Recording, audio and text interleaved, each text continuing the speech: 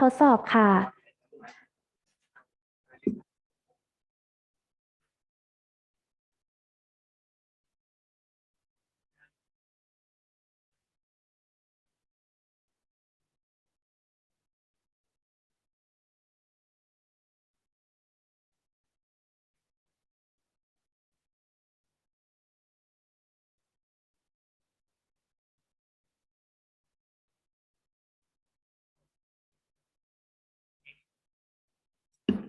ทดสอบค่ะ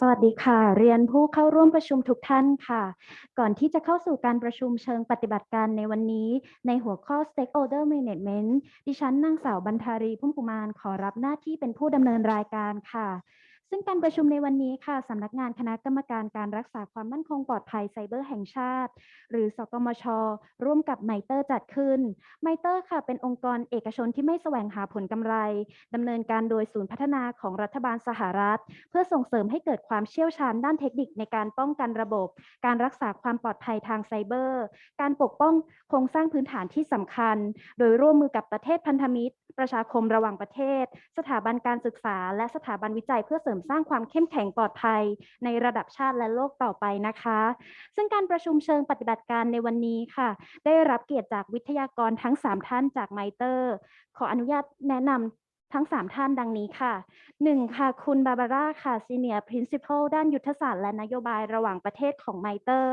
ท่านที่2ค่ะคุณแมทธิวค่ะหัวหน้าวิศวกรความปลอดภัยทางไซเบอร์ของMITREและอาจารย์ด้าน Computer Science and Cyber Security และท่านที่3ค่ะคุณเจนนิเฟอร์ค่ะผู้เชี่ยวชาญด้านการสร้างขีดความสามารถทางไซเบอร์ระหว่างประเทศและหัวหน้าโครงการในกลุ่มเอเชียแปซิฟิกโดยในวันนี้ค่ะเราก็จะได้รับสาระความรู้พร้อมแลกเปลี่ยนกับวิทยากรทั้ง3ท่านตลอดทั้งวันนะคะและท้ายนี้ค่ะดิฉันขออนุญาตแจ้งกำหนดการคร่าวๆดังนี้นะคะการประชุมวันนี้ค่ะจะมีทั้งช่วงเช้าและช่วงบ่ายค่ะโดยช่วงเช้าเนี่ยเริ่มต้นตั้งแต่10 นาฬิกาเป็นต้นไปจนถึง12 นาฬิกาและเราจะกลับมาเจอกันในช่วงบ่ายเริ่มในเวลา13 นาฬิกานะคะซึ่งจะมีพักเบรกให้ทุกท่านในช่วงเที่ยงและ15 นาฬิกาค่ะโดย30 นาทีสุดท้ายของทางช่วงเช้าและบ่ายเราจะเปิดให้ทุกท่านได้ Q&A ร่วมกันค่ะท่านใดที่มีคำถามสามารถส่งมาได้ที่แชทบ็อกซ์ของ Zoom รวมไปถึงหากติดปัญหาขัดข้องนะคะก็สามารถแจ้งเข้ามาผ่านทางแชทบ็อกซ์ได้เช่นกันค่ะนอกจากนี้ค่ะในส่วนของเอกสารประกอบการประชุมในวันนี้นะคะสามารถดาวน์โหลดได้จาก QR Code ที่ปรากฏบนหน้าจอนี้รวมไปถึงลิงก์ที่ส่งให้ทางห้องแชทนะคะขณะนี้ค่ะได้เวลาอันสมควรแล้วค่ะ Let's begin Zoom meeting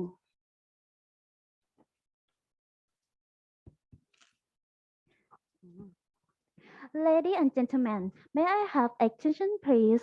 Our section is about to begin. Good morning, my name is Bantari Pumkuman. I will be the MC for today's workshop. The workshop will start at 10 a.m. until 4:50 p.m. We will have a short break at lunch break and 3 o'clock in the afternoon. If you have any questions, feel free to ask the speaker during the Q&A sections. First of all, I would like to invite General Dr. ปรัชญา เฉลิมวัฒน์ Secretary General of National Cybersecurity Agency to give an open remarks. Please welcome. สวัสดีครับ Good morning. My name is General ปรัชญา เฉลิมวัฒน์ the NCSA Secretary General.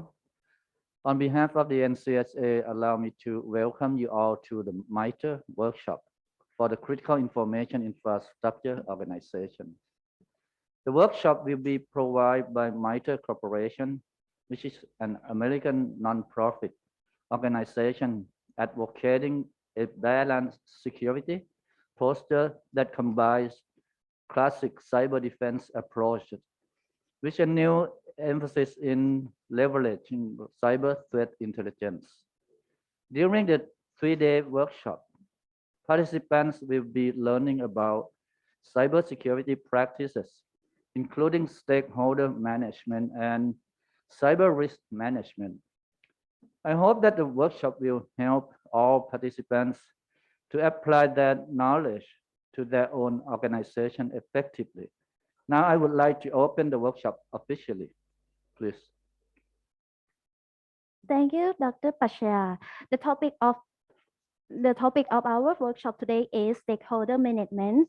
Next, may I invite 3 persons. The speakers for this workshop are Ms. Barbara, Mr. Matthew, and Ms. Jennifer from MITRE. To start the workshop, please welcome.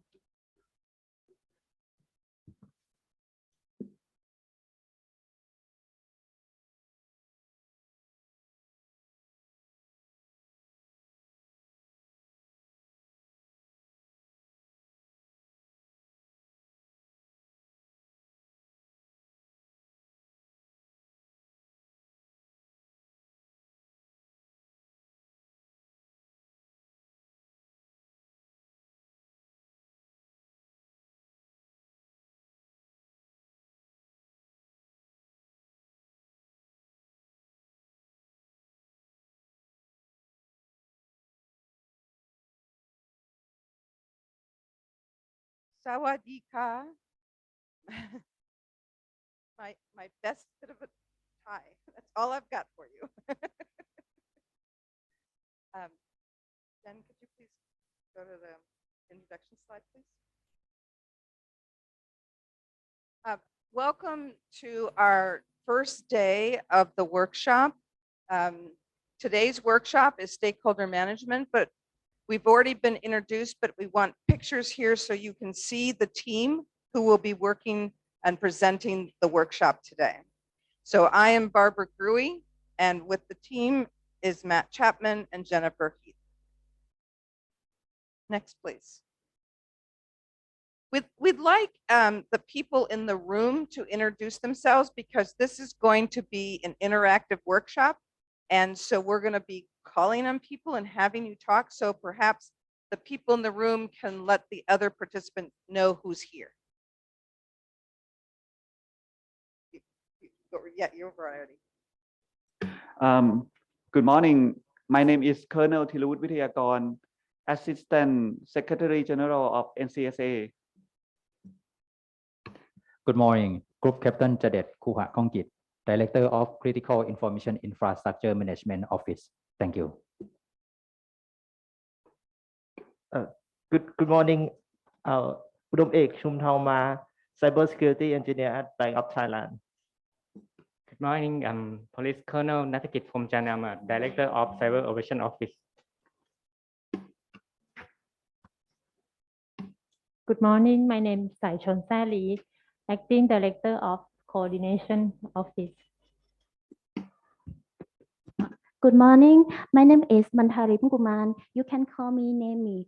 I'm Corporate Communication Officer, and I will be the MC for today. Hello, good morning. My name is Paramin Shomani. You can call me Min. I come from Thailand Banking Sector also.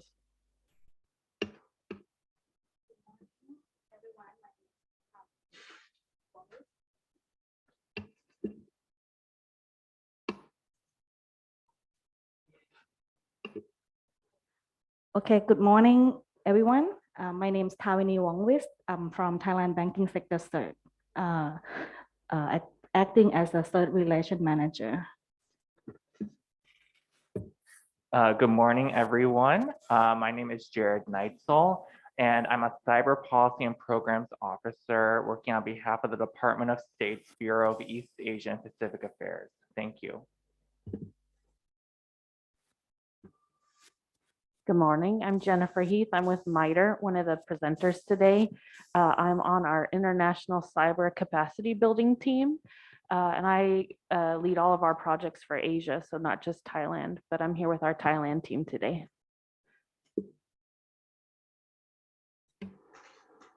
Good morning. My name is Matt Chapman. I'm a lead cybersecurity engineer with MITRE. I really appreciate everyone spending the time to come chat with us today. Hopefully we can have some open discussion on cybersecurity concerns, practice, and help increasing our cybersecurity posture. I really want to thank General Dr. Pracha for inviting us here. We've had a couple of sessions already, I think, online during COVID.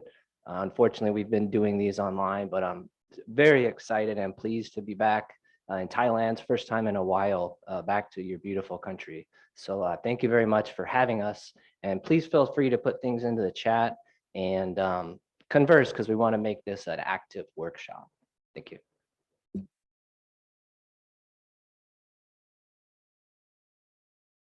So the agenda for today, we're going to first talk about the importance of stakeholder management.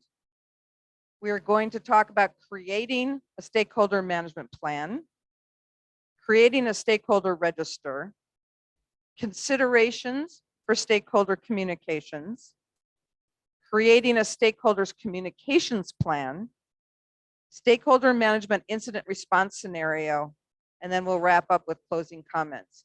But as Matt mentioned, as we go through the topics today, we want everyone to engage. So people in the room, if you have questions or comments, please jump in.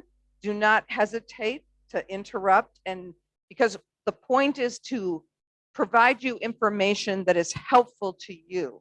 So if we are not clear, or if there's something, a point you think is helpful, please help us. And then I think Group Captain Jadette, you're going to monitor the chat. And so if people online have questions or comments, you will monitor and bring them to our attention. Next slide, please. So we have objectives for today. And by the end of today's session, you should be able to describe how stakeholder management fits into cyber risk management. So the important piece here is you don't do stakeholder management for the sake of stakeholder management. You do it to help advance your program capabilities and make sure that people are helping you achieve your program objectives. You should be able to explain the benefits of stakeholder engagement and information sharing.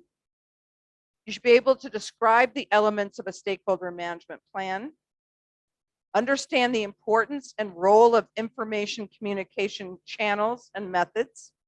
You should be able to complete a stakeholder register and then incorporate stakeholder communication efforts into your stakeholder register. Now you should keep these objectives in mind, because at the end of the session, we are going to ask you whether you think we met our objectives. So you will have a chance to say, yes, you did a good job, or no, we didn't get that. So do a better job next time. Next slide, please. We want to start with giving you a conceptual framework for cybersecurity. And I think of it as a house. And the reason I think of a house is because all of these different parts of cybersecurity are rooms within your house, and they all fall under the same roof. And like a house, you need a good foundation, and you need pipes and walls and things that connect the various rooms so that all of this works together to create a whole program for cybersecurity. You note that we have our little car is our workforce coming to do the cybersecurity. And we've talked before about how important workforce is. We have our sun, which is illuminating our cybersecurity. That's our cyber intelligence. And that helps us, brings us information that helps illuminate our cybersecurity world. And we have our connections to outside of our house to external partners.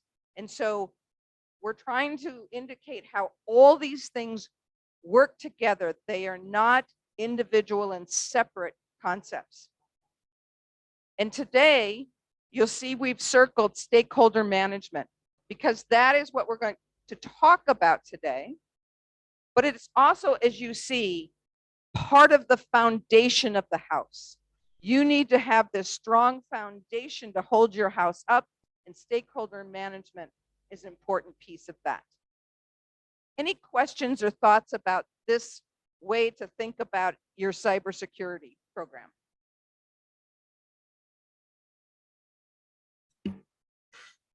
And one thing that's good to notice on this slide too is this is a little bit of an overview of what we're going to talk about the next few days. So you can see that Barbara has circled there stakeholder management. So that's something we're going to look at in extreme detail today.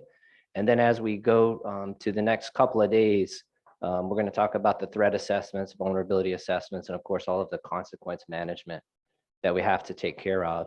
So all of these pieces are necessary for us to make sure we can reduce our cyber risk and make sure critical services continue. As you already know, we won't be able to get into all of these, but we have the objectives on there. And again, we have this time to chat. So I can't read the tie in the chat box, but if somebody's monitoring the chat box and can translate it, I'm way too slow for that. We'll go ahead and answer it. So even at the end, if we didn't adequately answer your objectives today on the stakeholder management piece, but also on the other ones, we're here for you for the week basically, and we can continue and look up and get further information if there's something that we didn't cover that you wanted to talk about in these sessions. Next slide, please. So when you talk about stakeholder management, the first thing to decide is what or who is a stakeholder. So how do we define stakeholder? So the formal definition in here are individuals and organizations who are actively involved in the project or whose interests may be positively or negatively affected as a result of the project execution or successful project completion. Alternatively, in a more simple, less wordy way, it's individuals, groups, or organizations that care about the project and have the resources to impact the project outcomes, either positively or negatively. So a stakeholder might be someone who wants your program to succeed, but a stakeholder might be someone who doesn't want your program to succeed, and you're going to have to manage that. So examples we give are your project manager, customer, project team members, a project sponsor, and they may be inside or outside your organization. So let's keep this definition in mind, because later on, we are as a group are going to start to fill out a stakeholder register. So you are going to have to identify stakeholders for a particular project. Next slide, please. Why is stakeholder management so important? First, it promotes program success. Some people may be happy with a program, but others might be unhappy because they might be losing power, prestige, or influence. And if you ignore even one key stakeholder at a critical time, it can cause a program to fail. So think about if you're creating a new program and saying, okay, I have a new organization or a component in my organization that is now going to take charge of a particular aspect. Say whether it's going to be a new cybersecurity program, but you might be taking that responsibility away from some people and giving it to new people. So the people you're taking it away from may be stakeholders you need to address and work with, as well as the new people. The other point is no program leader can succeed alone. Effective cybersecurity risk management requires cooperation from multiple organizations to successfully evaluate and manage risk. We'll talk more about evaluating and managing risk tomorrow, but understanding your stakeholders and how they fit into this overall program is important. Another reason it's important is because in Thailand, it is the law. Thailand Cybersecurity Act requires NCSA to work with other entities, including the critical information infrastructure organizations. So you're required to engage with other organizations. It's also important for voluntary compliance. So NCSA will want over time to have other organizations to implement standards or to provide information or to cooperate. And so good stakeholder relationships will be critical to getting standards adopted and implemented by other organizations.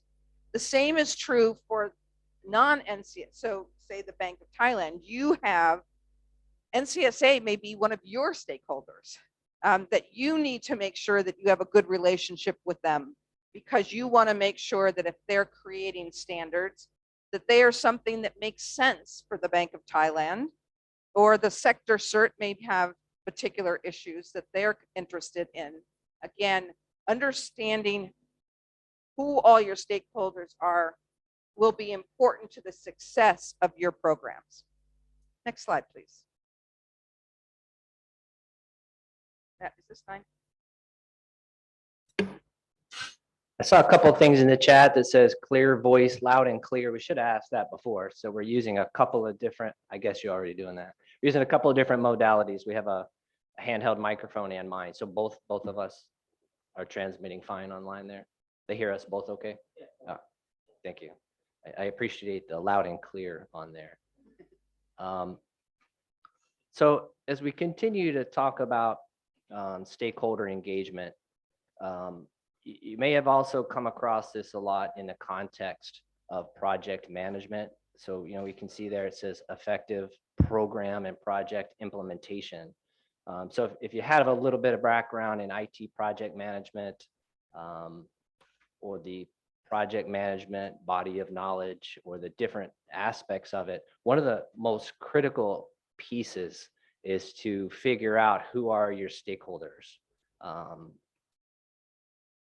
Later, we're going to talk about different ways to manage the types of communication between all of those stakeholders, what kinds of information we can share. We may be dealing with different security levels of classification, proprietary data. So a lot of times it's difficult to figure out the best way to talk to your stakeholders, exactly who they are. So that's why we wanted to get into talking about the different types of stakeholders in a little bit of detail, because it is very similar to running a project.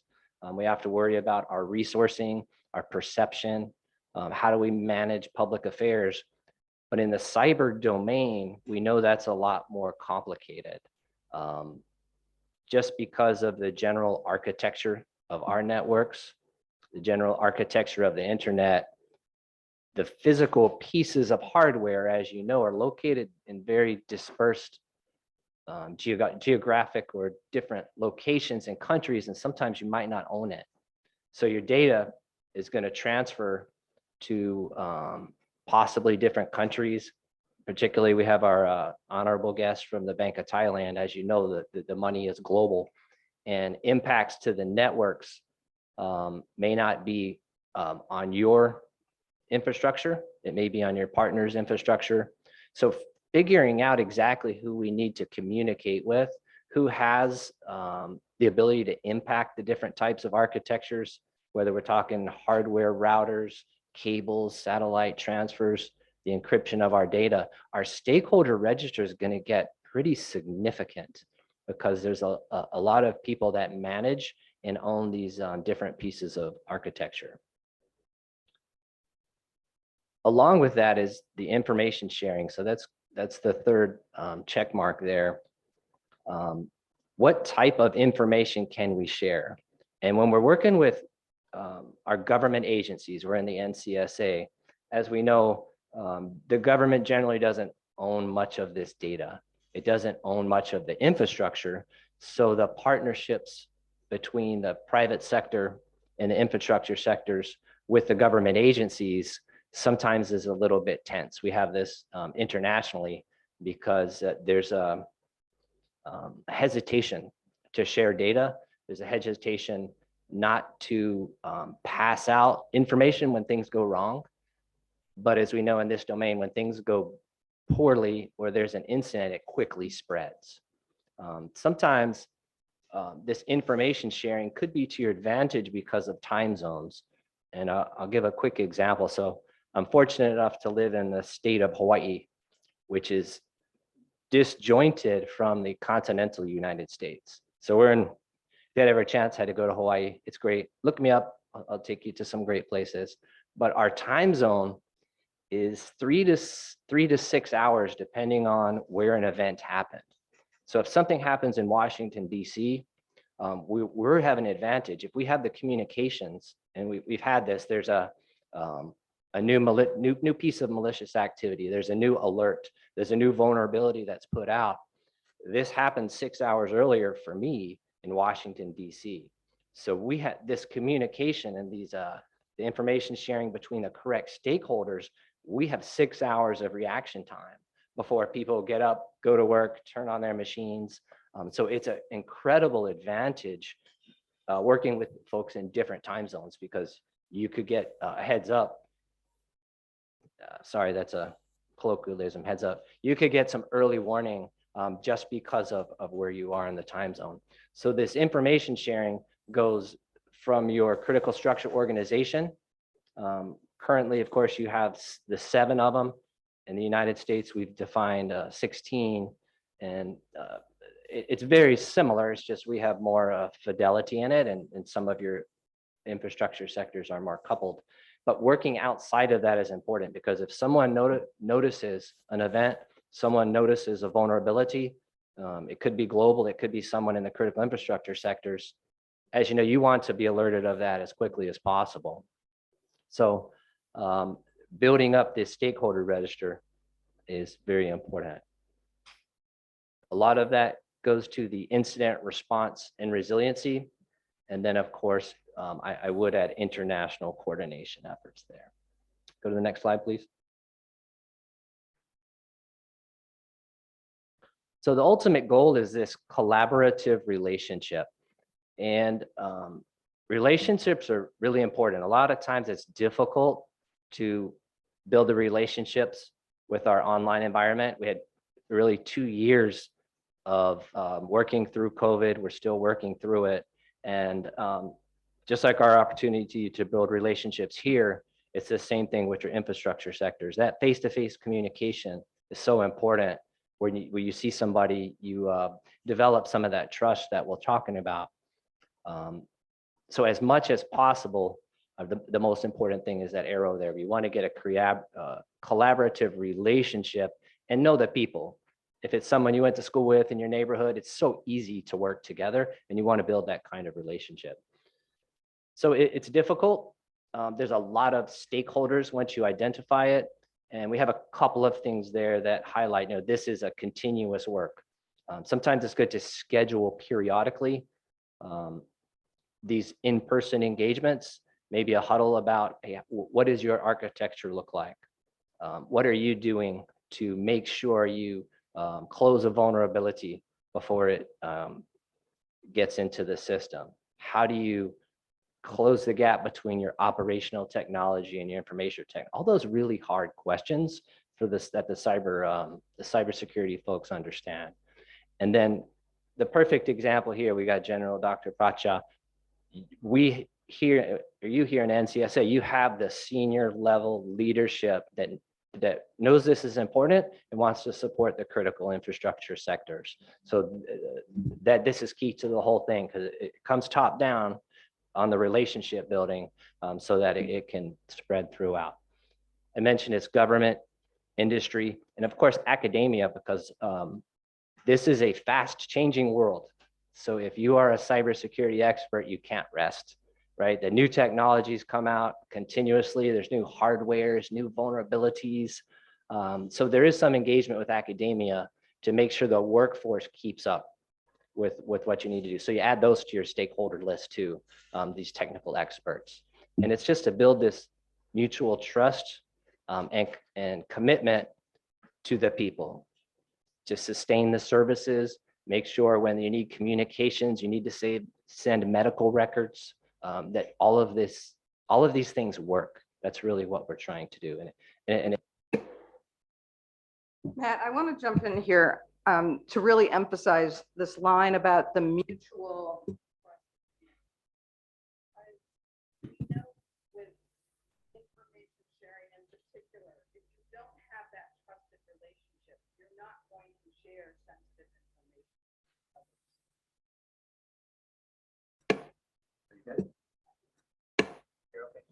I'm now fine. Okay. Thank you. Yes. the mutual trust and commitment is critical, because if you don't have that trust, you are not going to share sensitive information with others, particularly those outside your organization.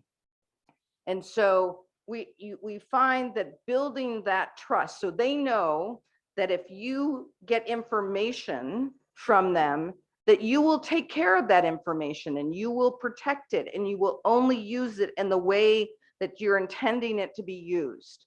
And the same thing is, it's got to go back and forth. And so that then you're going to feel comfortable sharing the information with others. But unless you have transparency and trust, then you're not going to have strong relationships. And that is going to be an important piece of this.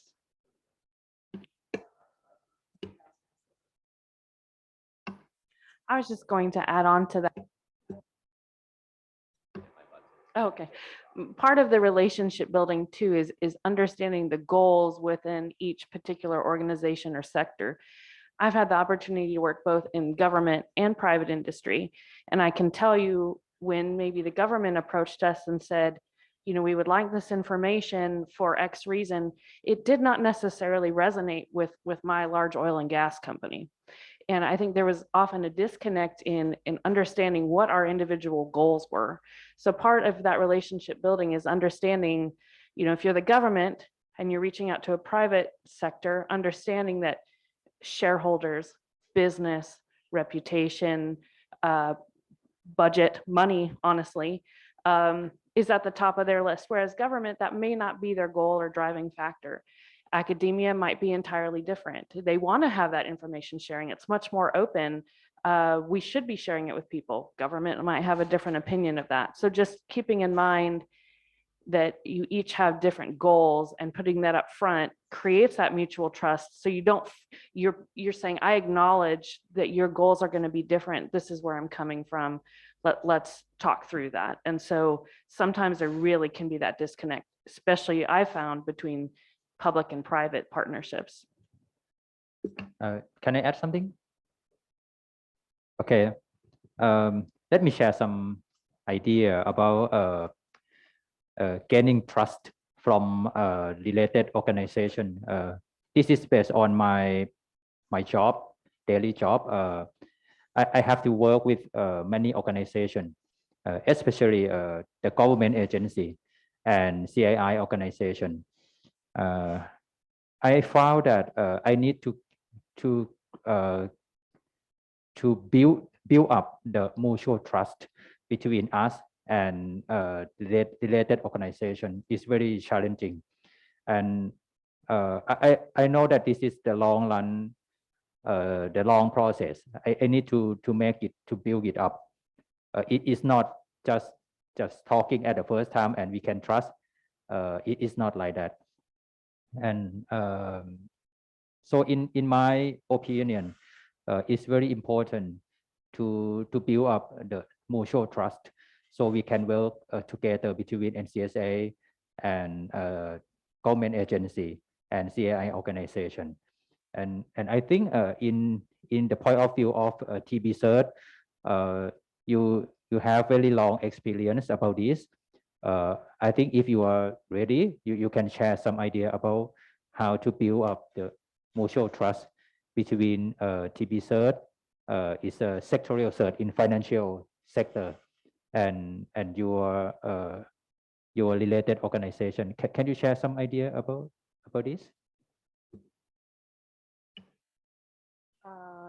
In TB cert, we are trying to do a mutual trust among members as well. So we actually been doing this for 4 years at the beginning. So we're trying to do all activities that collaborate to each other. Like, for example, we do go outing together to make trust, and do some meeting every month.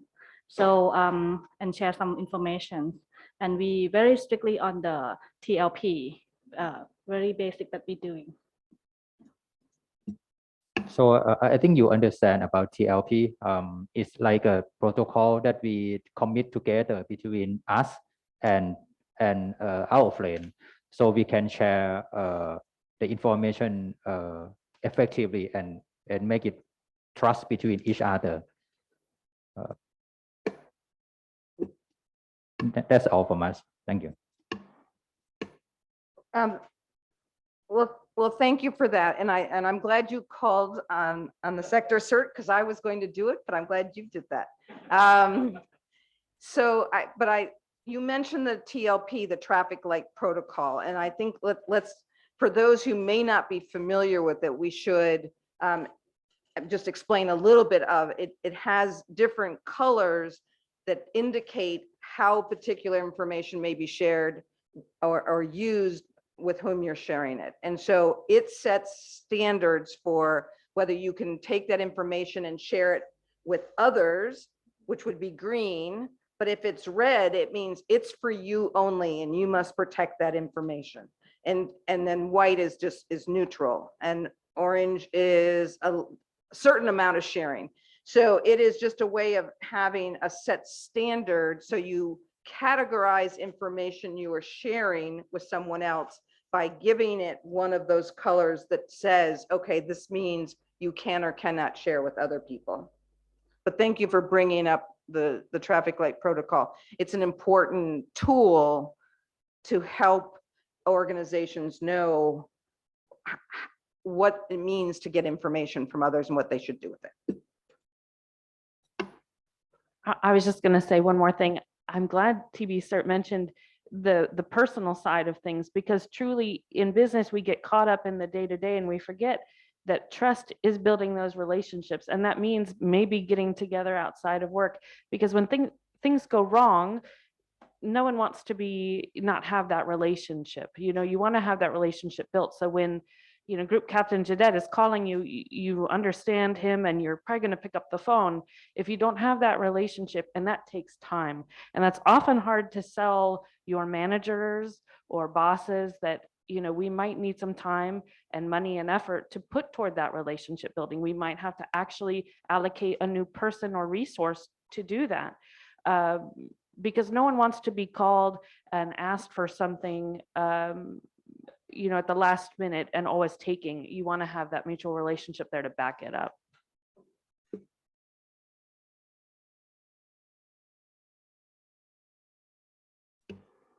So we've talked a little bit about some of the potential obstacles here, and I'll ask a question that you don't have to answer, but just to think about, because it's a difficult one to answer, is what stakeholders don't you trust? That's a difficult problem, because it's very hard to build some trust, and those are the ones to focus on, because that may be the organization that you need to contact. It may be a vendor. It may be the media. Maybe we'll talk a little bit more detail about the media, but there's some organizations, you'll see the second bullet, lack of or negative history between stakeholders. That's a key focus. Who don't I trust? There's someone, everybody probably has different organizations or maybe some history that has to be contended with. Because in again, you know this, in a significant cyber event, there's not time. It's usually a race condition between the malicious actor or even the natural disaster and your ability to sustain the services. So think about where is that negative history, that lack of trust.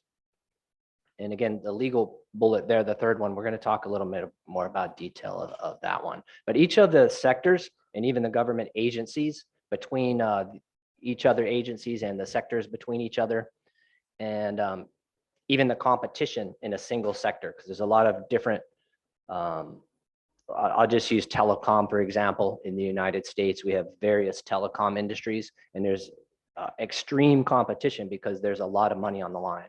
So they may be, I guess, not willing to share information, because if in fact a breach in a particular telecommunications vendor is released in the public, they're afraid they'll lose shares of stock, they'll lose market share. So it is a very challenging situation to work with your competitors. Next slide, please.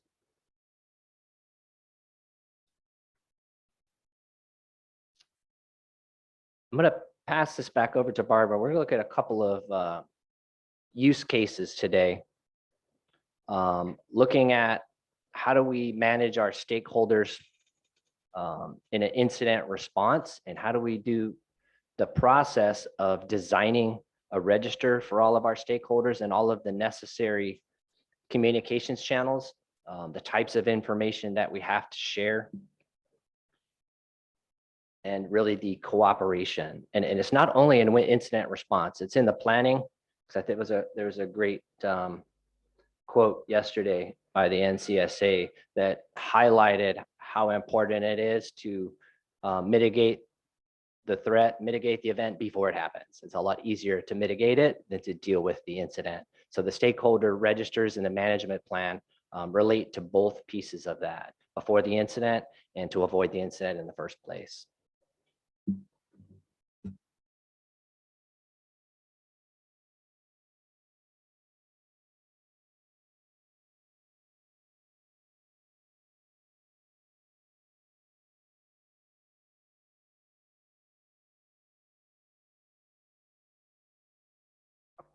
So you all should have received a copy of what a possible plan looks like. But here we just have sort of the table of contents that gives the kinds of elements that will be in a stakeholder management plan. One, it's going to be the background, why you're doing this plan, what is this plan covering, the purpose of the plan, the scope, identifying the particular stakeholders, the communication process, monitoring the stakeholder engagement, and then we've got a template for the stakeholder register that we'll get into. Next slide, please. So there's a process flow. I mean, there's a way that you do stakeholder management. And this flow process gives you the steps in the process. It gives you the phases of the process, and then it gives you some of the key tasks that you want to do in that phase. So the first phase that we've got is identify the stakeholders. And so you're going to need to do research to figure out who your stakeholders might be. You've got to develop a work plan. You're going to create, I'm having a hard time reading. We'll create the stakeholder register, and then you really want to have a kickoff meeting. So you want to start with, okay, who are my stakeholders, and pull them together and say, this is what we're planning on doing. You're part of the team. I know that I need to communicate with you. And so that is really the beginning of the process.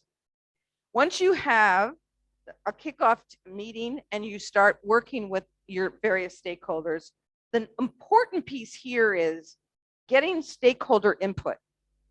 Stakeholder management is not a one-way street. It should not be you saying, okay, all of you come in, you're my stakeholders, and I'm going to tell you everything, and I'm going to tell you what to do, and I'm going to tell you what your role is, and I'm going to tell you how everything's going to happen. You want stakeholder input. So going back to that point about building trust, you build trust by saying, I care what you think. I care about your perspective. I want to know how you might be impacted by my plan. So you want to have a process to gather information from stakeholders, whether it's in-person meetings, whether it's online questionnaires. As we talk later about communication plans, you will find for your particular case or program, what is the best approach for your stakeholders? And it might be different for some. So when we get into communication channels, you will be selecting which are the best ways to communicate with which stakeholders. But you want to get their input very early on, because you don't want to have your program 3/4 of the way implemented and a key stakeholder says, I don't agree, I am going to stop your program. And whether that is the government, everyone from the prime minister to the legislature to the funding agencies, any one of those, if you could get a long way down your program and have them say, you didn't ask my opinion, I don't think you should do it this way. And now your program's in trouble. So you want the stakeholder input. The next step will be the stakeholder analysis. You want to understand what they know about your program, what the impact they might have on your program, and their influence on your program. And so some of the key steps in there would be developing some analytic criteria for figuring out what kind of stakeholder they are and what impact they might have or influence on your program. And we will later get into a way to do that analysis and evaluate it. The next is the communication and engagement. It's figuring out how best to communicate, how to get your point across, how to get input from them. And so there will be a communications plan. And once you start that process, you will want to monitor and adjust as you go along. Things will be constantly changing. And so you need to be able to adjust your approach, change how you're dealing with particular stakeholders depending on the circumstances. Next slide, please.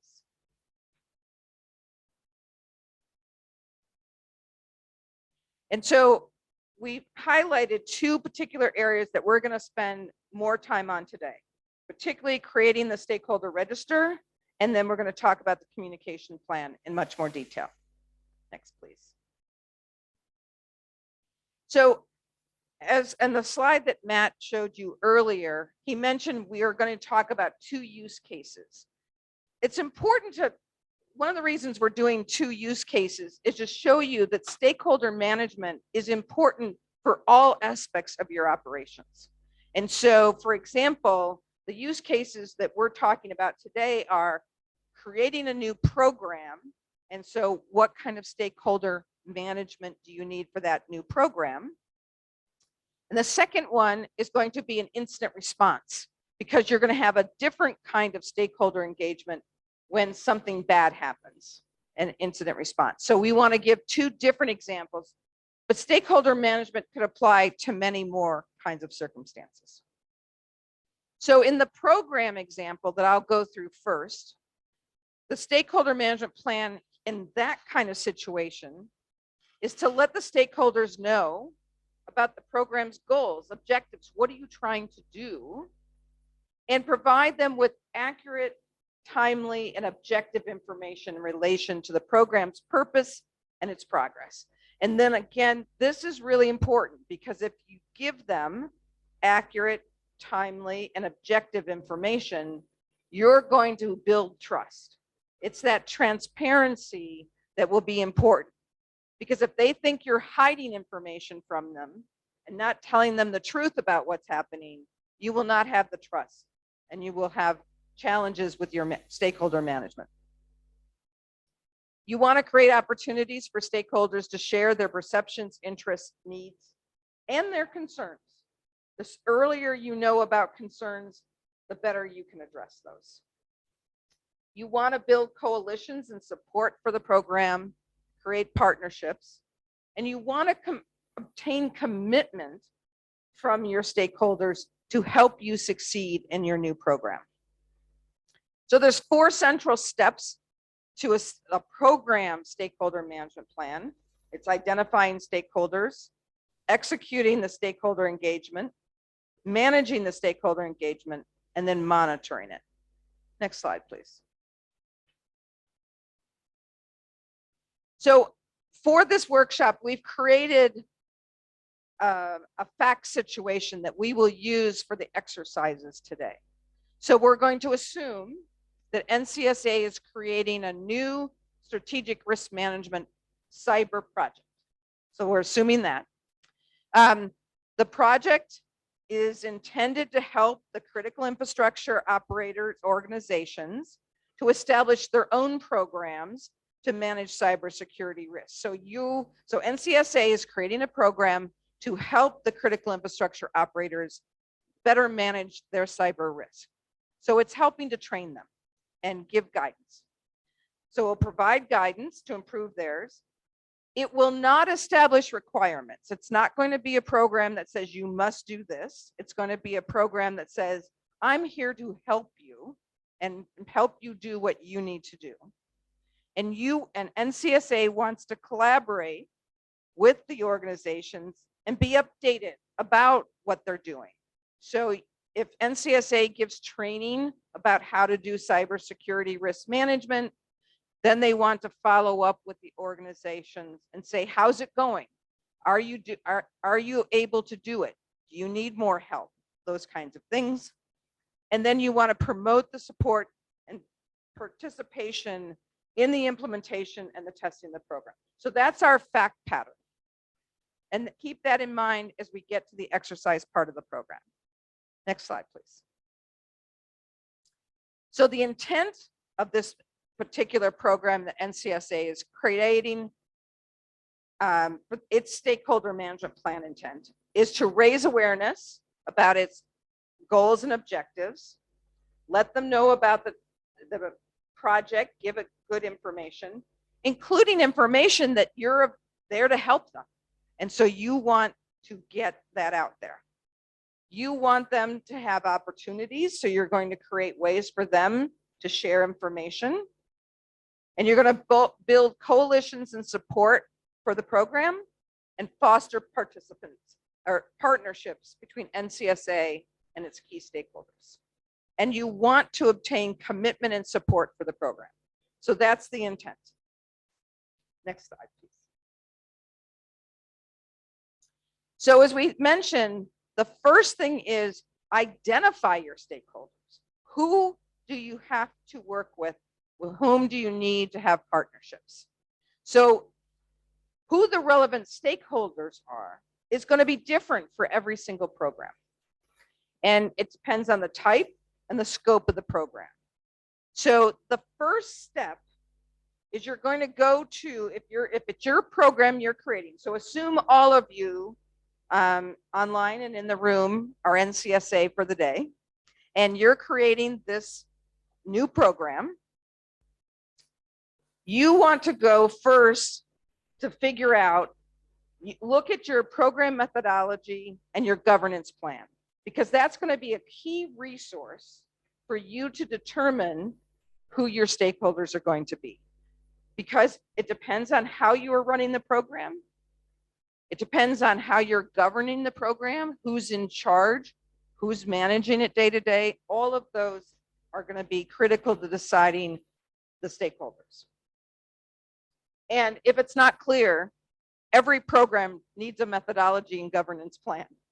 So that's the assumption there, that you need to define your program mission, your program objectives, how it will be conducted, who is responsible. So those will help you identify your universe of stakeholders. Now, you then identify the people, the groups, and the organizations that can influence the program's direction and success. Remember when we talked about the definition of a stakeholder? It's an organization or people who care about the outcome of the program, either positively or negatively, and can influence it. So it might be you have people who don't like the program, but have no influence whatsoever. They're not going to be your stakeholder. You don't need to worry about them. But if they can influence it and they care, then they're going to be your stakeholders. So the key is understanding who cares about the program, how it succeeds, and can influence its success. Hey, Barbara, let me go ahead and go to the chat. I've got a question for you. So it says, it could be useful if you can talk about the approach in doing stakeholder management. For example, how many people should be in a group? Shall we do brainstorms or focus groups?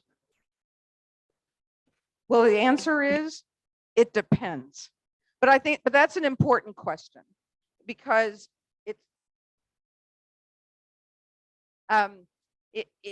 it's going to depend on how big your program is, how many people are influenced by your program, and your determination of what's going to be most effective. So if you have close groups of people with whom you have trusted relationships already, it may be that that's the size of the group you want. You want some people, trusted people for a particular group. You may decide you want to have another group session with people who don't have a trusted relationship, but you want to build a trusted relationship with them. So it's almost like, you know, when you personally throw a party and you decide, who am I inviting to my party? Well, I want to invite people who are already my friends, but maybe I want to invite some people who I want to be friends with, who I'm not friends with already. It's the same kind of thing here. So that's a great question. Unfortunately, the answer is, it depends. And you have to, when you're doing your stakeholder analysis, that will help. And then you're looking at your communication plan together. Those things will help you decide what's the best approach for your particular situation. Just to add, so I think in our NCSA program example that Barbara's laid out for us, you know, if you're in the room with us, you're looking across and I see the different tags on the uniform, CII, policy, NC cert. When you're looking at those groups to try and identify who your stakeholders are, representation at all levels, from the general level and a representative from each organization to make sure it's more of a complete one. So as Barbara said, it depends, but you certainly want someone representing each organization, someone from 20 years of experience down to 6 months of experience, people that have the new ideas. So I would start with smaller groups. And then it is a challenge to have the larger, we call them town halls, where you bring everyone in to get the input, but that does build that relationship with who you're serving, but it is also dangerous and challenging at the same time, right? Because you may get some extreme input, but that's also important because stakeholder management is all about building communications and building support. So we've been talking about an hour. So I think maybe if someone wants to go fill their coffee real quick, walk around, go build some personal relationships. Do we want to come back in 10? I think Jennifer had a comment first, and then let's take a 10-minute break to stretch our legs, and then we'll come back. I was just going to talk for a minute about, you know, backing the train up a little bit as to who might be responsible for doing stakeholder engagement within an organization, within a company, et cetera. And it's really going to vary. Particularly in the private sector, you're going to have some companies, some organizations that have the means to have their own public and government affairs group or corporate affairs group. And those are the folks who typically will be in charge of stakeholder management. You know, they do that as a profession. They understand where that red bullseye is and the concentric circles of who they need to talk to with that. So that's more of a profession. Now within the government, you know, we don't have the luxury of always having those people assigned to do it. So what we would do then is exactly what Matt was talking about. You take someone from every division, you make sure you're hitting that working group. I lived and worked in Asia for quite a while as well. And one thing I know, we do it in the US too, we like to have the Labat, the very senior managers there, and they are our key stakeholders. But truthfully, what happens is a lot gets lost in that handshake and exchange of information if you don't have the working levels there. So sometimes you might want to have the representative stakeholder engagement. So you're making sure that that relationship piece exists at the very top. But then you also have working level groups where sometimes you're getting together with that competitive company or organization where you have that working group meeting where you can know every month I'm meeting with the energy sector, or every month I'm meeting with telecom. And so really having that working level group is important as well. And in government setting, just making sure that the project lead assign people to do it.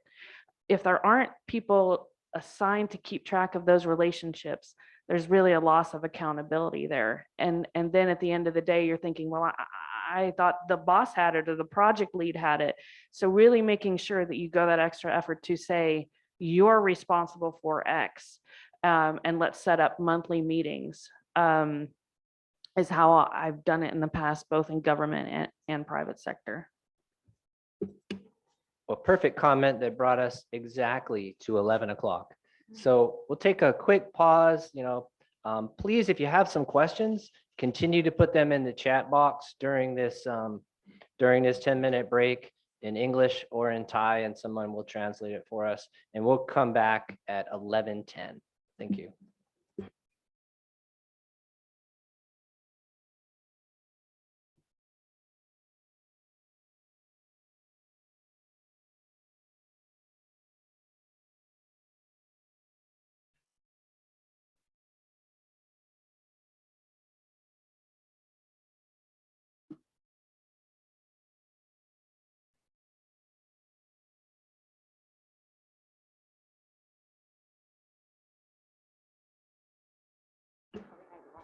ค่ะช่วงนี้เป็นช่วงพักเบรกนะคะ เราจะกลับมาเจอกันอีกรอบตอนเวลา 11:10 น.ค่ะ ขอบคุณค่ะ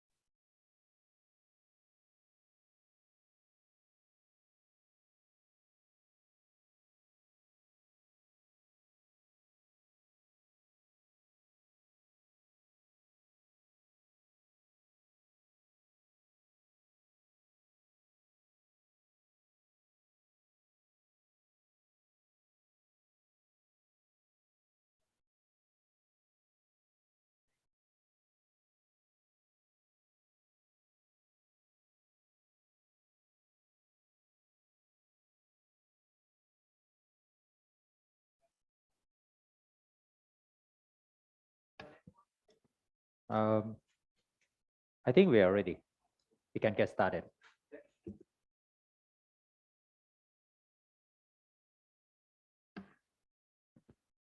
So just backing up again, our goal is to make things today interactive and making things a bit more of a discussion, which obviously is hard with our friends online. But we just wanted to gauge and back up a little bit to understand which, your organizations, who's already in the stakeholder engagement realm, who's already actively working to do this. Do you all have experience doing this already? Obviously, we know TB Cert does, but is this something that your organization's already actively doing? Are you very much at the beginning stages? Do you have things like a stakeholder plan already formed? Do you have a register already where you keep track of people with whom you engage? So we just wanted to send out, that question, a quick poll. And I mean, Bank of Thailand would welcome, your thoughts or exposure to these sorts of things. And then online, if you all would just throw something in the chat and say, yes, our organization does, we don't, where you're at, just so we understand where you all are coming from and where we can maybe begin or add further information that would be helpful. So let's take maybe just a minute or so, and if you're online, go ahead and write that in, and then after that, maybe we can go across the room for the folks we have here.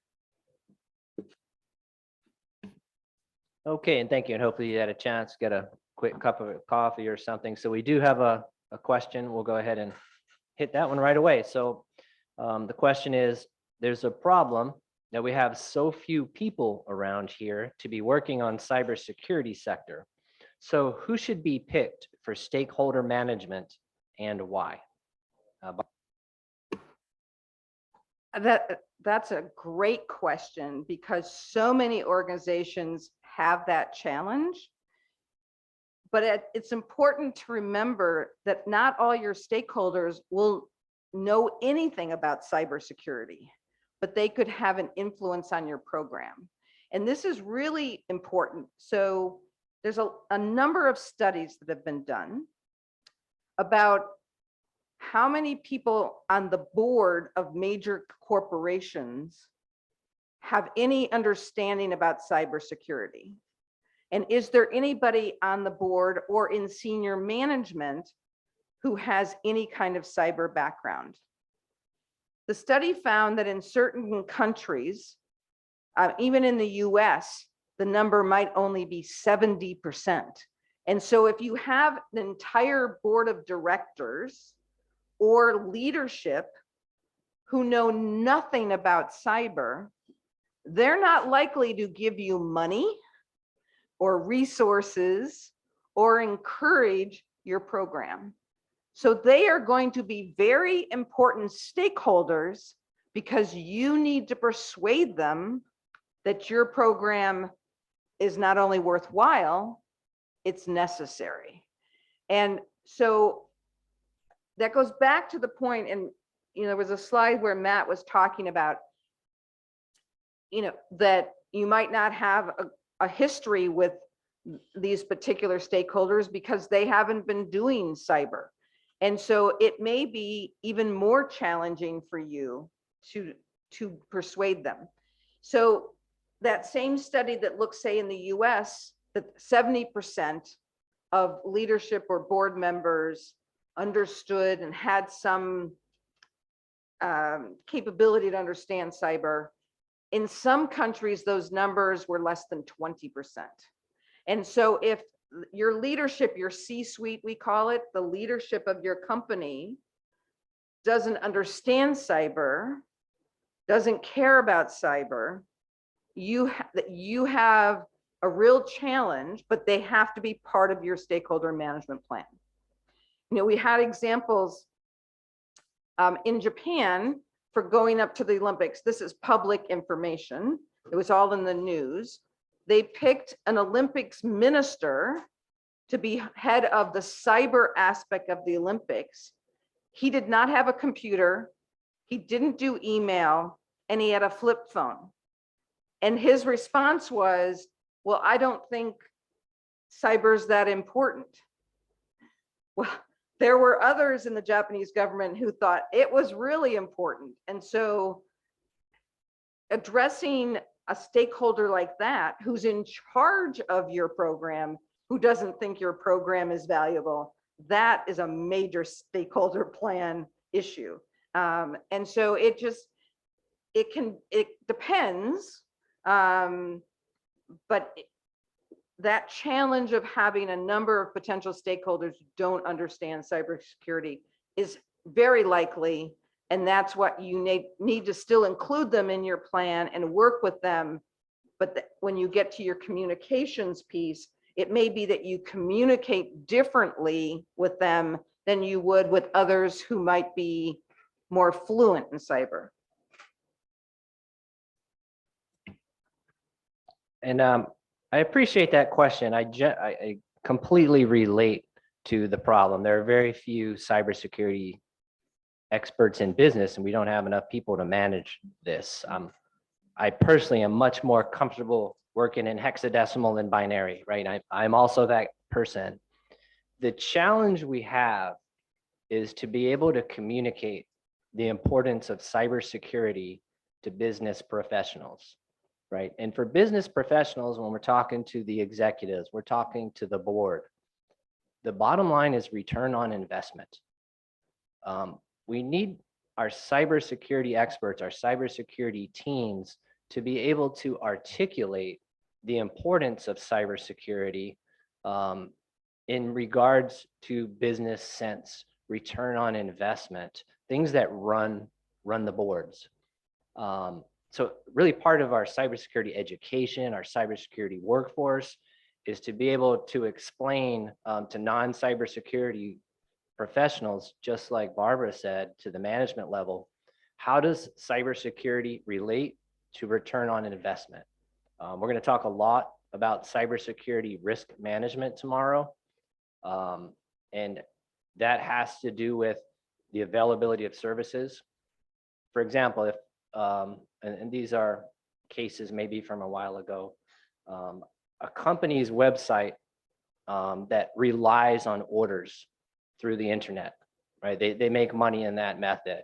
If there's a denial of service on that company's website and they are unable to take orders, some of the examples I've seen are you could quickly lose $100,000 of your business because you're not getting the orders. That's the kind of thing that will help you get the resourcing, help you get some support with your cybersecurity systems, because risk relates to that money. So all the way back to the question, who's responsible for this? It's a great question because we're actually going to talk about that in a little more detail. Who's responsible for it, and how do we coordinate stakeholder management? So we'll hold that one until we get into a little bit more detail. Yeah, then I will say, I think it's very easy to get caught up in that who should be managing stakeholder engagement should be a cyber person. We're trying to do cyber, it should be a cyber person. Really, you know, when you don't have that option, you don't have that luxury, it's getting someone who's an effective communicator. And once again, just having someone who has that accountability. So if it is a project lead, they might say, you know, we don't have, and so I will say it has to be someone who's good with communication and doing the things Matt just said, relating it to people who are not cyber oftentimes. And so I love my cyber engineer brethren, but sometimes they're not the best communicators.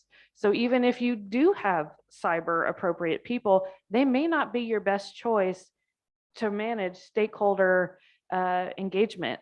I myself am not a computer scientist, but I get the communications piece, and I can take big ideas, make sure I'm transferring them to other people so they understand and then can meaningfully communicate. So really, when you don't have that expertise around, it just needs to be someone who's an effective communicator that the project leader can identify and assign that role. And then who can go back and forth. And then if you need that cyber expertise, you can pull it back an occasion when you really need it. But it's really just someone who can more effectively manage relationships than necessarily needs to be a cyber person per se. Okay, so let's move on to the next slide, and we're going to look at some of the details of the stakeholder register.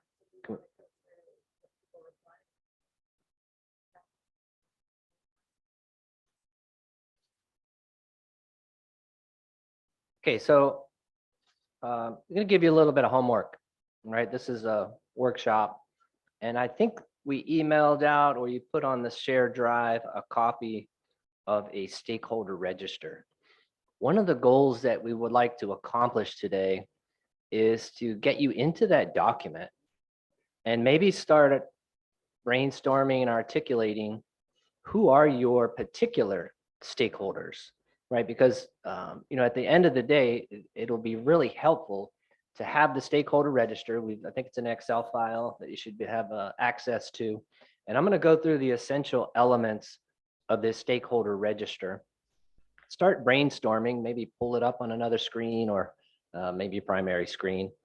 And we want to start working through that, thinking through who are my stakeholders. So that's really the first step here, right? We want to identify them. Pretty much like any significant spreadsheet database, right? We have some type of identification. So the first field on the register you see is that identification number, whatever key that you need to search that particular person. And later we're going to use that to figure out what types of communications we use. So some kind of unique ID numbers is pretty important.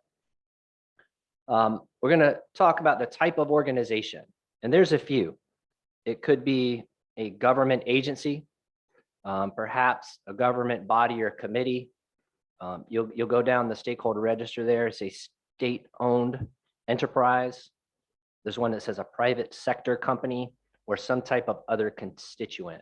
So generally in this stakeholder register, we're organizing them in those particular categories. And it kind of helps remember what kind of stakeholders I have to consider.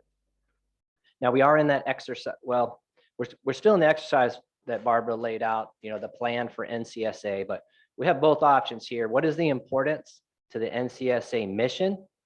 Or what is the importance of this stakeholder to my critical infrastructure organization's mission? The next one is a free text box. You're going to refer back to the stakeholder register. You're going to share it with your executives, with the people on your team, and the stakeholder register could grow significantly, maybe order of magnitude. What do you think, Barbara? 50, 100? How many people could we see in a stakeholder register? It could well be in the upper hundreds. So once we get into the how do you analyze your stakeholders and decide which ones you're going to spend your time working with, that will be important, because you could have hundreds of potential stakeholders, but they're not all equally important. And so once we later in the exercise, we'll talk about how you analyze and categorize your particular stakeholders, so you get to a manageable number that you can actually work with. And you will do different types of communication with different kinds of stakeholders, depending on the analysis. The amount of engagement you'll do will depend on the level of impact and influence that they have. And so I've seen stakeholder registers that just, they went on and on and on and literally had well over 500 listed, but not all stakeholders are created equal. And that's why it will be important to go to the next step after you do the register to analyze them. Okay, Barbara, so I'm going to go to the chat. We've also got a question there. So looking at the stakeholder register, the information could be personal data, PII, things that we have to control. Do we need to ask for consent? Is there a workaround? How do you suggest that we handle the compliance? That is a really great question. So most of the information that will be PII or personally identifiable information that might be governed by privacy laws, you will have gotten that either that information might be public, so it's not governed the same way. It might be that the register itself, you control access to the register, so you're not going to publish the register publicly. For some kinds of things, if you're going to have a database, this is essentially a database, right? This is your stakeholder database. We call it a register, but it's the other term for it would be the stakeholder database. In the United States, if a government agency is going to create a new database that would contain PII, they have to register it and go through a process and let people know that they're creating this database, what kinds of information will be in it, how it's going to be protected, and get permission to have it. There are some exemptions, but you just have to understand your legal framework in either your organization or within Thailand for that. But again, this is not going to be a public document. This should be your internal database for you to manage your relationships. But just like in some ways, this is, I know that's an old-fashioned term, a Rolodex. No one does a Rolodex anymore. It's contact list, whatever. But it's, in many ways, this is your contact list. Or it's your, how many of you use Salesforce? A database like that, where you keep track of all your contacts you've made with people. I mean, that's a similar kind of thing. And so I would consult with the lawyers, and that's not just because I'm a lawyer. But whenever you create a database that multiple people might have access to, you should make sure, you know, for example, it might be that particular columns are password protected and not available to everybody, or that you've got limited access to it. I mean, it's almost like a TLP for your database. Who has access, who can share it. So it, again, I hate to say it depends, but I will. But it's not, and so you're not really going to put a lot of very personal information. This really is, it's the name, it's their contact info. Right, and sometimes I didn't even have contact information on there. I would just have, you know, name, who they're with, some pertinent points from our last meeting, and then I would keep a running log of when we met them last. So I can look at it and go, oh gosh, we haven't met them in 6 months. Eesh, all right. But I wasn't putting in phone numbers and things like that. Now that was the way I did it.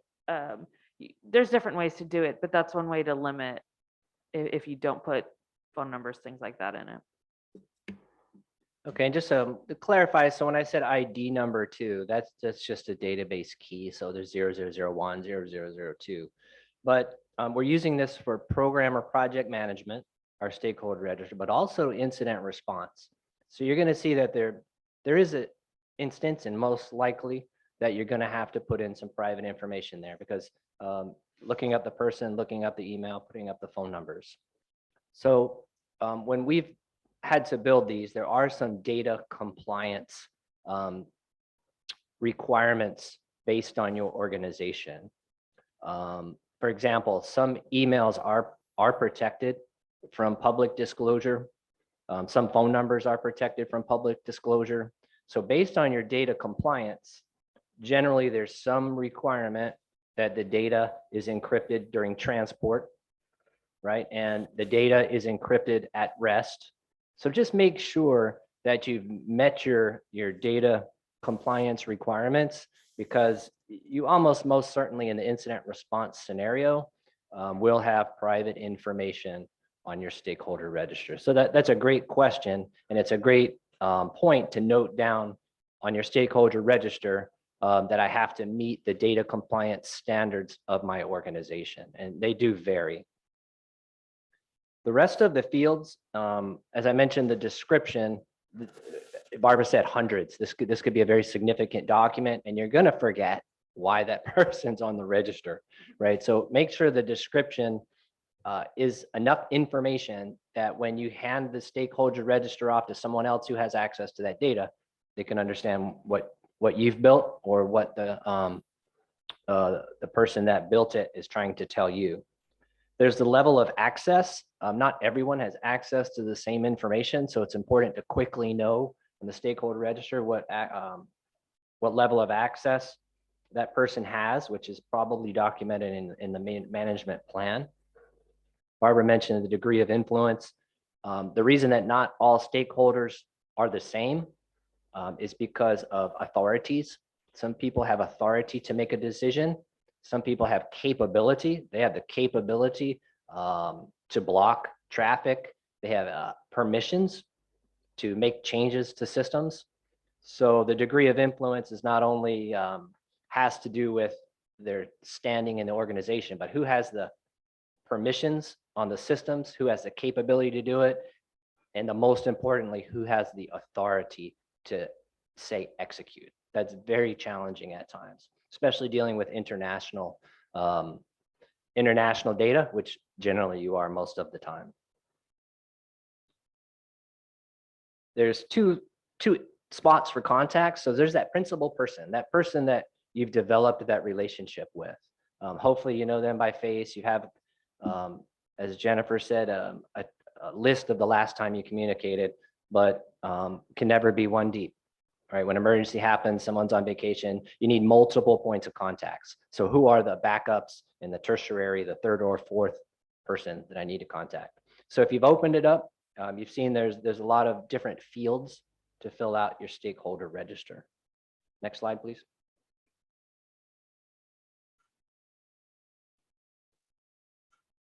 This is a view of the template.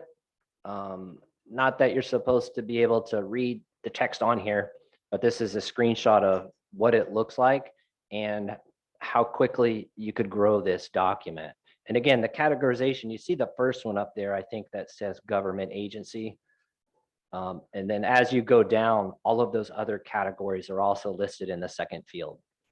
So it is as simple as gathering all of this information and as complex as figuring out who are the right people, who are the right contacts, and how do I build relationships with this extensive list? Next one, please. You got a question? Go ahead.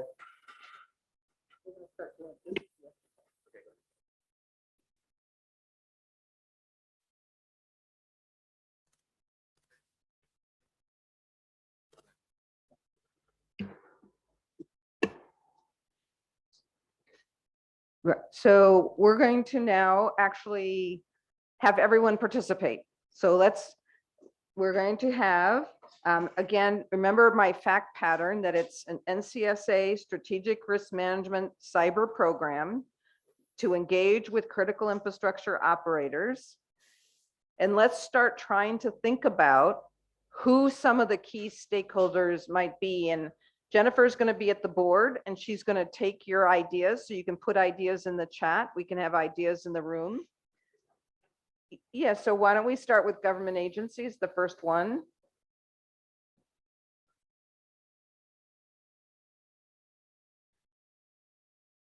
And again, we've said that for every single program, this list is going to be different. So that's why we gave you a specific program, the NCSA cybersecurity program.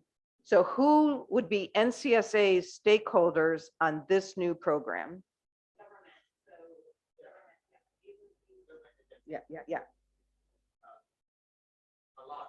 Yeah.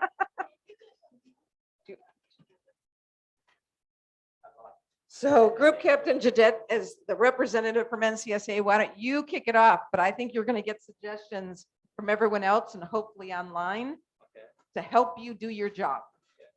Thank you so much. I will try my best. First of all, I think we should work together to identify the government agency that should be in the register or database. So should I or our group work together to define all of the government agency or just I don't think you'll get through all of them, and we're going to try to do different categories. So why don't you try to think of maybe your top 4 or 5 in each category, and we'll see if there's categories that are missing. So let's think about, remember the definition of a stakeholder. It's someone who cares about the outcome of the program, and it's someone who can have influence on over its success. Okay, I'm thinking about the law because we are abide by the Cybersecurity Act. So I'm thinking the law that define the government agency in the law. Based on the law, we have a lot of government agency from the biggest side, like a ministry, like a ministry level, yeah, into the smallest one, like a manipulation, yeah, in any province. So when we think about the government agency, it's very violent. From the biggest organization to the smallest one. So this is the thing that I'm thinking.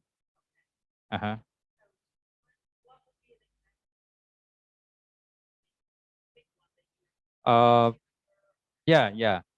The every ministry in Thailand. So it's a ministry level.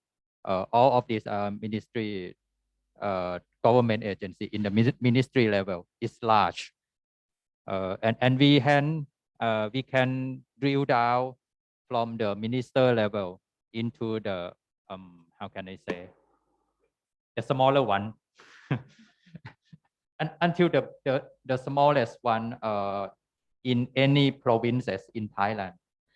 So, well, and I think this is important that you talk about. So you have this really large ministry, and you're saying this ministry is a stakeholder, but it probably isn't the whole ministry. There might be particular leaders in there. There might be particular departments in there that are really important, either because they are going. So think about who might be affected by your program. You're creating a cyber risk program that you want government agencies and critical infrastructure operators to implement.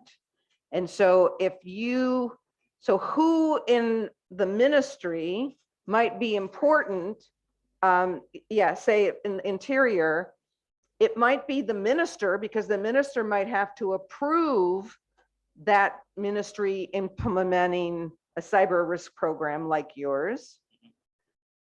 But there might also be particular sections in there. Sure, of course. And so, or well, you're certainly, if there's a CISO, you're going to want the CISO, right? Oh, yeah.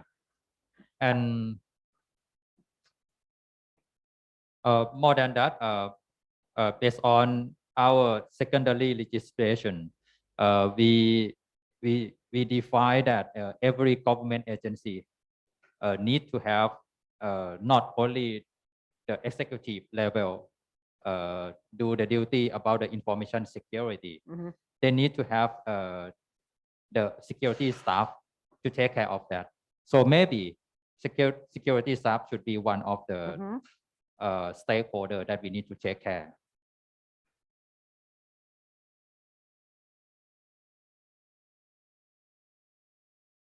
Should I think about the IT people that they need to work with the security personnel? IT personnel. And from the online participant, you can help me. You can help me if you have some idea. Please feel free to send to via chat, so we can receive your idea to the board.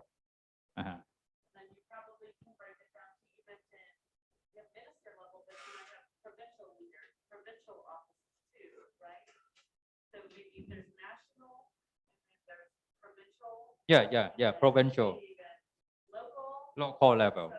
So very violent of the people that relate to us because based on the Cybersecurity Act, Right. we said that every government agency need to follow the law. It means that from the largest government agency to the smallest one, they need to follow the Cybersecurity Act. So I think it's interesting. We're only looking at one ministry and we're already finding a number of different stakeholders within that ministry. Okay. And that's why your list is going to be really long. Really long. Yeah. You know, it might be, again, you mentioned law. I mean, it might be the legal department because they will have to determine if there's legal issues. Legal. It might be that they have, do they have a risk department? I mean, sometimes there's a risk department that is part of law and sometimes there's a separate risk department.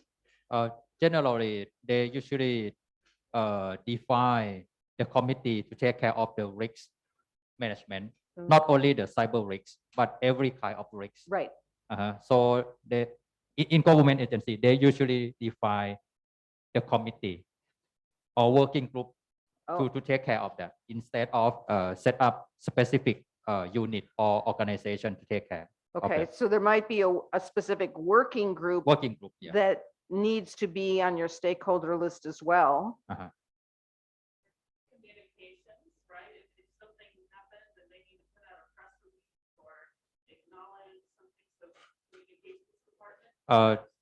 For the working group, they usually think of many kind of risks to the organization. So that's their duty. So we have two comments from the chat. One is National Department of Defense, and another one is regulators. Yeah.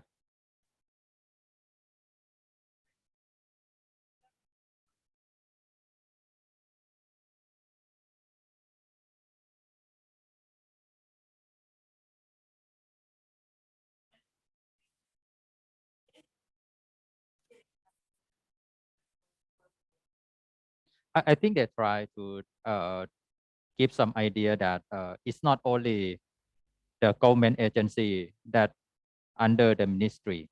Maybe there are some other kind of government agency that not, how can I say, that not in the structure like this. Yeah, we have some special government agency that not under this structure. So I quite agree that there are some kind of government agency that we need to take care, not only from this structure. So You have the suggestion of regulators. Do we want to start another page and start talking? And we have one of the regulator here. Yeah. Yeah. So he can give some idea Okay. about this.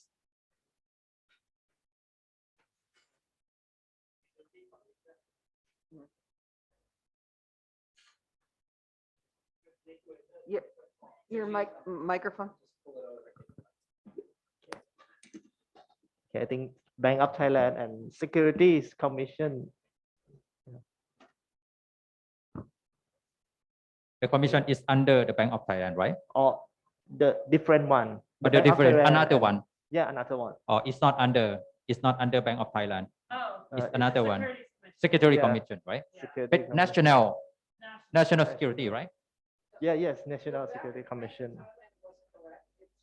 This one is correct. Oh, okay. And this one is another one. Both are regulator. Yes. Okay. Well,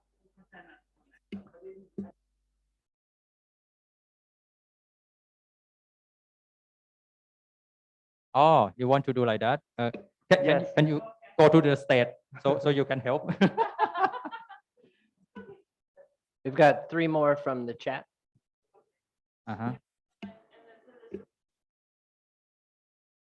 Like this? Okay, please go ahead. And later on is Bank of Thailand, I think. The Security Commission and Bank of Thailand. And then And then Bank of Thailand, they have some like with the commercial bank, decorator, the commercial bank. Yeah. It should be more like this. Think of Thailand Club. And then. Oh, other commercial- I think it's look like it. The first one is. Is this one, right, and then this one right there. No. So take that out, yeah. So Bank of Thailand.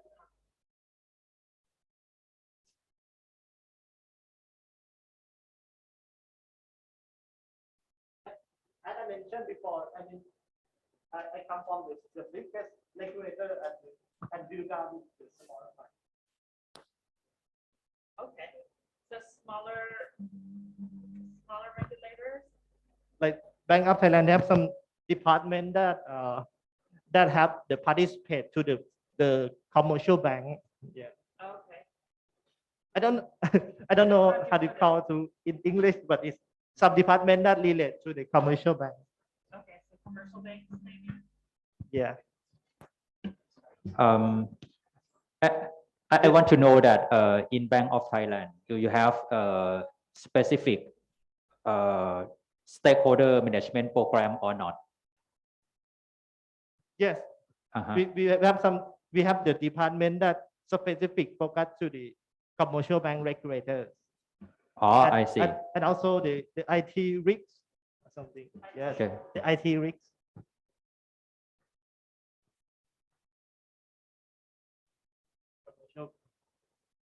IT risk management. Yes. Oh, okay, oh, risk, okay. I got it.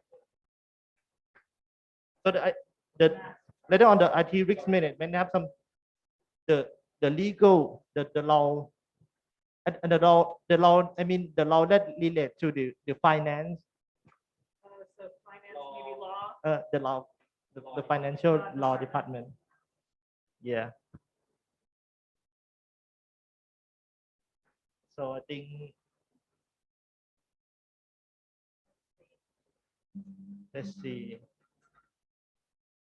The IT risk, the department of the system payment. I think department of the system payment that will involve not the commercial bank, but it also involve the non bank. Yeah. The non-bank player. It's like a department that take care of the payment system, Yeah, right? payment system. Okay. The department of payment system. Bank. But it would be. I think The different one. it take care of IT thing. Yeah. I think. I Okay, mean, okay. this is a risk management team, and they have another team that take care of the payment system. Under risk management. Oh no, it's separate, right? It's separate one. Not the one yet. Okay, so payment system.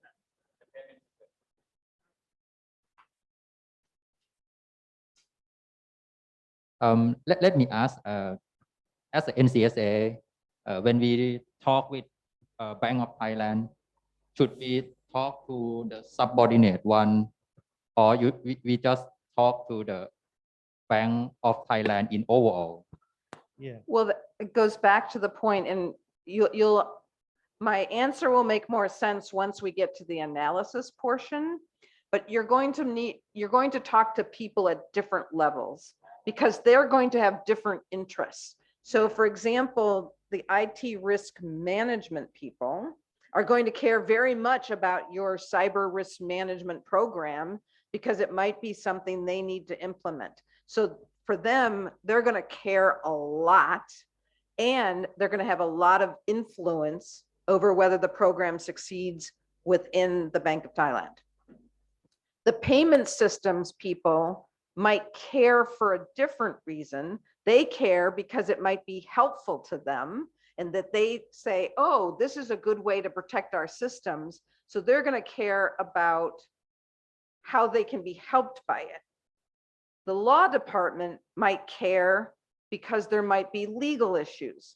So you might have to engage with them individually, Or it may be that if you've got a good point of contact at the Bank of Thailand, that's where you engage, and that individual within the Bank of Thailand can engage with the subordinate or different parts of the organization.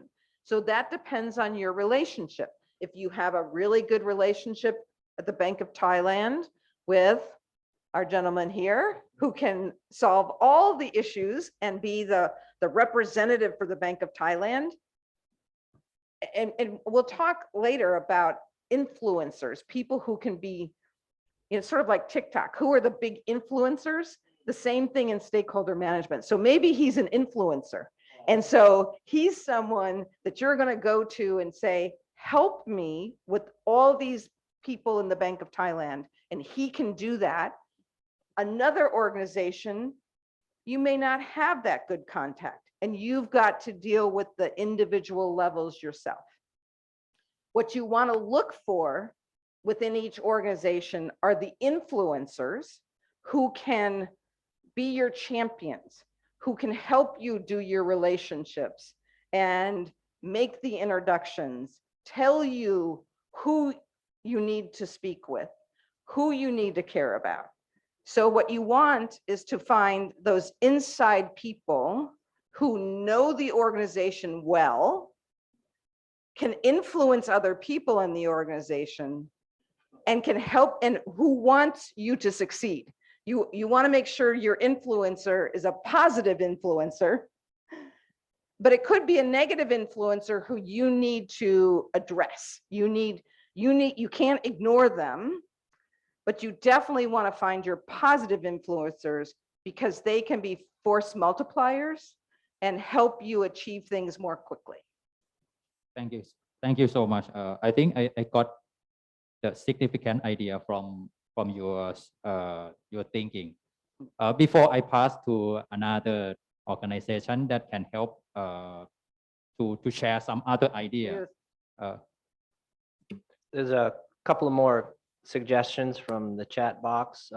Key stakeholders include secretarial certs, the national cert, and then a comment of what about the press? Yeah, I think so. From our perspective, not only the government agency and including the CII organization separately, the regulator, and we should include the sectorial cert, like TB cert is one of the sectorial cert. We should include the board of director, because we are NCSA, we have 3 boards above us. So we need to think of this is the biggest influencer for us, because when they say something, we need to take care of that.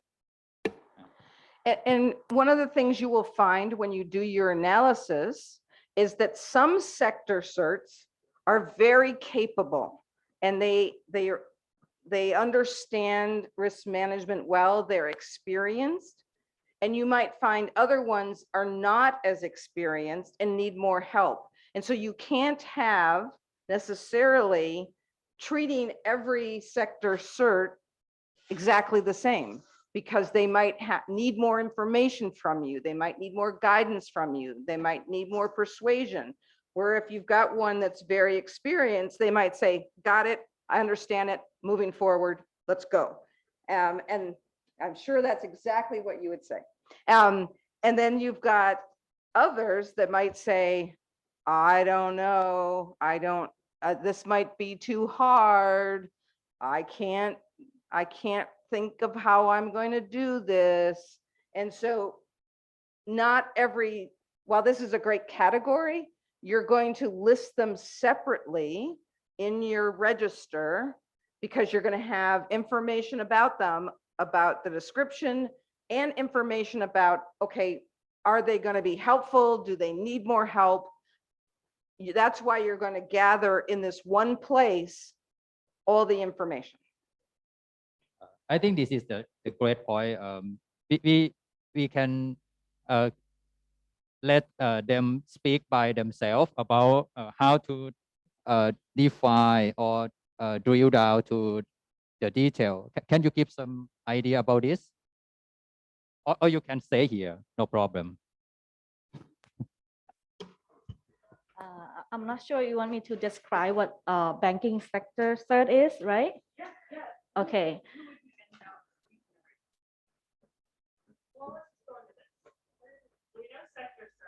Okay, and then so I just talk about only banking sector cert, right? So banking sector cert is operate under the Thailand banking the Thai Banker Association, so which has a lot of banks as in Thailand as members. So basically, we have 26 members right now, 26 banks, and each bank they send the representative for our members. So they have the CISO and IT cybersecurity staff for join the banking sector, so to share information, and also basically banking sector cert, TB cert. We have the staff like temporary, permanently staff there to like collaborate on each specific task. So yeah, that's it, right? Yeah. Are there other groups that you work with that would be stakeholders other than Oh, 26 banks? okay. I think it's CEO, right? Because Bank CEOs? CEO of each bank.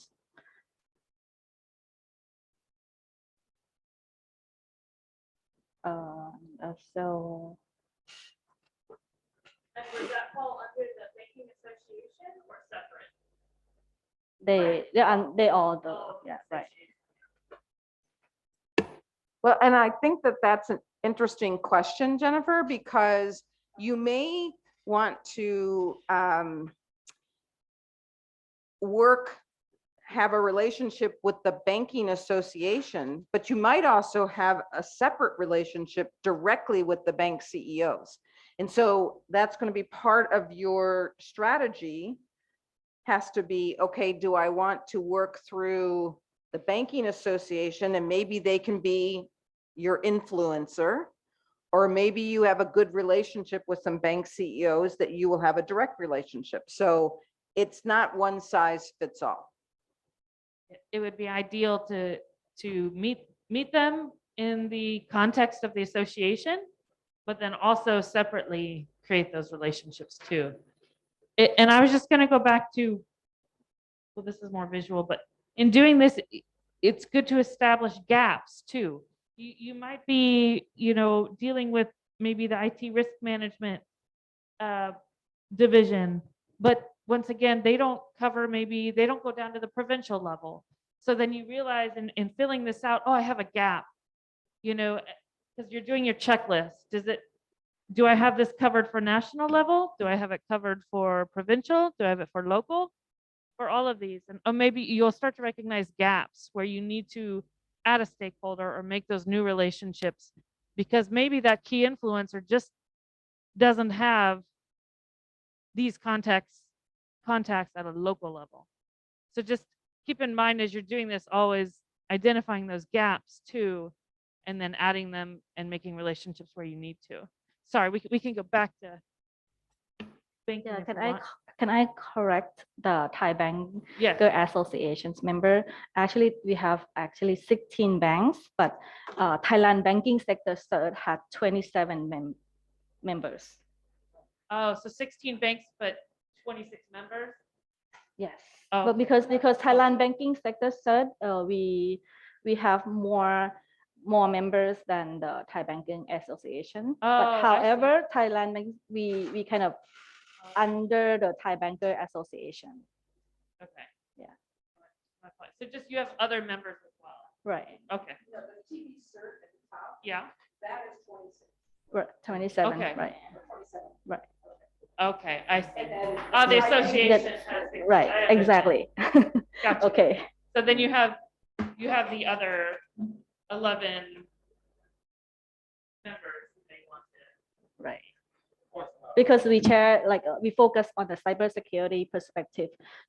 The Thai Banker Association, they have a lot of area that they would like to focus.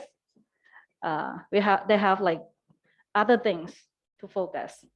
So like a non-bank organization, right? You mean TB Cert? Yeah, I mean TB Cert. You not only including the bank, but you also including the non-bank. No, only banks right now. Only bank, right? Because for example, like the government banks, some of them not members. Some of them are not the Thai Banker Association members, but they are Thailand Banking Sector Cert members.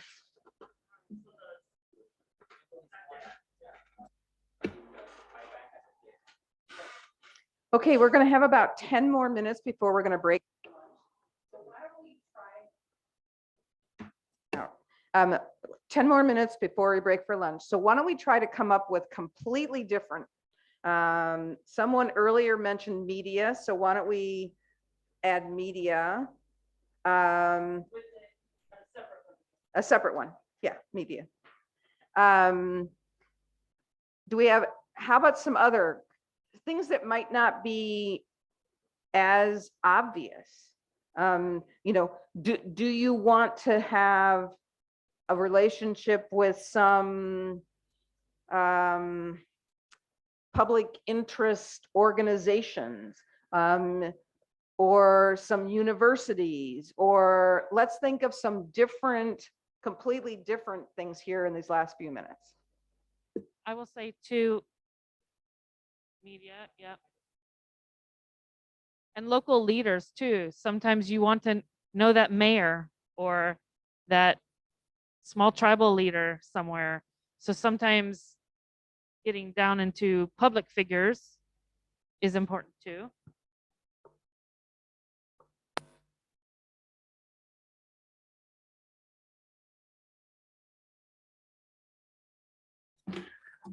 Even though academia is not part of the critical information infrastructure sector, based on the incident, the cyber incident that we monitor, we found that academia is one of the area that got a lot of cyber attack. So this part, we need to work with them.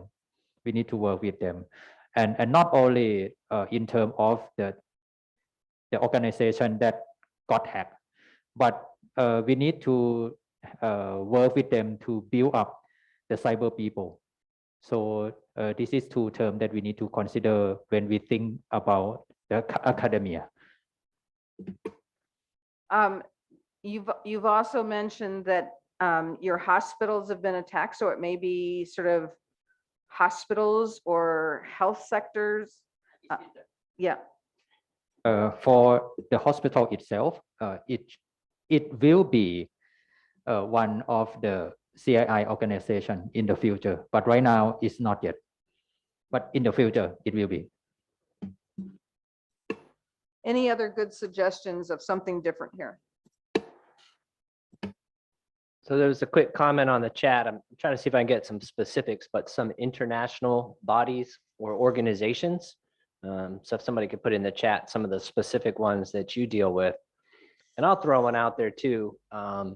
Some of the vendors, you know, whether it's the Siemens PLCs or Cisco, all of the equipment that we use, those relationships with vendors is important, or could be important depending on your missions.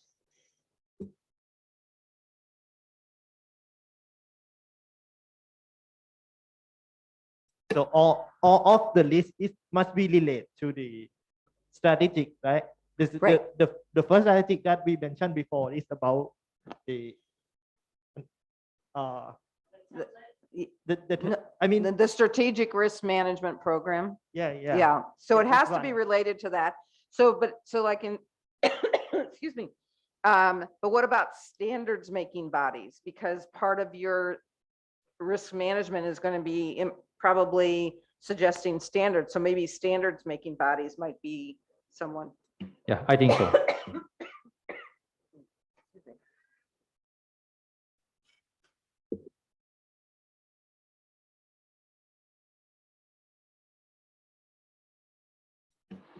So in terms of NCSA, we can see that we have a lot of stakeholder to be concerned, and it's very challenge for us. But for the organization like a regulator, you should think this process, like this process. You should use this process to think of who should be your stakeholder. And also for the sectorial search, I think you can do the best based on your experience. Maybe after lunch, you can share a lot of idea how to build up the trust and the relationship with your stakeholder. Yeah, actually, our stakeholders can be more, but if you have time, so we can like write down, a lot of roles in banking sector. So I'm going to jump in. We really appreciate the participation in person, on the chat box and in the questions, and let's keep that going after lunch. But I think we took a couple of minutes from you for lunch, so we're going to go ahead and break from this exercise. We encourage you to take that stakeholder register that you have the file from, start to fill it out with your particular stakeholders. And that'll be something you can take with you to continue and start working with the appropriate responsible agents. So we're going to go ahead and break at this time, and we will be back at 1 p.m. to continue the session. And again, thank you for your participation.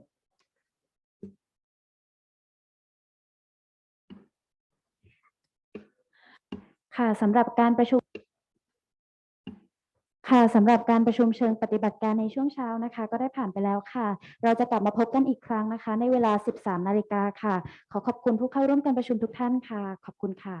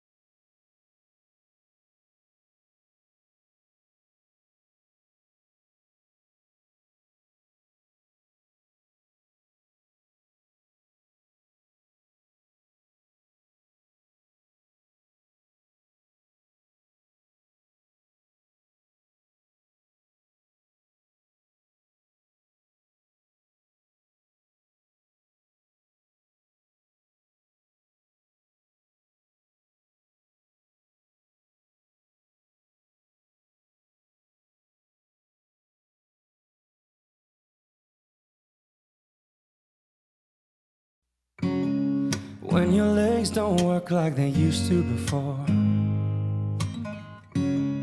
and I can't sweep you off of your feet. Will your mouth still remember the taste of my love? Will your eyes still smile from your cheeks? And darling, I will be loving you till we're 70.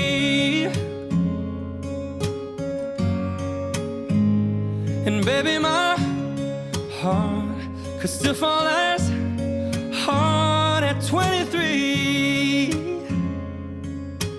And I'm thinking about how people fall in love in mysterious ways. Maybe just the touch of a hand. Me, I fall in love with you every single day, and I just wanna tell you I am. So honey, now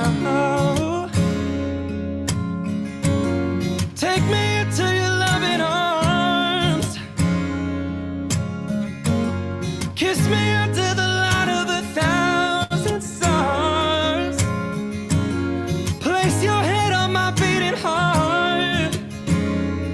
I'm thinking out loud that maybe we found love right where we are. When my hair's all gone and my memory fades, and the crowds don't remember my name, when my hands don't play the strings the same way, I know you will still love me the same.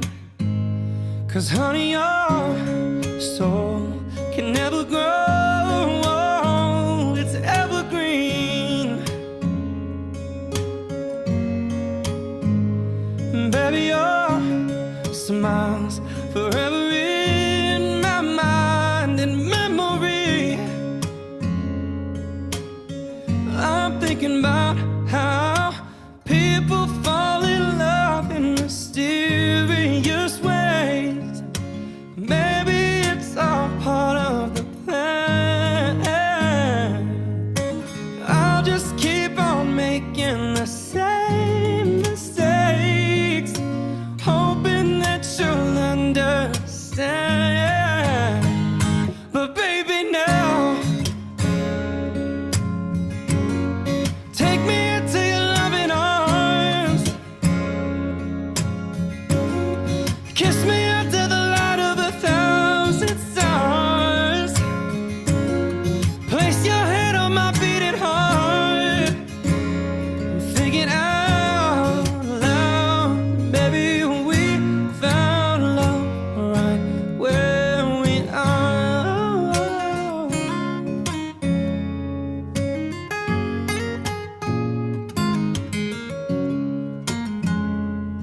La la la la la la la la la.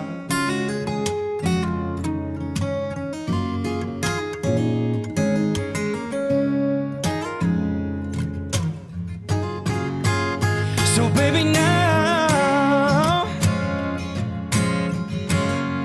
take me into your loving arms.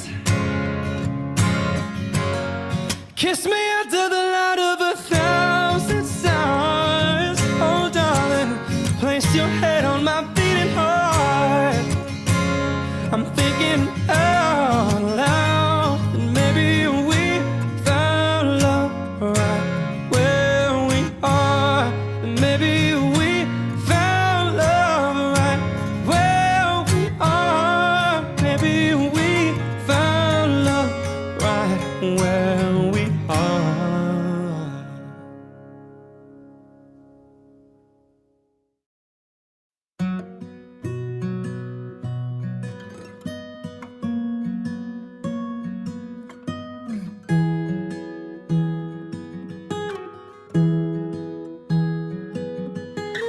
I can't count the times I almost said what's on my mind, but I didn't.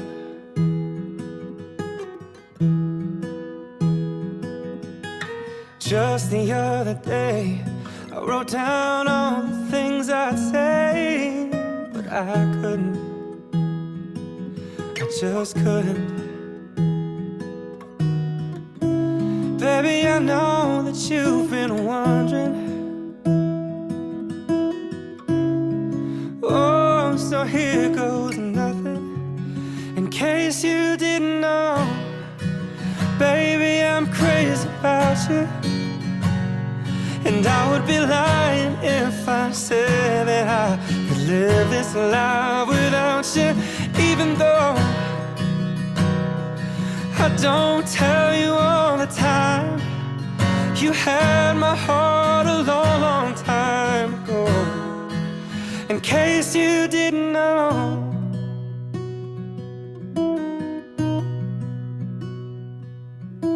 the way you look tonight, that second glass of wine, that did it.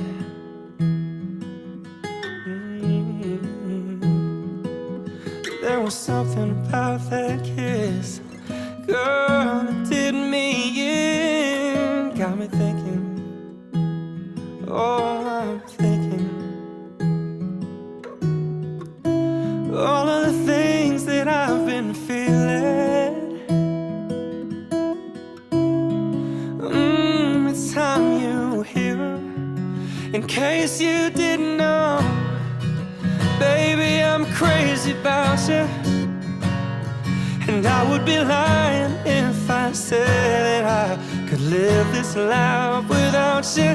Even though I don't tell you all the time, you had my heart a long, long time ago. In case you didn't know, you got all of me. I belong to you. Yeah, you're my everything. In case you didn't know, I'm crazy about you. And I would be lying if I said that I could live this life without you. Even though I don't tell you all the time, you had my heart a long, long time ago. Yeah, you had my heart a long, long time ago. In case you didn't know, no, no. In case you didn't know.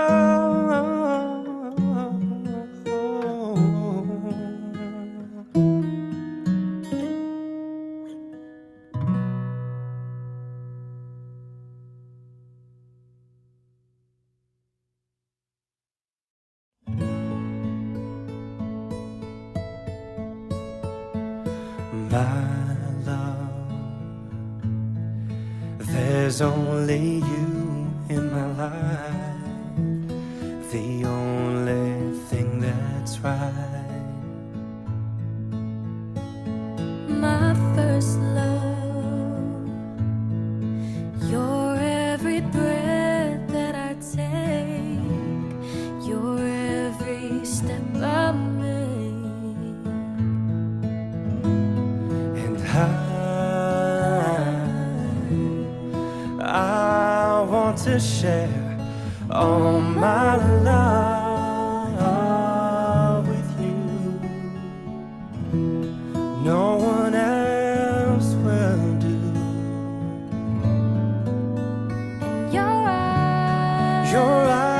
Your eyes, they tell me how much you care. Oh, yes, you will always be my endless love.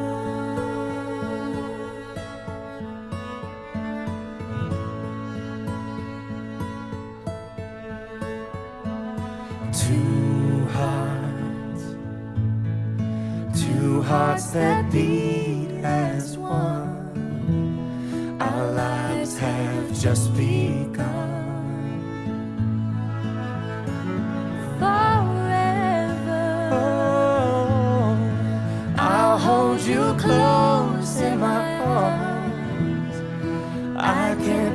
resist your charm. And love, Oh love, I'll be your fool for you, I'm sure. you know I don't mind. Oh, you know I don't mind, 'cause you mean the world to me. Oh, I know I found in you my endless love.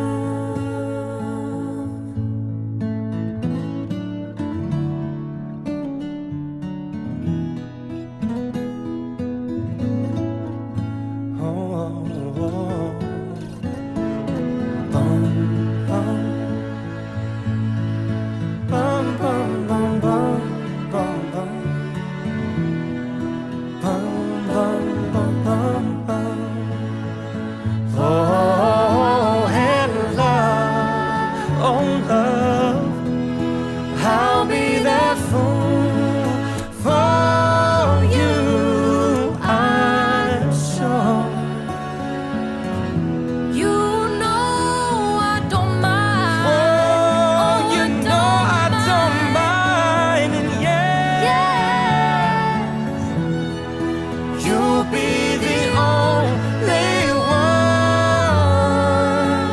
'cause no one can deny this love I have inside, and I'll give it all to you, my love, my endless love.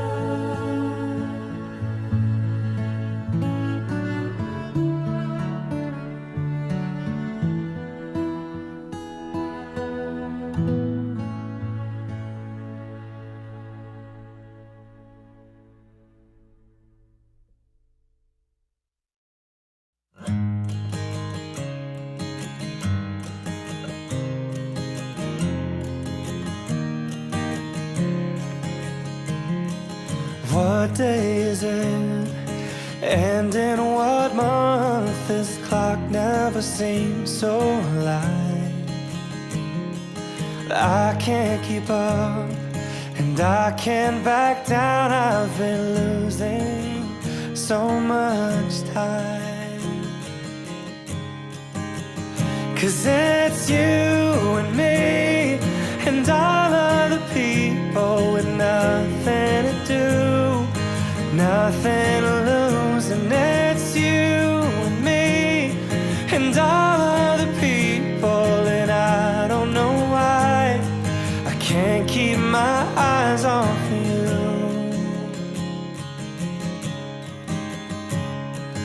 What are the things that I want to say just aren't coming out right?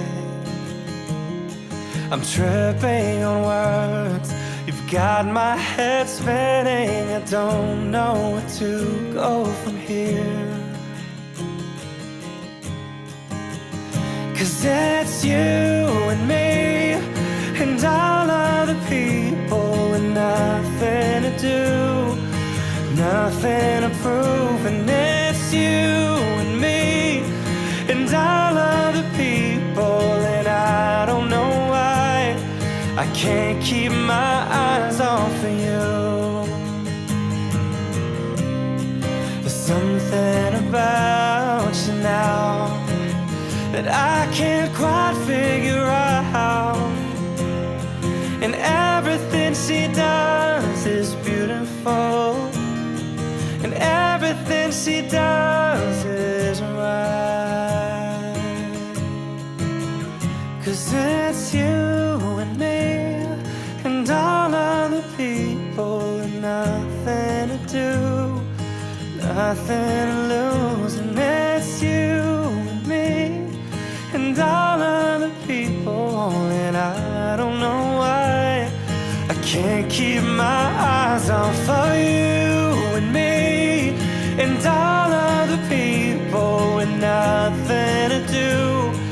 and nothing to prove, and it's you and me and all of the people, and I don't know why I can't keep my eyes off of you.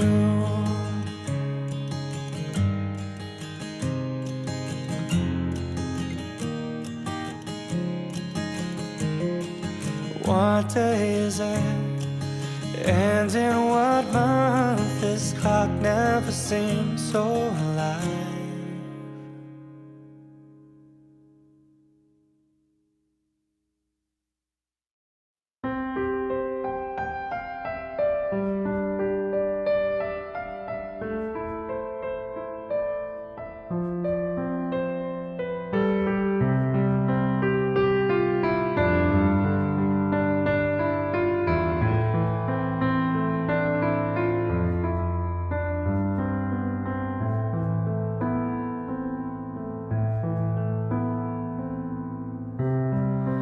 Oceans apart, day after day, and I slowly go insane.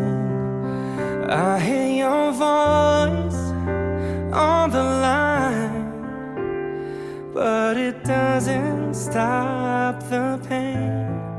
If I see you next to never, then how can we say forever? Wherever you go, whatever you do, I will be right here waiting for you. Whatever it takes, oh how my heart breaks, I will be right here waiting for you.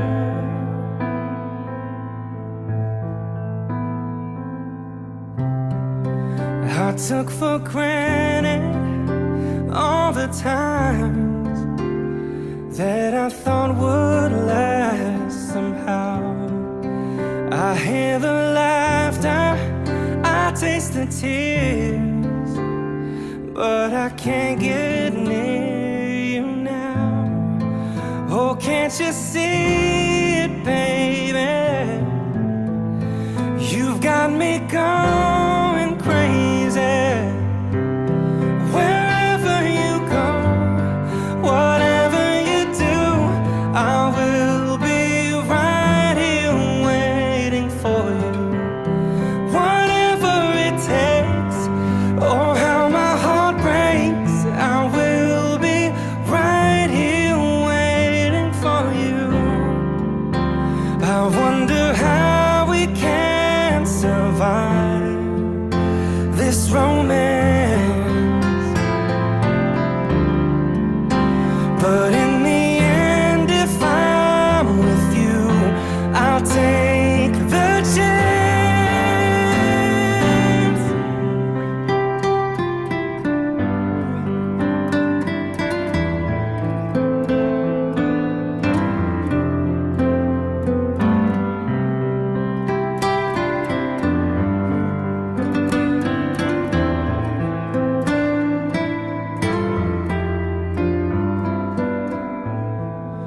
Oh, can't you see it, baby? You've got me going crazy. Wherever you go, whatever you do, I will be right here waiting for you.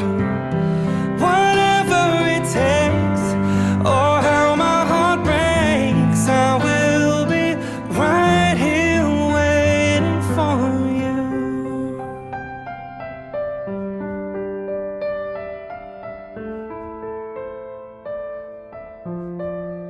Waiting for you.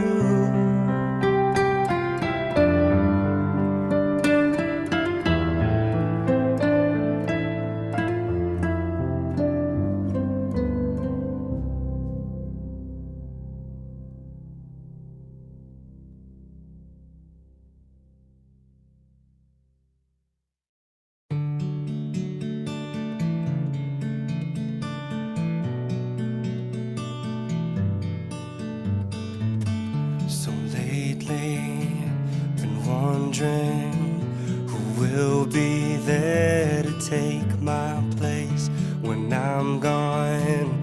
You'll need love to light the shadows on your face. If a great wave shall fall and fall upon us all, and between the sand and stone, could you make it on your own? If I could, then I would. I'll go wherever you will go, way up high or down low. I'll go wherever you will go, and maybe I'll find out a way to make it back someday, to watch you, to guide you through the darkest of your days. If a great wave shall fall, yeah, and fall upon us all, then I hope there's someone out there who can bring me back to you. If I could, then I would. I'll go wherever you will go, way up high or down low. I'll go wherever you will go. Run away with my heart, run away with my hope, run away with my love. I know now just quite how my life and love might still go on. In your heart, in your mind, I'll stay with you for all of time. If I could, then I would. I'll go wherever you will go, way up high or down low. I'll go wherever you will go. If I could turn back time, I'll go wherever you will go. If I could make you mine, I'll go wherever you will go.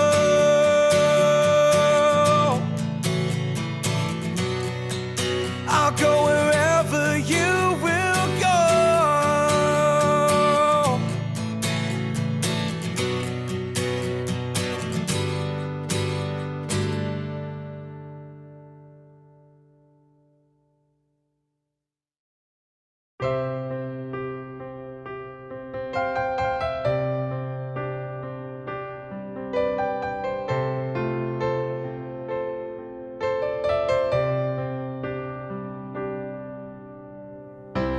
Look into my eyes, you will see what you mean to me.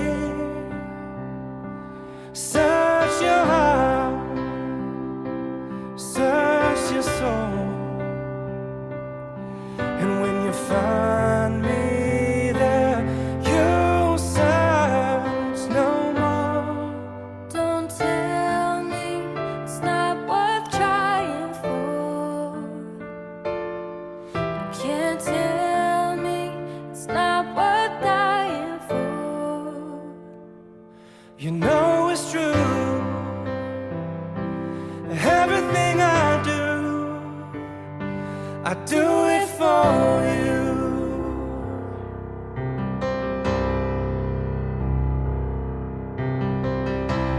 Look into your heart, you'll find there's nothing there to hide.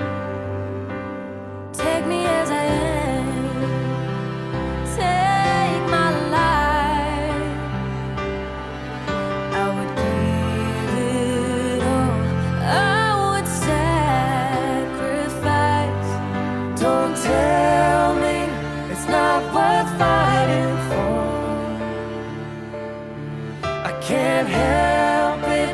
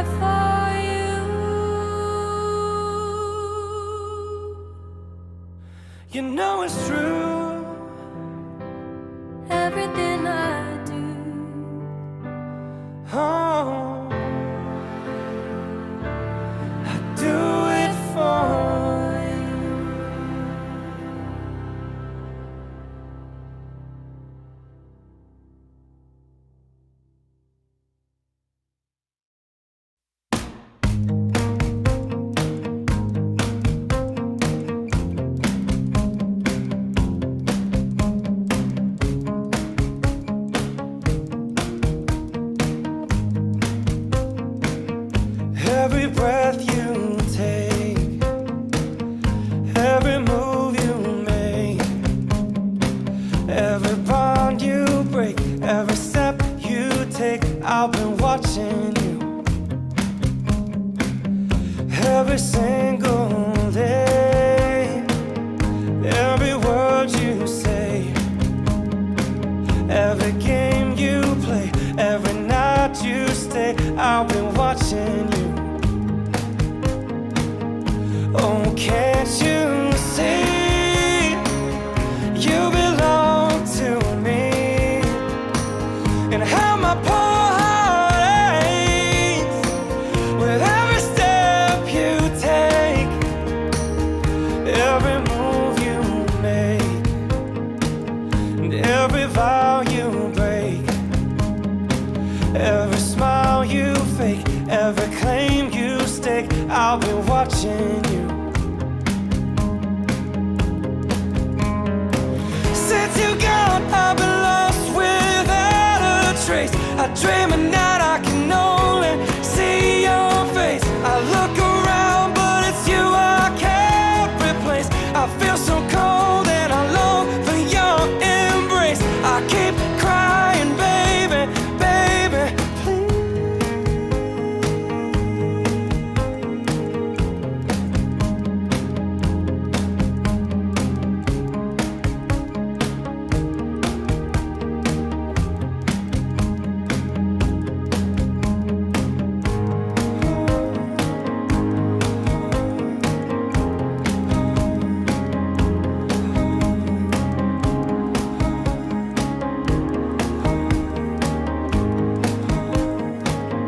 oh, can't you see you belong to me? Oh, how my poor heart aches with every step you take, every move you make, and every vow you break, every smile you fake, every claim you stake. I'll be watching you.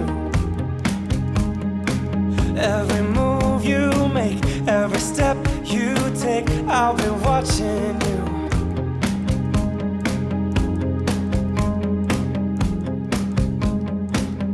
I'll be watching you.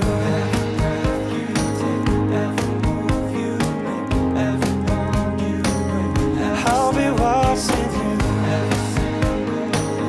Every word you say, every game you play, I'll be watching you. Every vow you break, every smile you fake, I'll be watching. Every word you say, every game you play, I'll be watching you.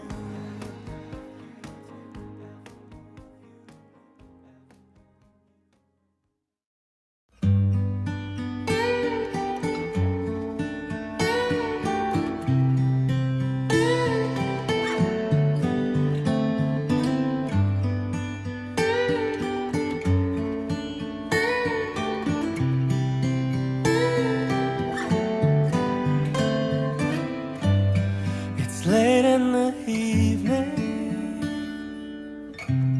She's wondering what clothes to wear. She puts on her makeup and brushes her long brown hair. And then she asks me,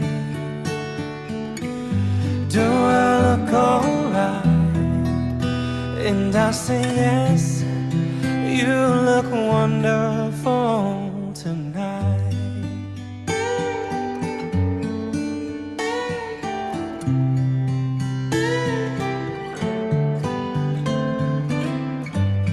We go to a party and everyone turns to see this beautiful lady that's walking around with me. And then she asks me, do you feel alright? And I say yes, I feel wonderful tonight. I feel wonderful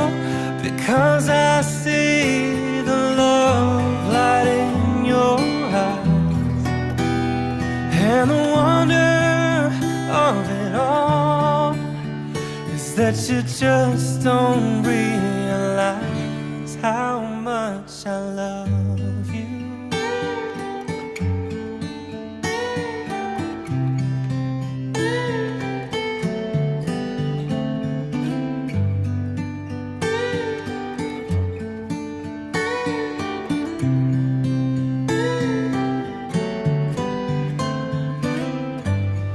It's time to go home now, and I've got an aching head, so I give her the car keys. She helps me to bed, and then I tell her as I turn out the light, I say, my darling, you are wonderful tonight. Oh, my darling, you are wonderful tonight.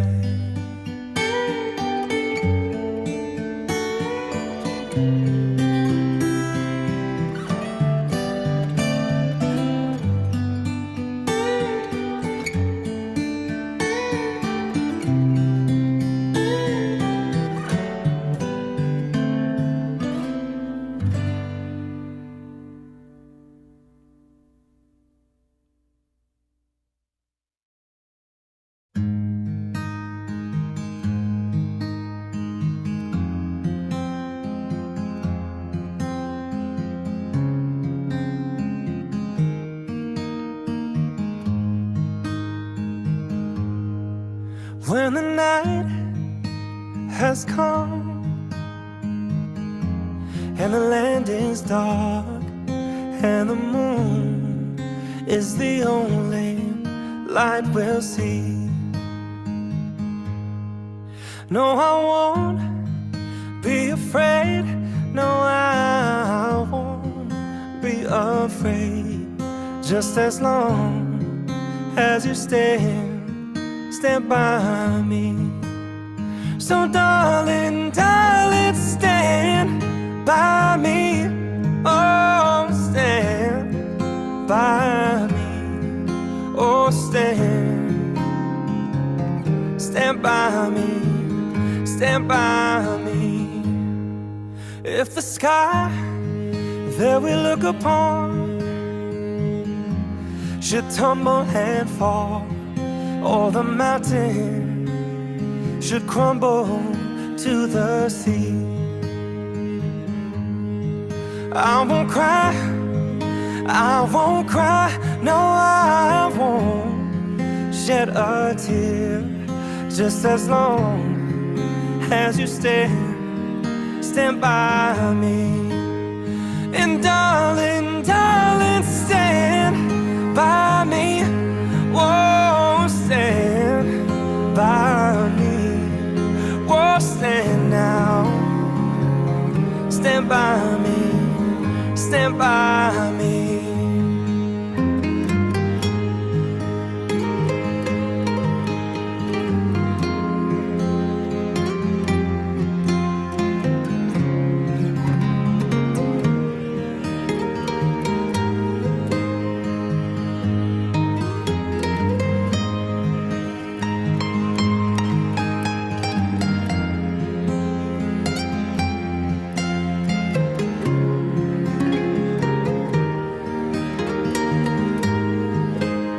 So darling, darling, stand by me.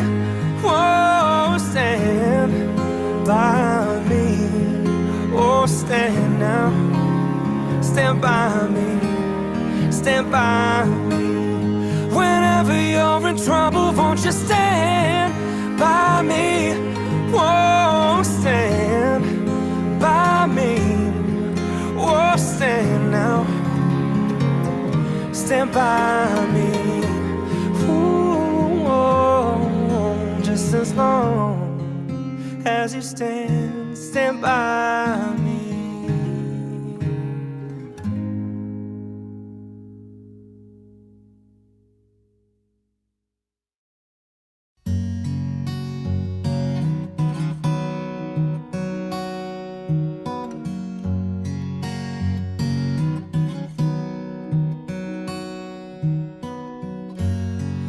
Whenever I'm weary from the battles that rage in my head, you make sense of madness when my sanity hangs by a thread. I lose my way, but still you seem to understand. And now and forever, I will be your man.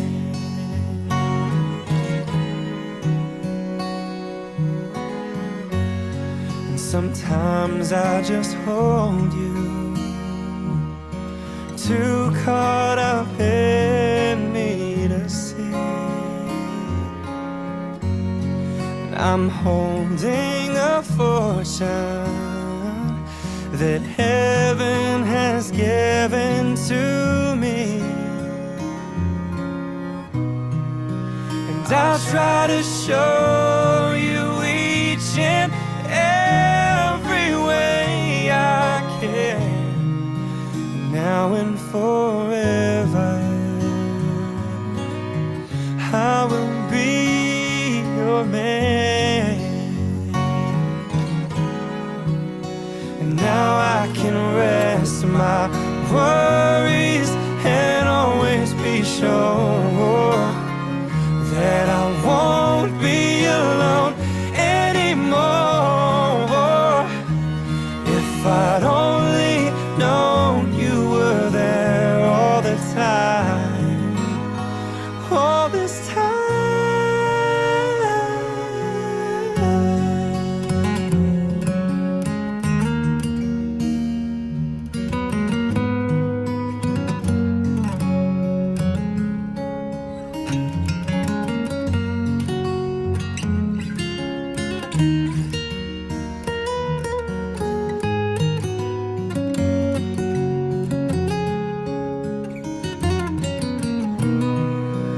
Until the day the ocean doesn't touch the sand.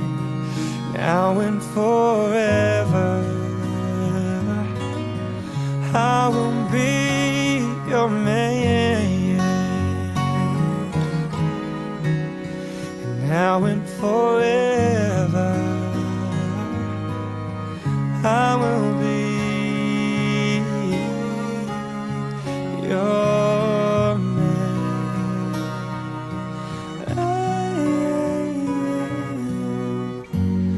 Oh, yeah.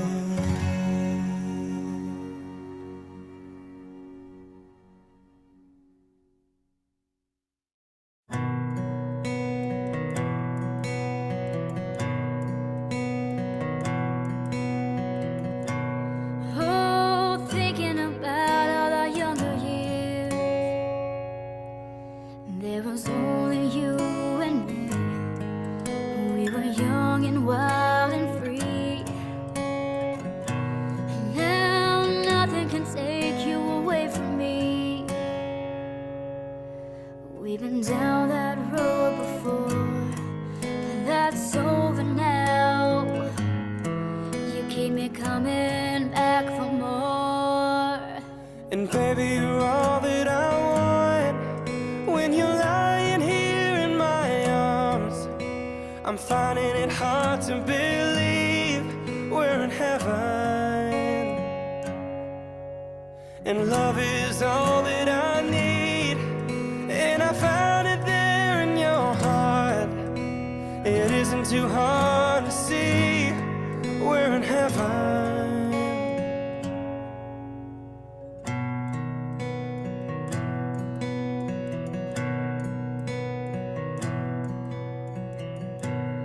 Oh, once in your life you found someone who will turn your world around, bring you up when you're feeling down. Now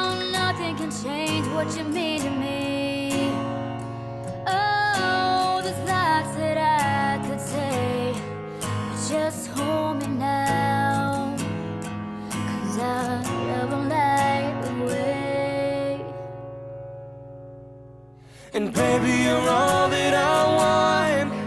When you're lying here in my arms, I'm finding it hard to believe we're in heaven. And love is all that I need, and I found it there in your heart. It isn't too hard to see we're in heaven. Yeah. I've been waiting for so long for something to arrive, for love to come along.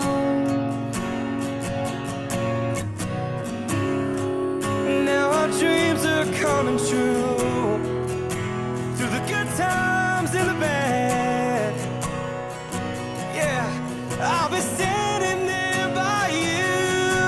Oh.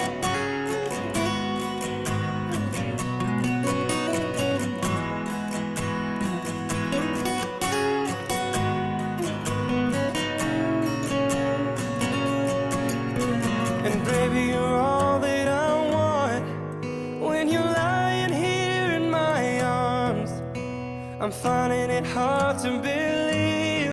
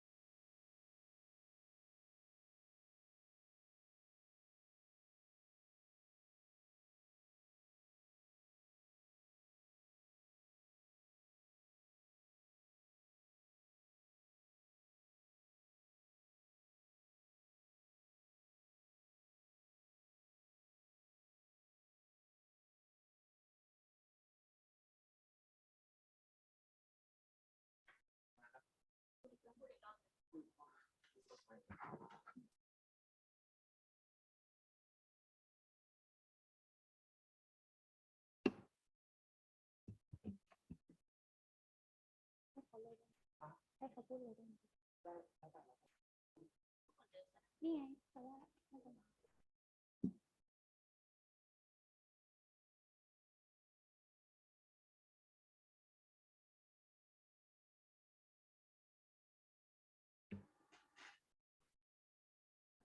Welcome back.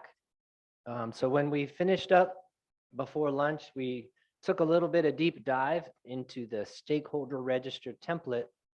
So you have those documents. Please keep them as a template to start building your stakeholder registers. We're going to move on through the stakeholder management portion of the course. Next slide, please.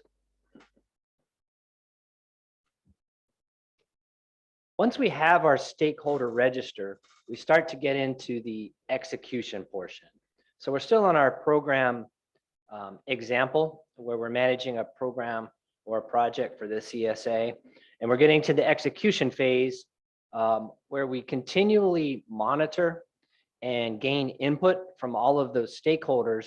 And we have to analyze, as we mentioned, some of the stakeholders have different levels of authority. Some of them have different levels of capability. So how do we take this stakeholder register, which could be the order of magnitude of 100 different entries, and analyze all the stakeholders?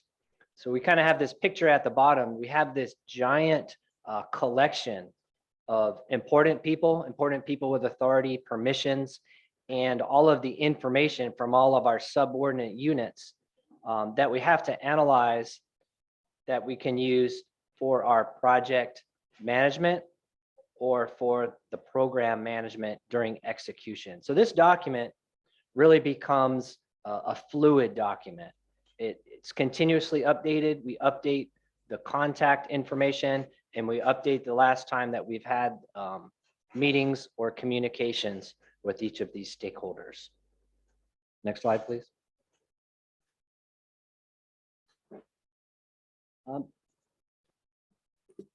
So now we're looking at the stakeholder engagement commitment stages. As we talked earlier, when we create our stakeholder plan, what we want to do is to begin to encourage stakeholders to understand the plan, begin to support the plan, and in the end, be committed to the plan. So this curve on this diagram shows the different phases of how you get from, hello, we're starting a program, to having them say, oh, we are committed to this program and we're going to help you. It's not as when we talked earlier and Matt gave the example of it could be a bumpy road. This curve looks really nice and very smooth, but it may not always be as smooth as this. There may be bumps in the road. There may be points where you've gotten stakeholders to the point of being supportive, but then they say, well, I'm not so sure, and they go backwards. The point, though, is you want to, through your actions, and you can see the phases below, which is explain the program, clarify the vision, get action, and get them to the commitment phase. And so this diagram is just to give you an idea of there is a goal for this program. You're not just doing stakeholder management for the sake of doing stakeholder management. It is because you have an actual goal that you want to achieve here, which is to get the support of key stakeholders for your program. Next slide, please. And so this slide, I don't want to go into all the details of all the words here, but you have the slides. But looking at the stages of stakeholder engagement, the important piece is the lower part of this chart, which lists some of the key tasks that you will do at each stage to help move you along that commitment curve. Next slide, please. So I mentioned a number of times before lunch about analyzing stakeholders, and this is one of the key pieces that can help your stakeholder management plan be successful. Remember, we talked about the fact that looking at all these examples we came up with, you have many, many, many different stakeholders, but they are not all equal. Some are more important, some are not. So this particular chart shows how once you do your analysis of stakeholders, how you can begin to categorize them. So you can see on the left-hand side, it's their level of impact on your program. It may be the budgetary people. It may be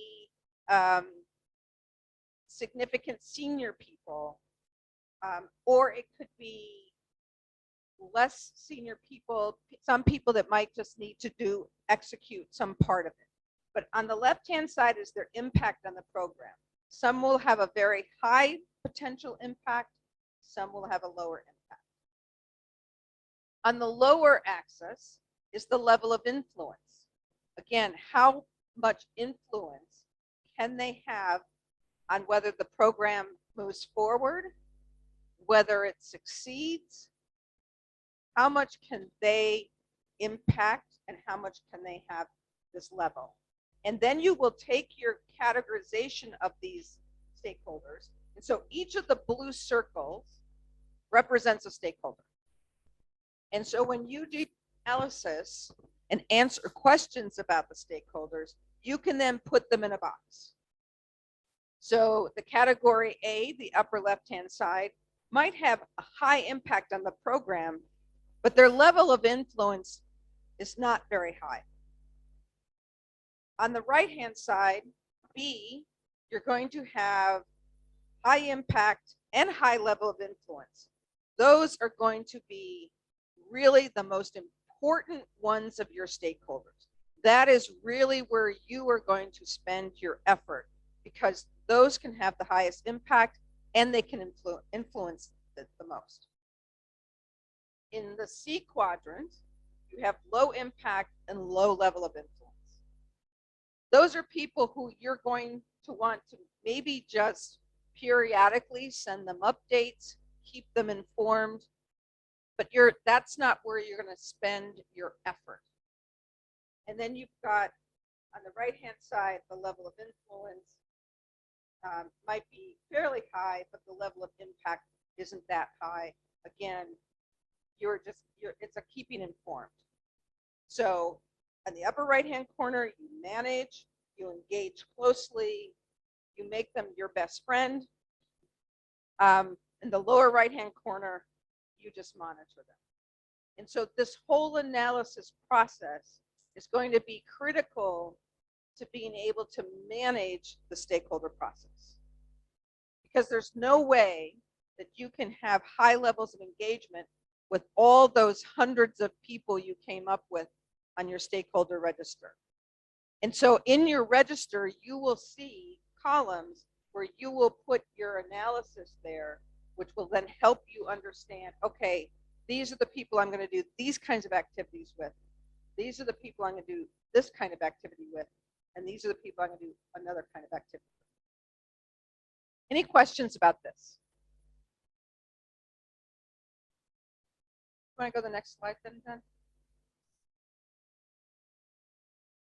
So in this one, and this is if you take your analysis and you put it into this chart. So we've got the, that upper right-hand quadrant is high, high.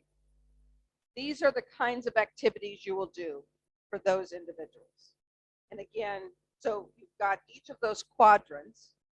Here's the list of activities that are your priority activities for that particular category. And again, you have the slide, so I don't want to go through and read all the particular things. We didn't get any questions out of the chat yet, but let me throw one at you. Okay. So we have the different quadrants, and we have this analysis of which one of our stakeholders have the most impact and the most influence, and it's kind of ranked in the chart you just put up here. How much of my time and resources should I spend at the top, and how does that dwindle down to the bottom? I don't think there's a set percentage, but I would say that over half of your efforts are probably going to be in that upper right-hand quadrant, because that's where there's going to be, it's important. Those are the organizations or people that can, as we would say in English, make or break your program. If your program is going to succeed, you need to make sure that they are well informed, that they're supportive, and you want them as far along that curve as possible. If you can get that upper right-hand quadrant up that commitment curve, up high to the very end, you have been very successful in your stakeholder management. And you can do a gap analysis. If you've got people who are in that upper right-hand quadrant and they are very low on that curve, that means you've got some work to do.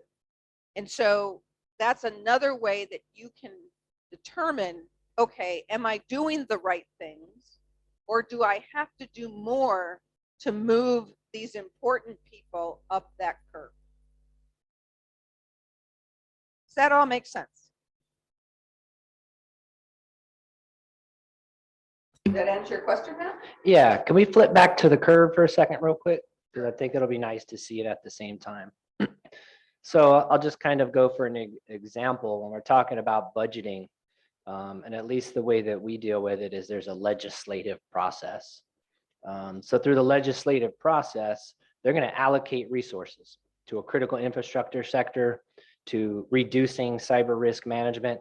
These are folks that have very high impact and a very high level of influence. I think that Barbara showed on that first chart. Notice it, you know, all the way on the left, on the bottom, if you're at the level of where they're not really aware, you really have a long road.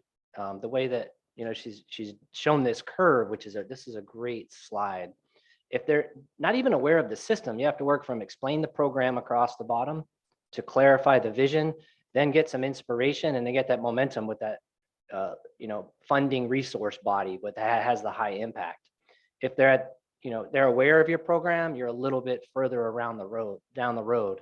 So yeah, I think that, yeah, of course, I agree with Barbara that most of your effort, you know, 50% maybe, is trying to get those people that were in that top right quadrant, the high highs, up on this curve. So it's kind of nice to see both of these charts at the same time. And that's a significant amount of effort to get them inspired and sustain momentum, because they're the ones with the big impact.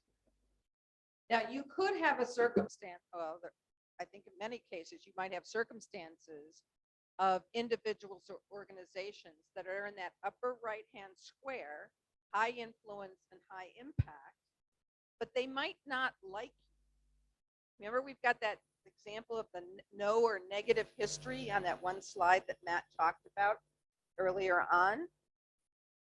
For them, to get them up this curve, it's going to be like pushing a stone up a mountain, and it's going to take a lot of effort.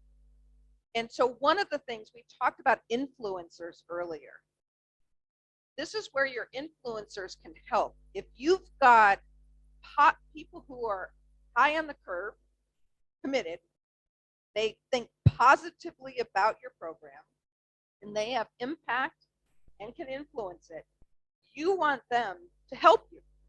You want them on your team, because it may be that they can influence some of those that you can't, because you don't have the trusted relationship. So it may be that you leverage someone else's trusted relationship and they help you move it up the curve. But you really want to be aware of, if you've got people who are in that upper quadrant and they're low on the curve, you can't just let them, you can't ignore them. And so you need a strategy. And that strategy might be you yourself work on trying to get them up that curve, or get some help. So the more people you have pushing that stone up the mountain, it's easier.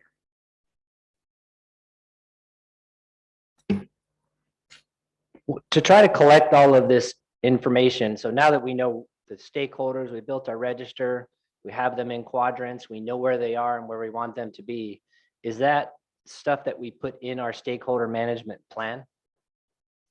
So your plan should include the kinds of activities you are going to do.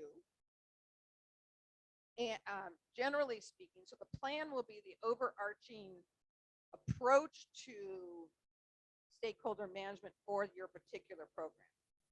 But then in your register, you will keep track of how you analyze and classify or categorize these individuals or organizations, and then determine, okay, are they at the level I want them to be at?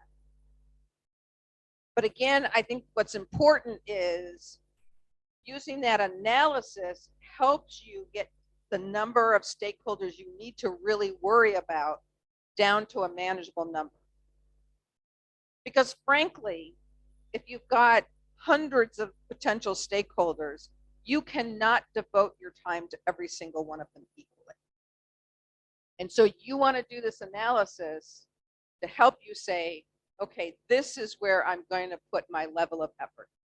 Just as Matt said, it's going to be the most significant part of your effort is going to be in that project. And trying to specifically move them up this commitment curve. Next slide, please.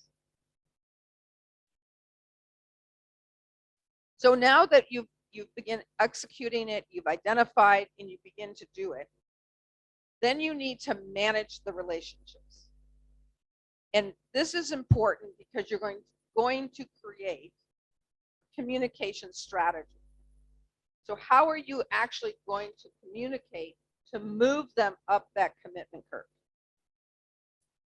So that when you come up with the communication plan, you need to think about, you want it to be a way to communicate what your program wants to do, what you're trying to achieve, what your plan is for the timing of it, what the risks are, and if they have particular responsibilities. So for example, in our NCSA cyber risk management program, the program is initiated by NCSA, but the goal of the program is to have the critical infrastructure operators implement a cyber risk management program. So part of this communication plan is letting those operators know this is what their responsibilities are. So the goal isn't just for NCSA to create this program, but the program is to get others to act in a certain way. And so that is a challenge, so you've got to let them know what's expected of them and how you are going to help them. We also talked about having stakeholder feedback, stakeholder input. You need to have a communications plan that allows communication back and forth. You are going to, as the program leader, communicate to the particular stakeholder. But you want the stakeholders to communicate to you as well, because that might tell you where they are on the commitment curve. It might also tell you if they're slipping back down the commitment curve. It might tell you whether they've gone from one square on your diagram up to a different square and now are more important or less important. You need to have a messaging plan and figure out the best way to communicate to particular stakeholders. If we can take the next slide, please. So when we're talking about stakeholder communications, the key concepts here are communications have to go in multiple directions. It has to be back and forth. You really need to make sure that not only are they willing to receive information, but they're willing to give you information back. Matt, can you think of any particular circumstances where that's really been important? I kind of alluded to one earlier, and this is kind of the situation where I was running a computer system that happened to be physically located in the state of Hawaii, which has a 6-hour time difference from DC, Washington, DC in the United States. In the morning, we got some alerts that there was a significant piece of malware that would execute, I forget the software, so I'll just make it up, that would execute when you open up Microsoft Outlook. So the fact that we had the communications from all of the organizations that had to already dealt with this 6 hours before we did, we were able to put in some blocks. You know, I believe in the email header, there was some specific tags or something like that to block it so it never hit the system at all. So the fact that we had these well-built communication channels to share these alerts, we were able to, I wrote down what the general said before, protection is better than the cure. Much better situation for us that morning than it was for the folks on the other side of the United States, but because we had that communications plan. And that can happen through the critical infrastructure sectors as well. If someone sees an event, it's likely coming your way as well. And with international partners as well, because there's a lot of shared hardware and a lot of shared software, whether it's financial or if you're running the electric grid, there's a lot of common components. So if someone has detected a piece of malware or malicious software that impacts a specific component, again, you know it's coming your way and you may be able to prevent it from happening in the first place.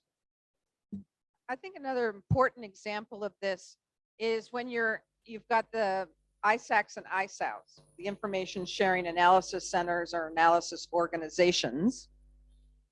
If you have people who are members who are sharing information constantly, and you've got others who take the information but don't share information themselves, the people who've been giving information are going to stop. Why would they keep giving valuable information to people or organizations that will not share valuable information with them? And I think that that's one of the key reasons that many of those organizations die on the vine or are not as successful, because there are people or organizations that are considered freeloaders, that they want to come in and take, but then they don't want to give anything back. And so the importance of reciprocal information sharing is that information sharing won't continue between parties unless it is reciprocal, that they feel that they can both benefit from the relationship. Right, and that will really build a lot of trust. If you've, of course, helped your partner organizations, they send you information, that relationship's going to get much better and there's going to be a lot of trust. If you're just using information and not, reciprocating by sharing your data, and sometimes it's intellectual data and sometimes it's techniques that you have to have trust in that person. But the more that relationship grows, the more you have trust, that's where you're going to have some really good stakeholder communications. There's a lot of give and take, and you definitely have to be on the giving side of that as well. Another point that we want to make is the quality of the information being shared is important, because there are many information sharing organizations where people stop belonging or participating because they're not getting any useful information. They're being just sent low level or not very valuable information. So again, if there's so many different ways you can get information, you are going to go to places and from people that you're going to get quality information. So in stakeholder communications, to build that trust, you must be providing quality information as opposed to just providing information for the sake of information. Matt? So we have a question online. Is it good practice to use information sharing platforms like MISP to share cyber event attacks data? Yes. There are many different kinds of platforms. MISP is one. Other organizations have different platforms. We're not going to say that one platform is better than another, but having a platform is really helpful because the platform will help translate information into common types of information so that it's easily shared. And one of the things that was created in the United States for DHS by MITRE was the sticks and taxi protocols, which was a way to create a common way to communicate identical types of information, to make it easier for the recipient to upload that information, understand what it means, and what they should be doing with it. So yes, having a platform that uses standard types of ways of communication and different ways for people to participate, but that people feel familiar with and understand, that is more likely to build trust, because again, they're getting quality information in a known way from known participants. It's also important to realize this isn't just cyber attack data. We're interested in cybersecurity, but really building these stakeholder communications. I'll use an example of a state governor visiting your organization. So if you have a state governor, say, or some high political person coming to visit your organization, and you just learn through the conversation that they're very interested in availability of services to a certain population, or you just have some information of what they're very interested in, and you know where that person's getting ready to go visit next, maybe the Bank of Thailand, right? If you contact your stakeholders, say, hey, I know the governor is very interested in expanding services to this section, they're able to put that into their presentation, and they build incredible relationships with that legislature or that governor because of your information sharing. So it's not just cyber attack data, although that's very important. There's just this general information. I have some question regarding to the quality of information that you mentioned before. It was I think mostly of Thai culture on the communication, like session meeting with the stakeholder or something. There was I think they doesn't have some quality so much, because the key is to dispute, to discussion, but the people in the meeting is like afraid to talk, afraid like a seniority, like have some not so much encouraged to talk. You know, they have some practice to encourage people to talk, to discussion on this topic. You raise an important point. Yeah.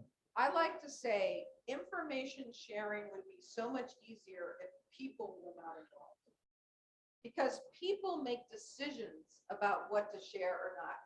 Well, if I give away this information, will I lose influence or power because they now have that same information? Yeah. Or I don't want them to know that because I don't like them. There's also all these cultural components to how meetings are conducted are different in different countries, and you know, whether you will always look to the senior person, and the junior person who may know more about a circumstance may not speak up.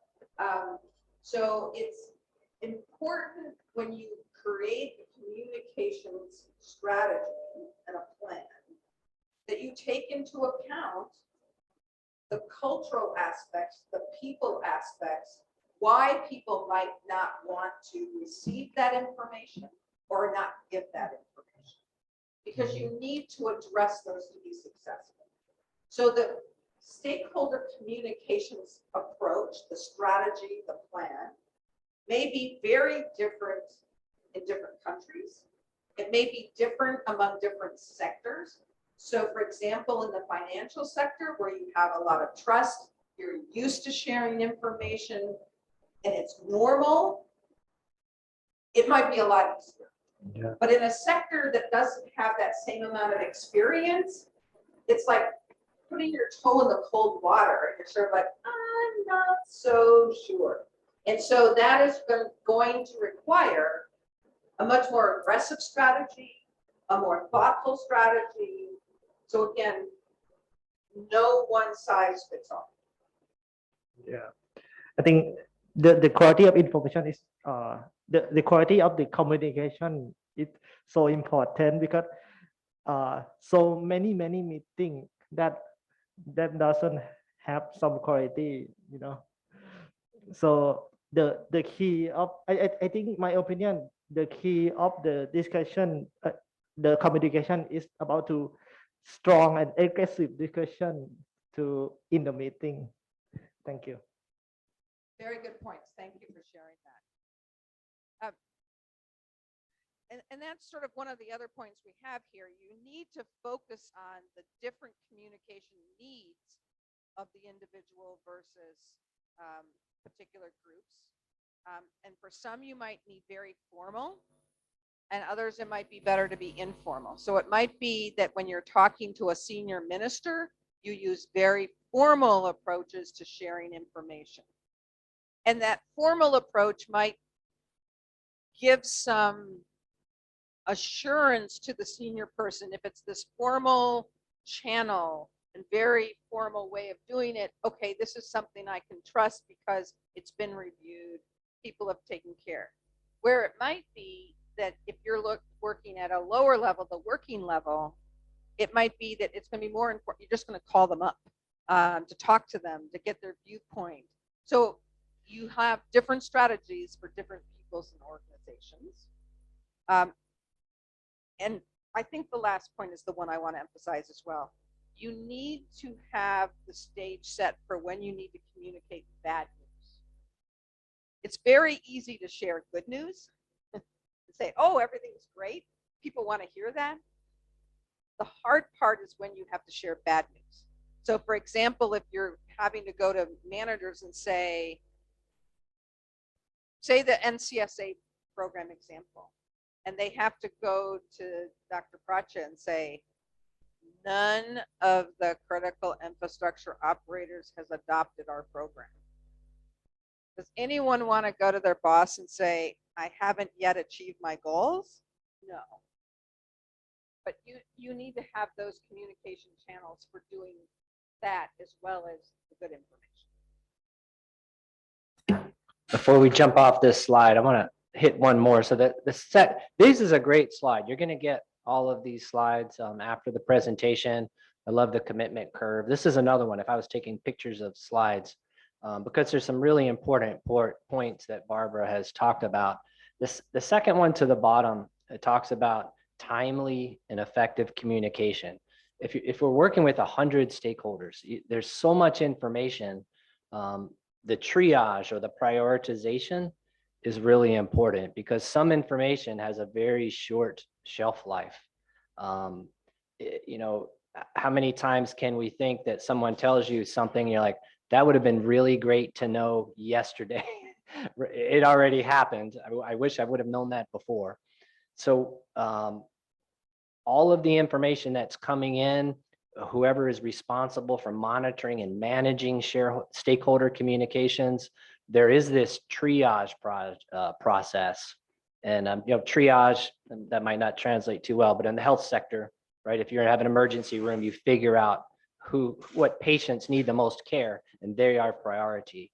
It impacts this too, because the data is only important for a very short time in some instances. So all of these bullets are very significant.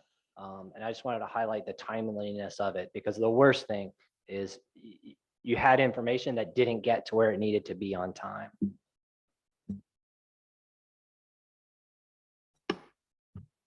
I'd say too, and my colleagues will laugh because I find it to be very important, but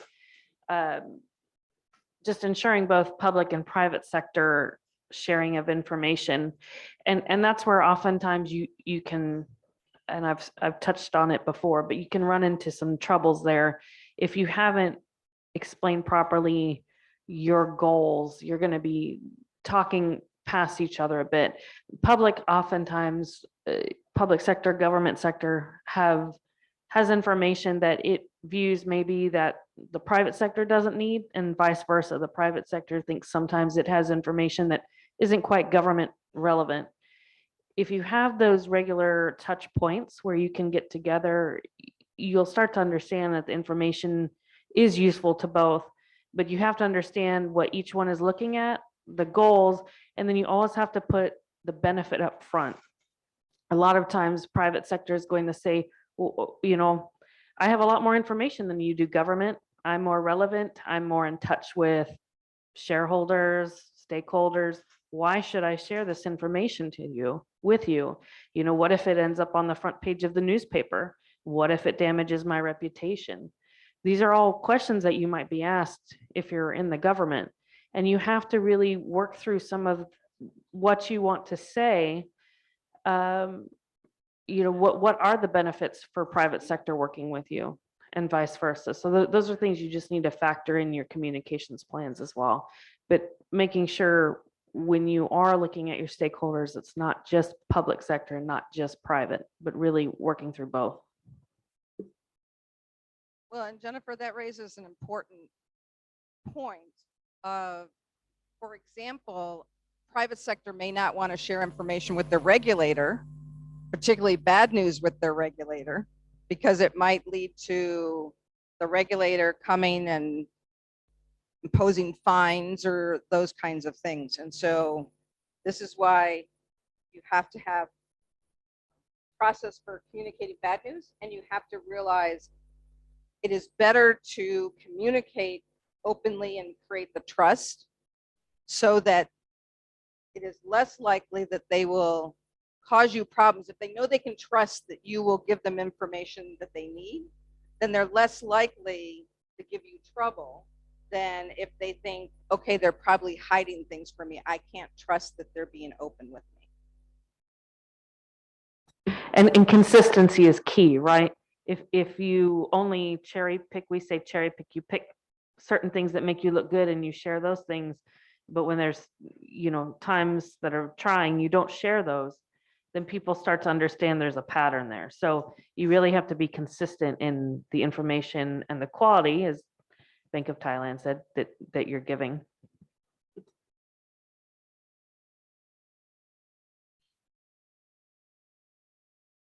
So again, we talked about, you've got the overall stakeholder management plan, but you separately need to have a communications plan.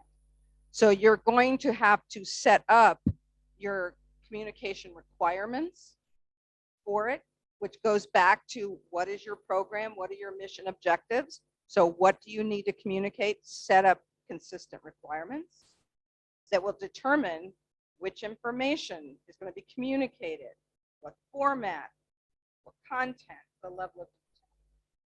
So again, I don't want to just sort of read all these points off, but I think the point is you have to have a communications plan. It cannot be just, oh, it's Tuesday, maybe I'll call somebody.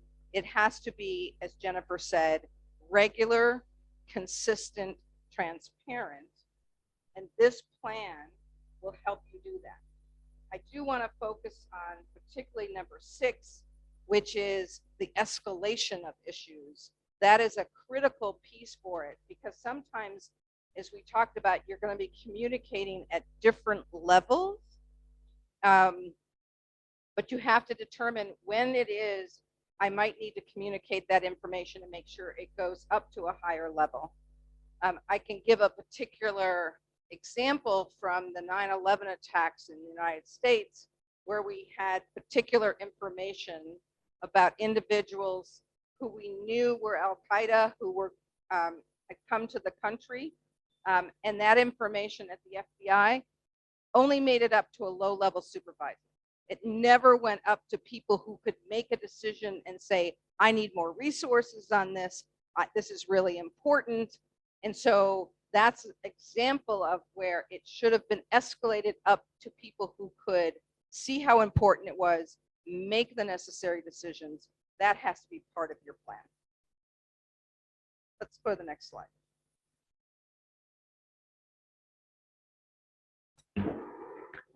So one of the things in the communications plan, what are some of the methods, some of the techniques, and the effectiveness of different types of communication? But because we're going to kind of link these up.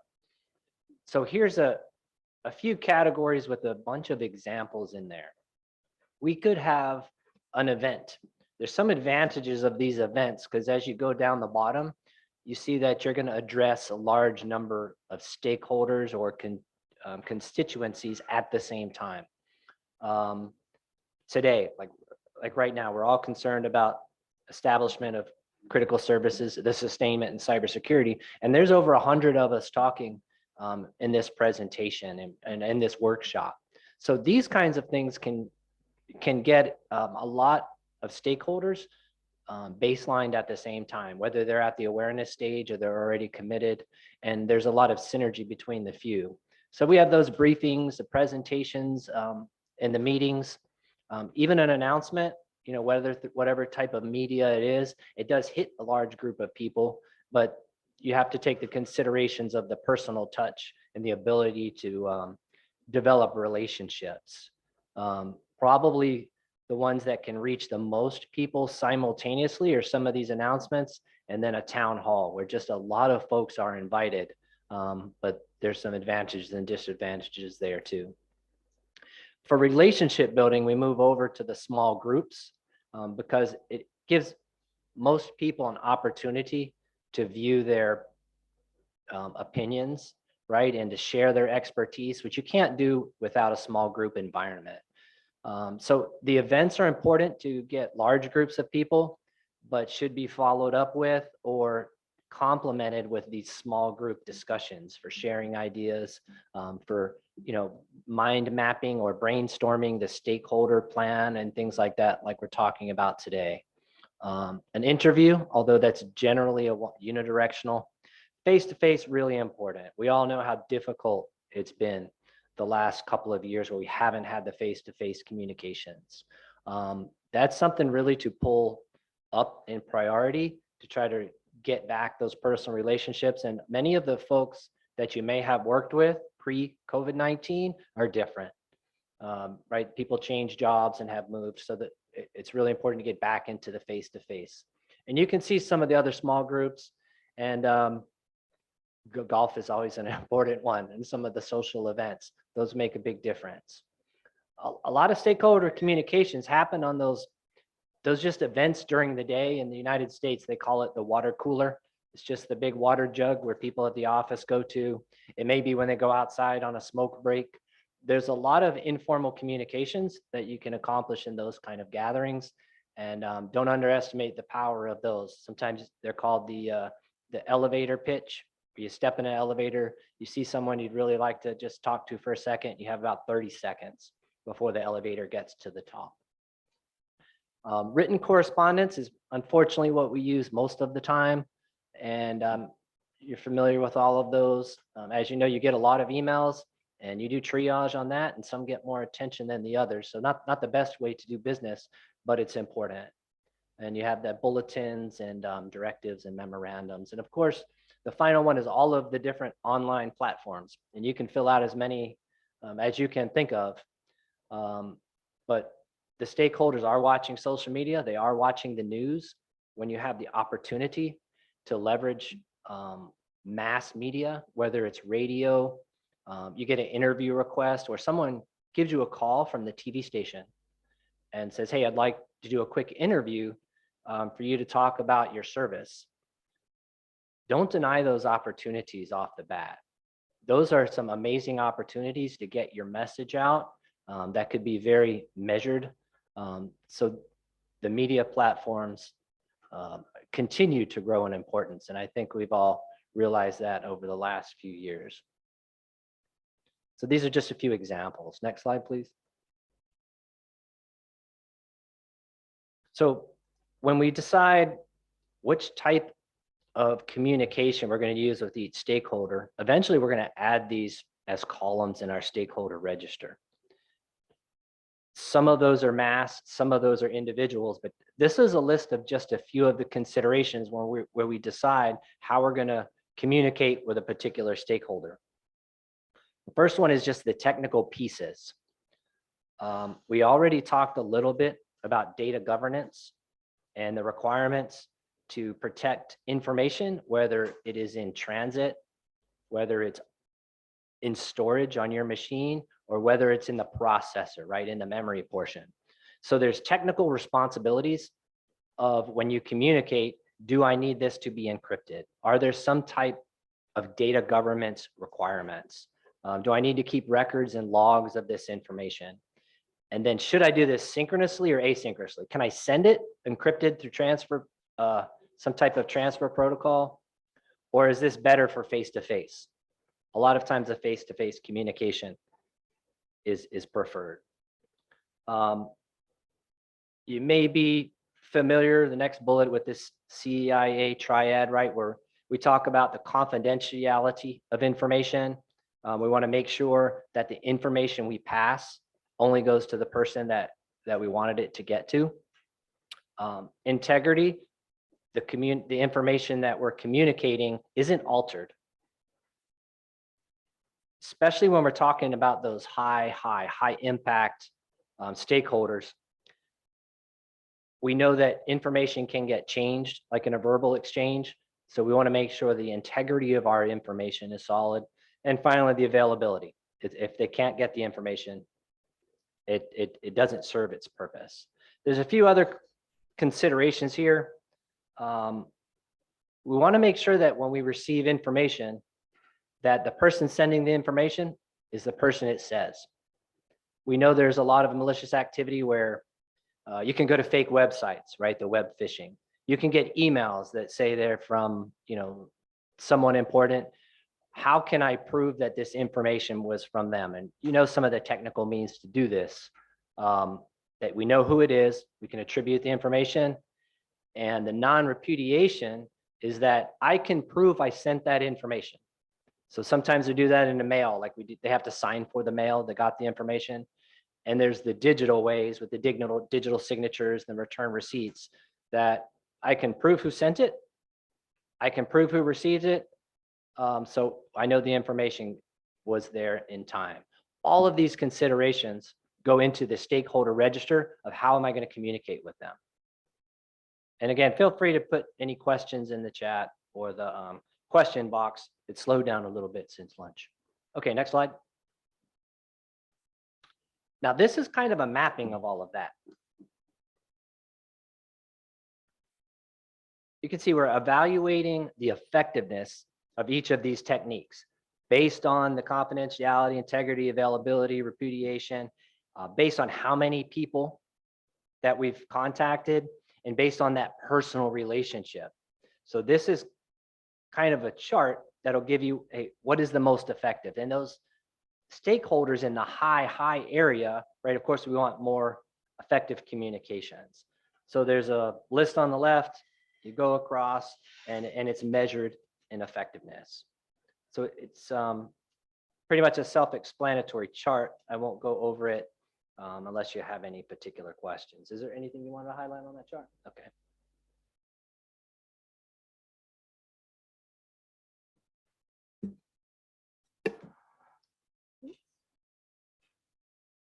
This gets turned over to me because I'm the lawyer on the team. So we get to talk about the legal restraints and requirements. And someone raised this earlier today, some of the legal requirements about even having the stakeholder register and the kind of information on that.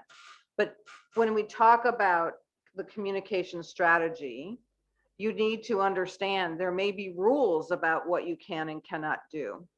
So for example, you need to know about what information you're prohibited from sharing, whether you can only share it internally, whether you can share it externally or not. That will be important. There may also be, what are you required to share? And so for example, the regulators might have rules that if you have a breach, you must report it to your regulator within a certain amount of time. If it's such a particular size, or there might be some parameters or boundaries on what you need to report and when, but there might be requirements. And so you need to know what those requirements are. And we need to, this goes to that private information as well. It may be that the personal information is not relevant to the event. If it's not relevant to the event, it probably isn't legal to share that. So it may not be that you need to know, for example, say that you're talking about an incident that it was discovered by a particular employee on a particular computer. That's not relevant to most of the people to whom you're communicating. It's just the information that that kind of malware or phishing attack or something happened, but you don't have to put in personal information. Again, we've put in the blue box because it is so important.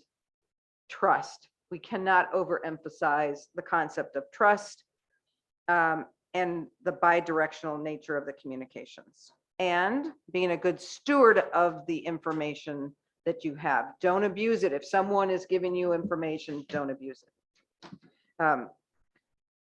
And that's your legal message for the day.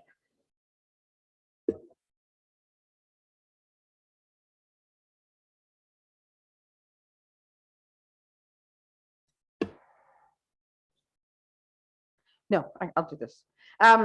So just as like we have the overall stakeholder register, there are additional columns that you should add to your register, which is your which is a template of the communication columns. So you'll see here on this slide, those first 3 columns are from your stakeholder register.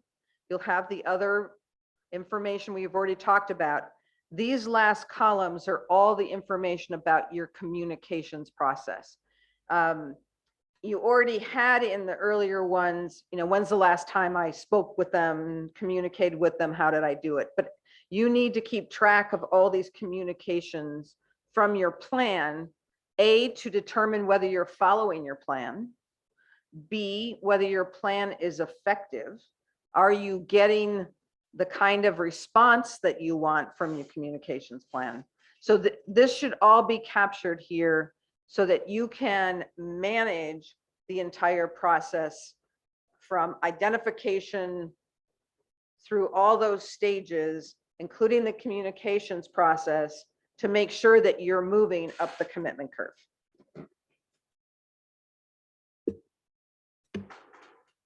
Okay, so we've been going through some information for about 55 minutes since lunch. What we're going to do is we're going to take a quick 10-minute break till 2:05, and then come back and we're going to get back to work on the board. We're going to look at our stakeholder register. We're going to consider the communications options we've had and trying to match those things up. So you can start thinking about that, and we're going to get back to practical exercise at 2:05.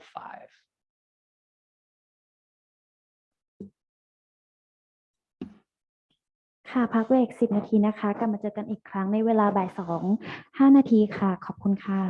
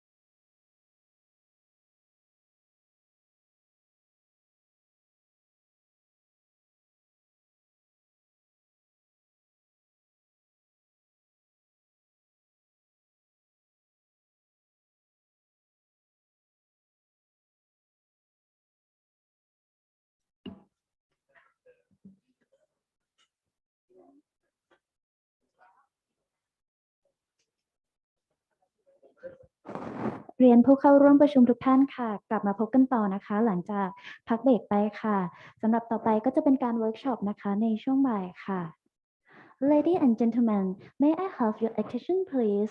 Now we have come to the workshop. If you have any questions, please write your question in the Q&A box in your Zoom application. I will give you cue to ask and please mention your name and your organization before asking the question. Thank you.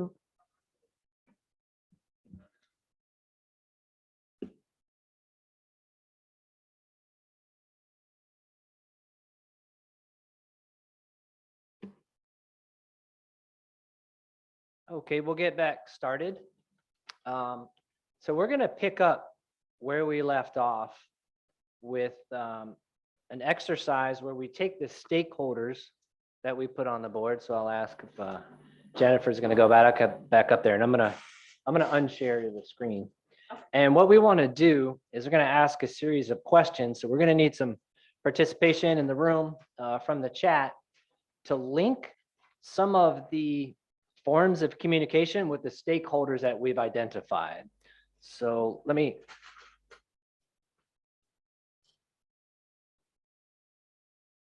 There we go.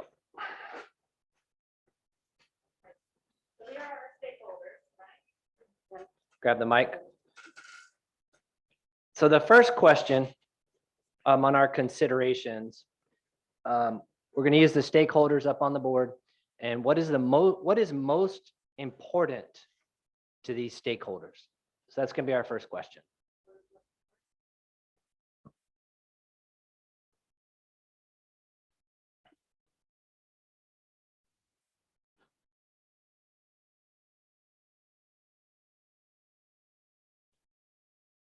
So I've got the chat box open and we've got the room here.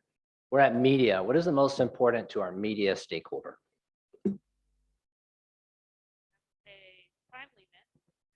Timeliness in news. What do you all think?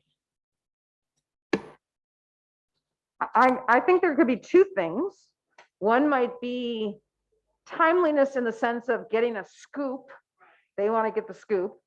The second thing is they might want to get information out to the public. So for example, if there's a new vulnerability that's learned about, they want the public to know about it.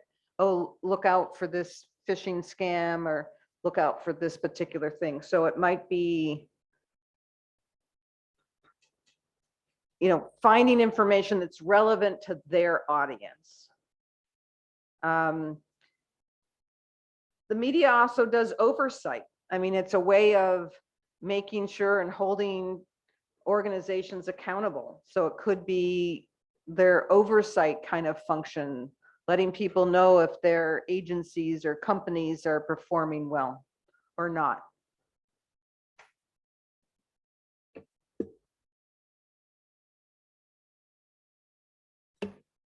And we'll keep with one stakeholder at a time. So let's still discuss media.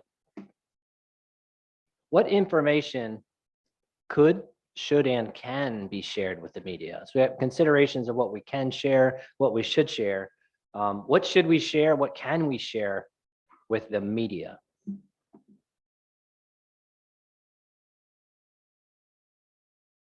And we need some chat help, but we're going to have to move to Bank of Hawaii. Bank of Hawaii. Wow, I'm already halfway home. Maybe you could get a job, Bank of Hawaii. Yeah, it's good stuff. Sorry, Bank of Thailand.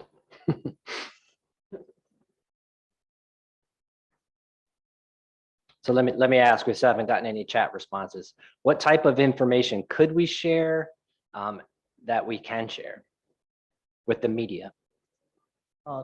It must be the information that tagged as a public and can be disclosure to the public, not the secret, not the confidential information tag.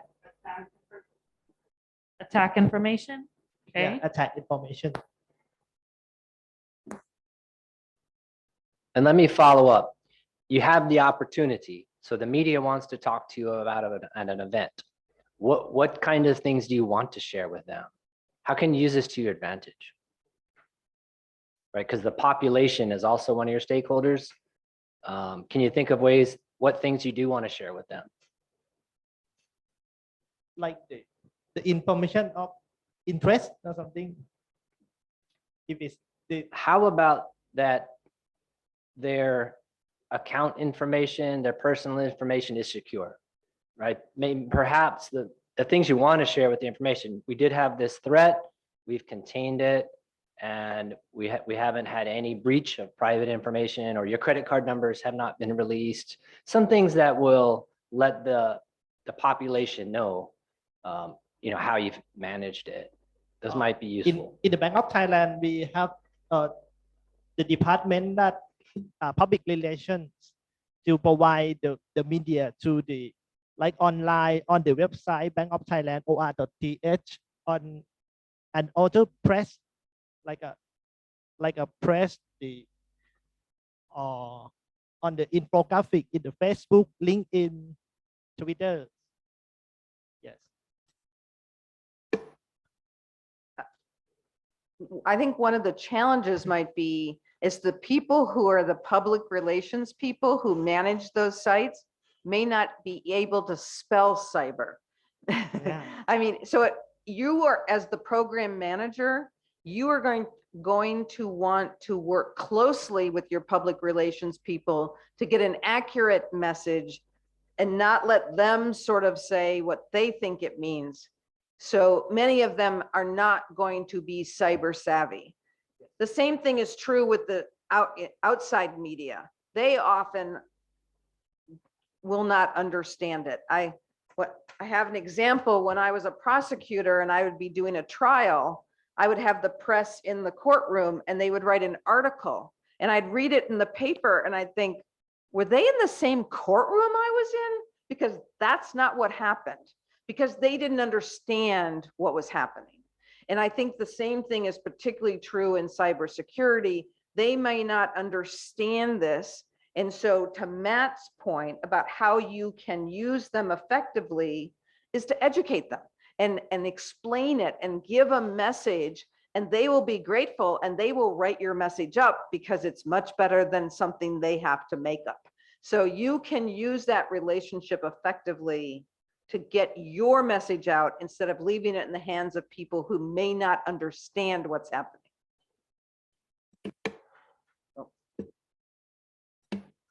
I'll take this, let me take a minute to just talk a little bit about the media. So we promised we would talk about the media and how we work that into stakeholder relationships.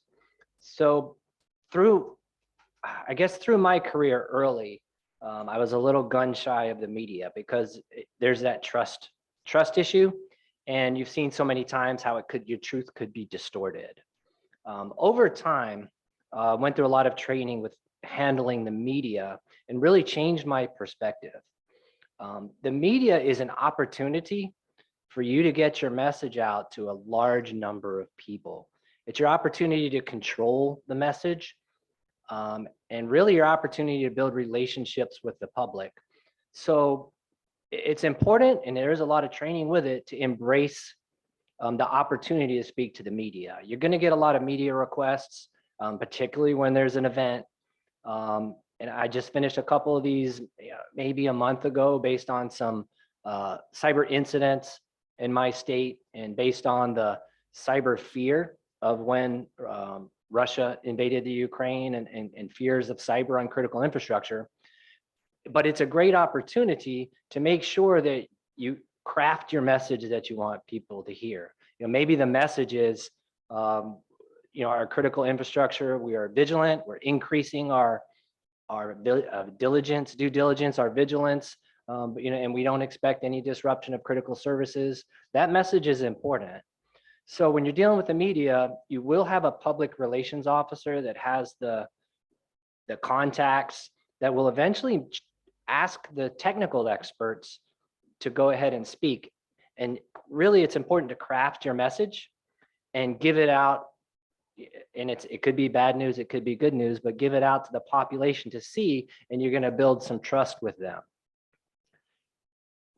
But there is some specific training to do with this, and I'll tell another story. So when I was in the military, we went through some training before we went back to rebuild the critical infrastructure in Iraq after the Iraqi war, rebuilding the health sector, rebuilding the electric grid, trying to get some wires down. And there's times where the press was going to come talk to you because they see the folks working on it. It could be Al Jazeera, it could be any of the radio stations. So we practiced mock interviews.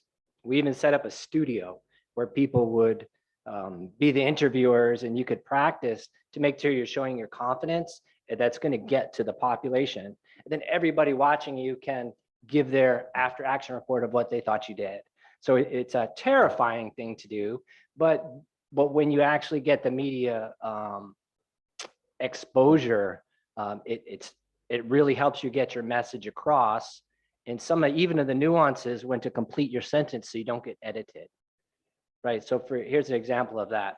You're talking to an interviewer, and they say, can you tell me about the severity of the cyber incident?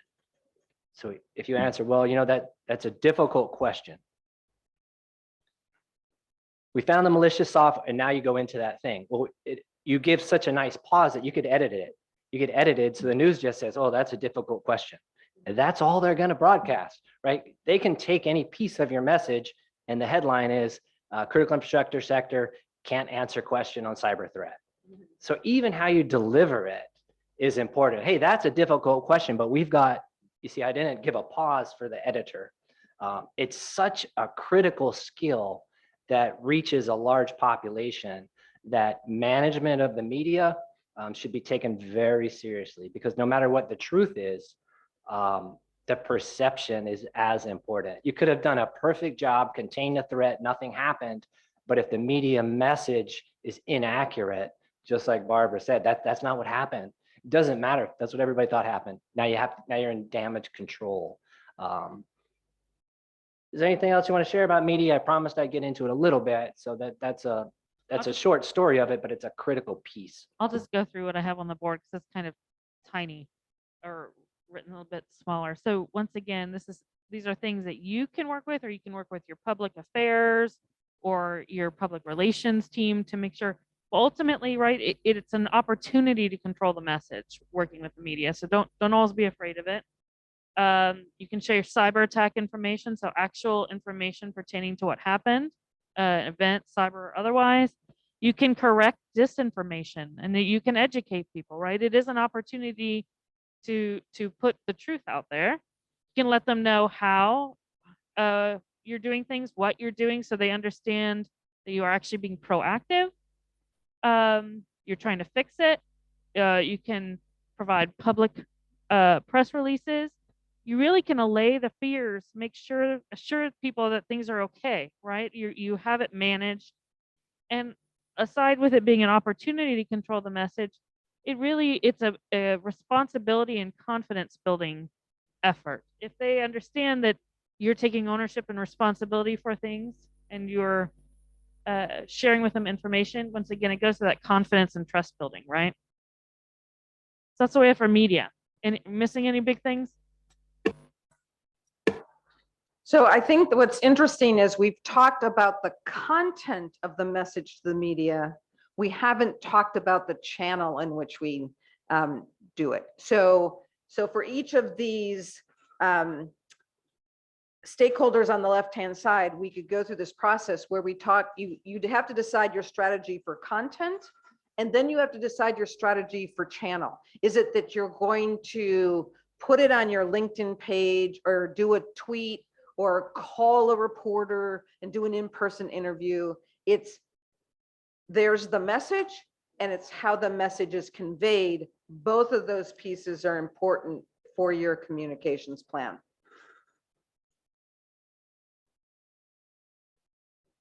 Yeah, I don't think we have time to go through a lot other examples, but I think this gives us, this is how it works and what you need to do. No, let's.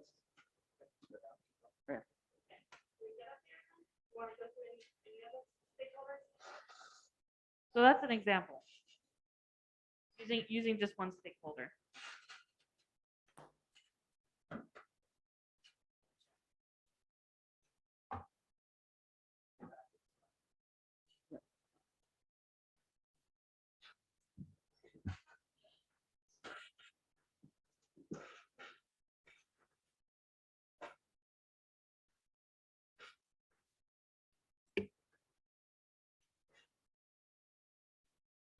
Okay, so the rest of the questions, just so you have them available to you.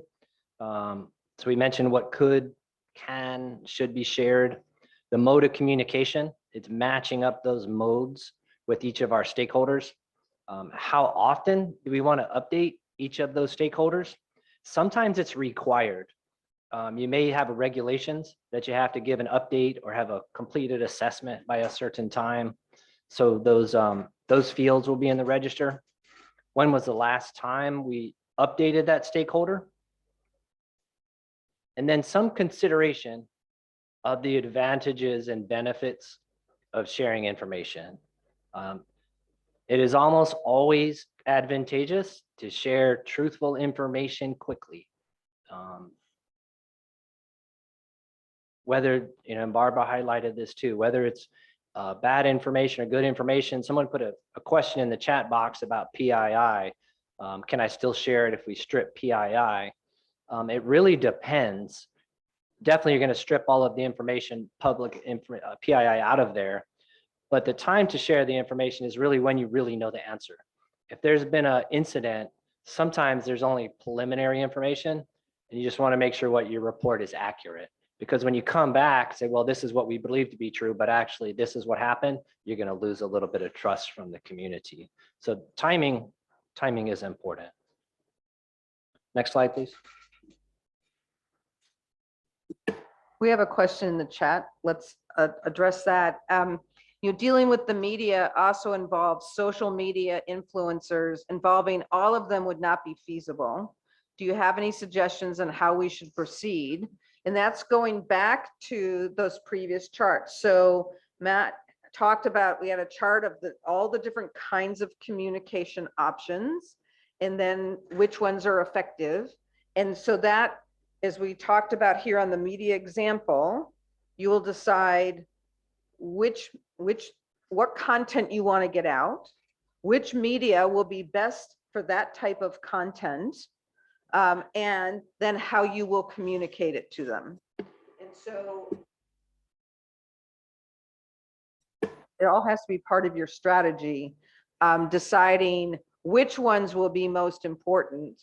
And it may not be that TikTok and influencers are that important for this message, but if you're trying to get a message out to the public about look out for this particularly bad thing that's happening, protect your network, protect your machine, protect your phone, that might be the best media outlet because it's going to reach your particular audience for that message better. That's a great comment. Yeah, and that's a great comment in the chat because that discussion, we're talking about television, radio, I was talking about that media, and the social media aspects are, as you highlighted here, exactly correct, very different. With the generation of technologists we have coming, that stuff pretty good. The media is a little scary because it's instantaneous broadcast, but although social media is the same thing, but that you're exactly correct, that needs to be considered, and it is a different venue completely. I would just add that rule of thumb is to always make sure your public facing bits have the most current information. So that would be your website, your official website, your official Facebook page, your official LinkedIn pages, things like that. Make sure those have the most current, and then move into influencers, social media, things like that. But the official sites are most important.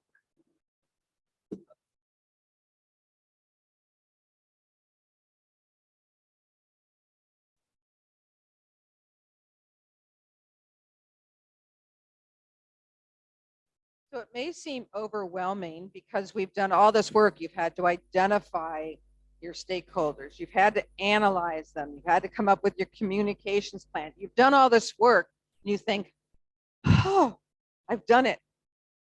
The problem is you've got to monitor it because it's never done. You've got to make sure that you're keeping track of these in a timely fashion. And when situations change, facts change. Maybe you've got some milestones. Maybe you've got some challenges that need to be communicated. You have to monitor this to make sure that you are still on track. And the way you know you're on track is if you're moving your key stakeholders up that commitment curve. And if you find that some of your stakeholders are backsliding, maybe it means you haven't been communicating often enough. Maybe it means that there's new information they haven't heard. So the process of monitoring is saying, is this working? Is my approach working? And adjusting your strategy and your plans for engaging with your stakeholders as it's warranted. Now, this does not mean that every single day you need to be thinking about all your stakeholders and what do I do next? But you have to have a plan about how frequent. So Jennifer talked about, you might have certain frequency with certain kinds of stakeholders. Those ones you might have a monthly meeting. There might be other ones that you send out an email on a weekly basis.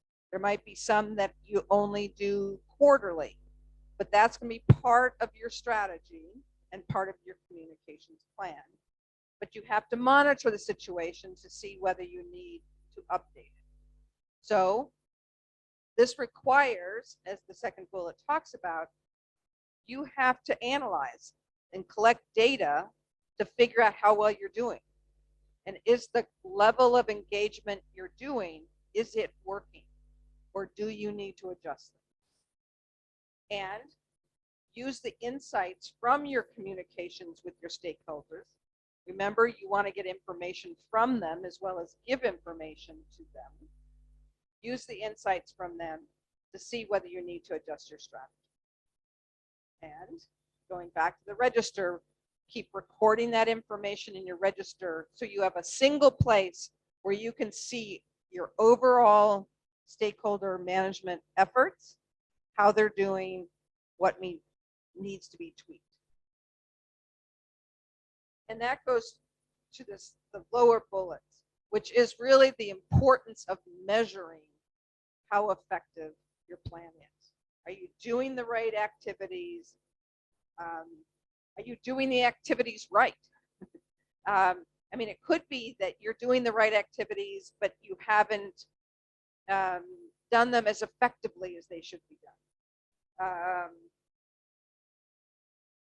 Or there are new stakeholders or changes in stakeholders. You know, as time goes by, particularly in government, you have people who might lose elections or people who, you know, might move on to the private sector and get replaced. So it may be that the individual stakeholders will change over time, and you might be back at the beginning. So you get a new stakeholder to replace the old one, and the old one was up at the commitment level, high on the commitment level, but the new one is back down at the very beginning, and you start from the beginning to get them up. But you also can consider whether that the one who you've gotten to that high commitment stage maybe can help you quickly get their replacement up that curve. So you need to think about those kinds of strategies. And then the last point is, okay, you should have engagement goals. Are you meeting those? So you need to have some kind of measurement of the effectiveness of your approach.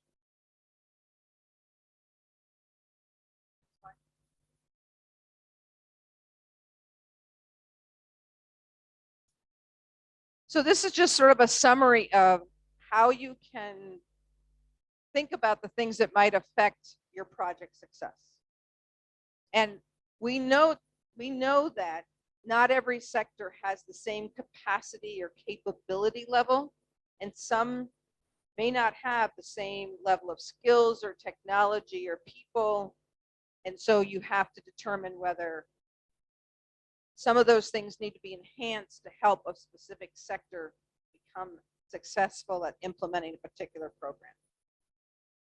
You have to think about willingness of engagement. You have to talk about the current level of government interaction and regulation and the connected nature of the sector industry. All of these points are just ways of saying the same thing, which is not everybody or every sector is going to be as successful as quickly as the others.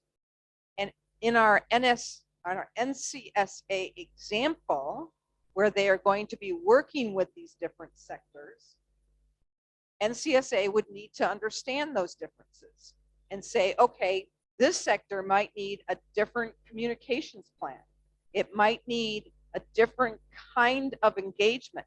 They might need more help to implement the program. And so all of these things are just factors to keep in the back of your mind when you're thinking about, are these the right things for this particular audience? And how do I get to success?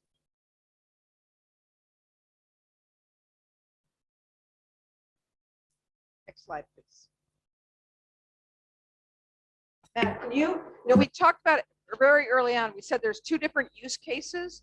There's the program use case. So if you're going to institute a program like our fact pattern we gave you, you're going to have a stakeholder management plan. Another use case is incident response. And so I'm going to ask Matt to take us through an incident response example and how stakeholder management would look like under this use case. Okay, so let's consider our stakeholder register and we have an incident. So you see what I have on the slide here is we're experiencing a distributed denial of service attack on national and international communications. So the denial of service event has occurred, which means your communications are disrupted. Alerts indicate that communication disruptions are having a significant impact on the operation of air traffic control. And this is aircraft both entering and exiting the country. In the scenario, we're all going to assume the role of the Chief Information Officer within the Ministry of Transportation and Logistics. And we've got the responsibility for coordinating stakeholder management. So we have a significant cyber incident and we're going to manage our stakeholders. So put your hat on as a Chief Information Officer of the Ministry of Transportation and Logistics, and you have an issue with your airspace control. Not a fun day. Okay, next slide. We're quickly going to look at what are our requirements for reporting a major incident that's documented in the Thailand Cybersecurity Act. So I brought up a couple of sections here, and there's a few sections to review. And this is the piece of that stakeholder management register that's required, right? This is required by law. So I've got a segment of section 57, and we do have a cyber threat significantly occurring to the system of an organization of CII. The statement is the organization of CIL shall report. So if you ever get a shall, there's a law requirement to the office and the supervising or regulating organization to cope with the cyber threat. Now, of course, it says as prescribed in part 4, so you got to go back and review part 4. The CRC may prescribe additional reporting requirements. So we have one stakeholder that's mandatory. If we look back at part 4, I put the sections that you would want to review. It's not as easy to go through in English, so I'm sure you have the Thai versions of it, but we have some regulatory requirements, and then we have our stakeholder register to deal with this significant attack. So that sets the stage a little bit more. So let's walk through a few questions. Next slide.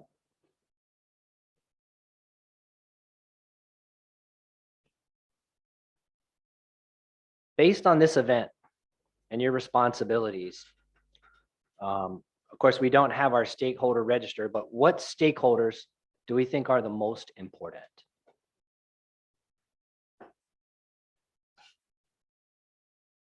Let's list probably the top 3 or 4 notifications that we have to meet. Airspace control has been disrupted by communications. Let me see if I can open my chat window.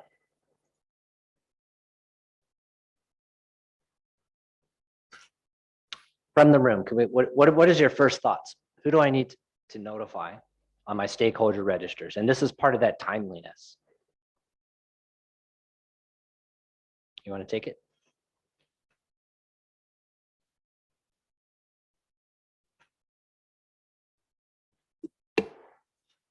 I think I'd want to notify the airlines.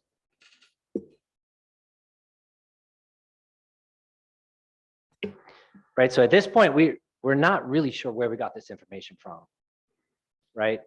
The reaction time is very important, but so is the accuracy of the information. So if we didn't get this from the airlines, we didn't get it to the folks that manage airspace control, whatever that organization is in your stakeholder register, certainly a quick one that we want to do. We have aircraft in the country exiting and coming in, and the alert that we have is that the communications is disrupting airspace control. So if there's a federal aviation agency equivalent, that's certainly probably a quick one. Okay, we've got some in the chat. Airport of Thailand, right? There's these timely ones that are very significant. Anything that relates to it. So in your stakeholder register, if you're the Ministry of Transportation, you probably have a section that deals with airspace because that's one of your mission responsibilities. So that's a good one there. We have the sector cert of that CII. And let's give me one more. Well, the one more is already up there. We have the regulators and we have that NCSA, right? The committee. Those are the ones that are dictated to us. So those are three good ones. Do we need to adjust the stakeholder communications? So we'll go one at a time. What's the best way to notify the NCSA if that's our responsibility? So that's one of the people we're going to do. Out of our modes of communication, which one do we think would be the most effective? And we probably want to do a few simultaneously.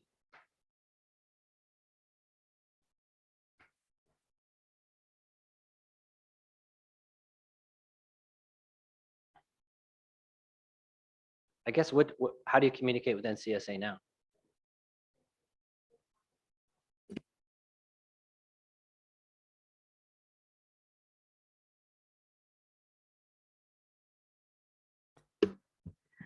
I think in NCSA is required for the point of contact for CII. So most of all the CIIs need to provide point of contacts to NCSA, and they have a specific channel like email to inform the incidents events.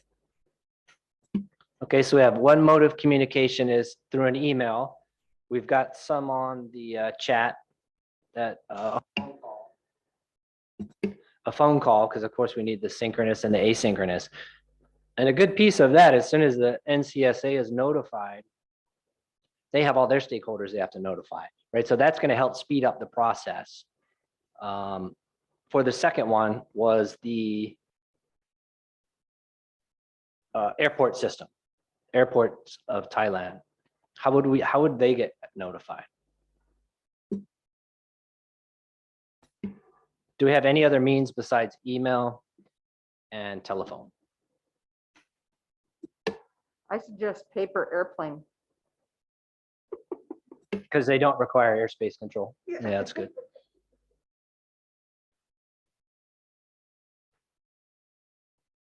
I'm going to flip back on my screen here to all our different modes. We have another comment in the chat. Oh, not enough screens.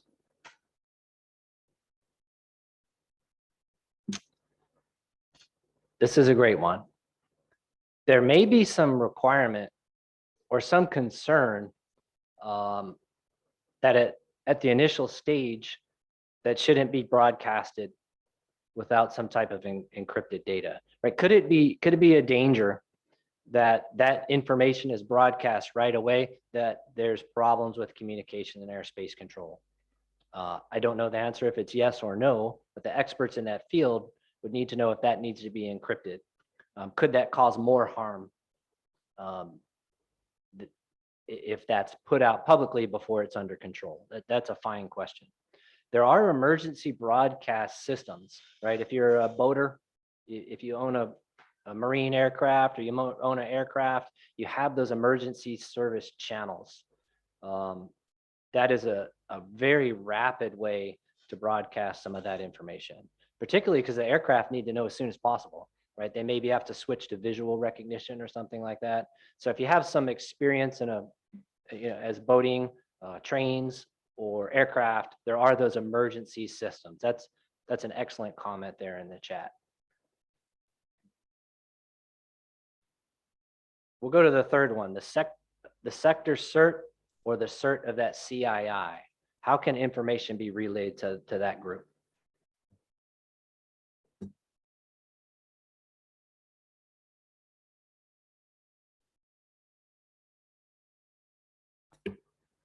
As I'm looking for that one, there's another one in there. NCSA may create a coordinated vulnerability disclosure channel. Another excellent comment.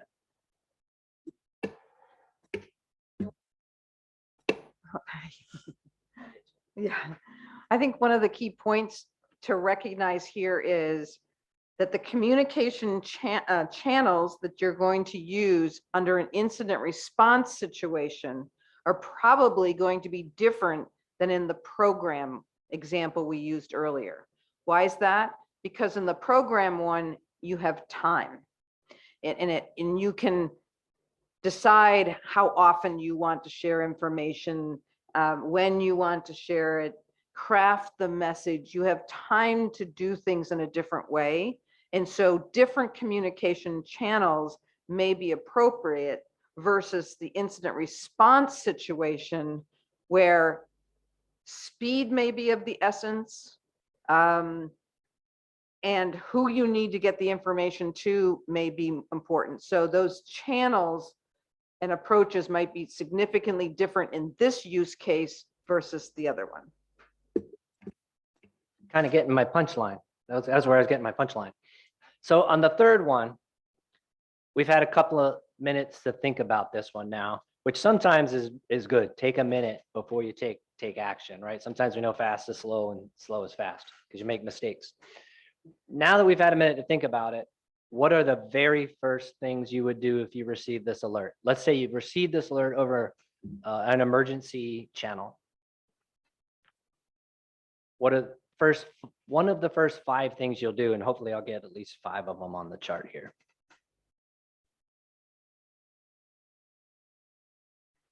I'll give you one while people type. I'm going to broadcast it to my team, right? Don't be the one person. You have information, share it immediately, right? Whether it's up, down, sideways, to your communications, let your whole team know. Incident, I don't know if there's a button, right? A little light goes off or something, but there's some kind of local emergency alert to get everybody's attention. So you get everybody working on this simultaneously in your group. That's maybe my first reaction is bring the whole team on board, because some of your team's going to have a better response regardless. Someone's going to know or have information that's going to help you. There's one. I like this. I like the one that just came up in the chat, which is it true? So you want to verify it. Or is it a false alarm? That is a really good early on action. Outstanding. All right, number 2. Did you hit it? Do you want to? Oh, go ahead. I mean, the call center or the point of contact to the people to inform them to feedback the people, the call center, yeah, internal call center. Okay, so we got notify the call centers so everybody know what to do. So we're going to verify the information. In this instance, maybe we will or wouldn't if it came through a emergency services channel, but it's up before you send in the emergency notification. Verification is super important. Let your team know, get the call centers updated. I've got inform sector CERT, coordinate with other CII sectors. Notice that this was not your CII sector, right? So this is a really important one. Coordinate with them. This was a communications issue, right? It just happens to be that the telecommunications issue is impacting your airspace control. They might not know they have a communications problem. And if they do know, they might not know it's affecting airspace control. So if I'm now working in the telecommunications, I knew I had a problem. Now I know that it's impacting airspace control. Now I know I have a much bigger problem that I can't take much more time, that it's much more emergency response. So that's great input there on the chat. Inform the operations team to do the sync or reroute traffic. Excellent. So we have about 5 responses here. So now going to Barbara took my punchline. Wouldn't it be great if I already knew the answer?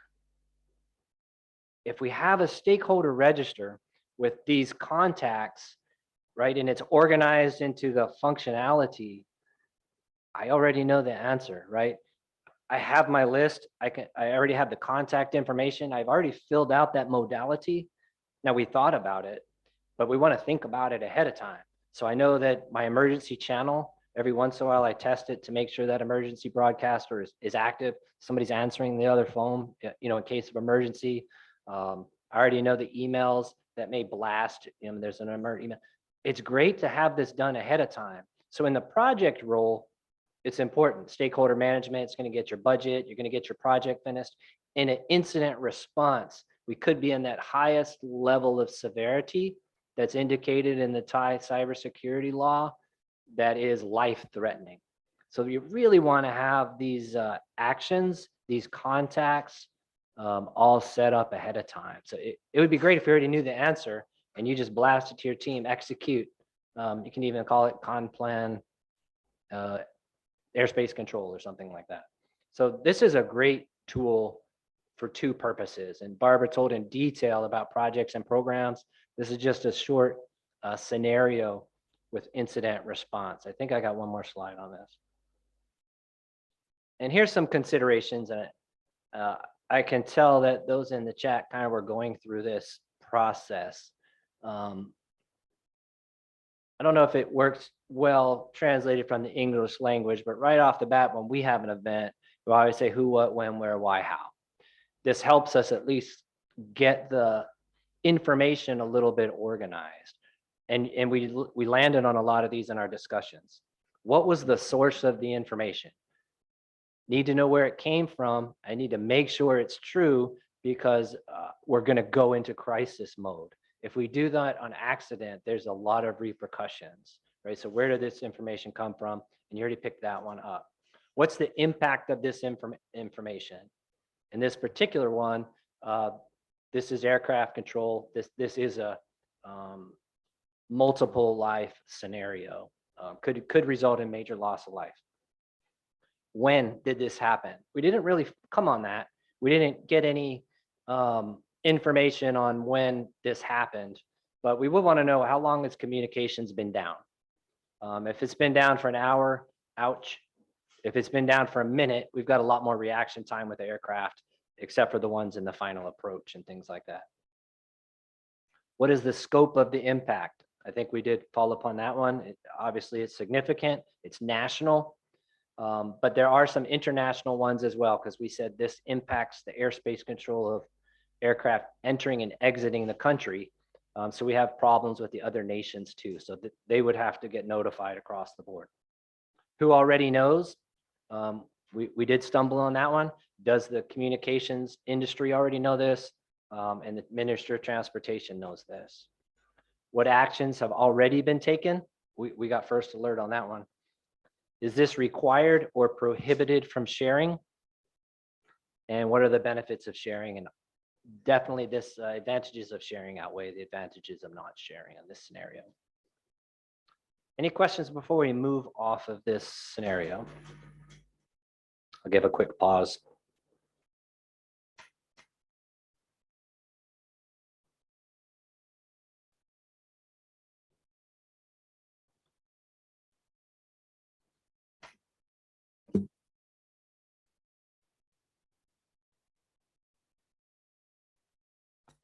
Okay, next slide, please. And if you still have questions, feel free to put them in the chat, put them in the Q&A, and we'll type those in as we go along.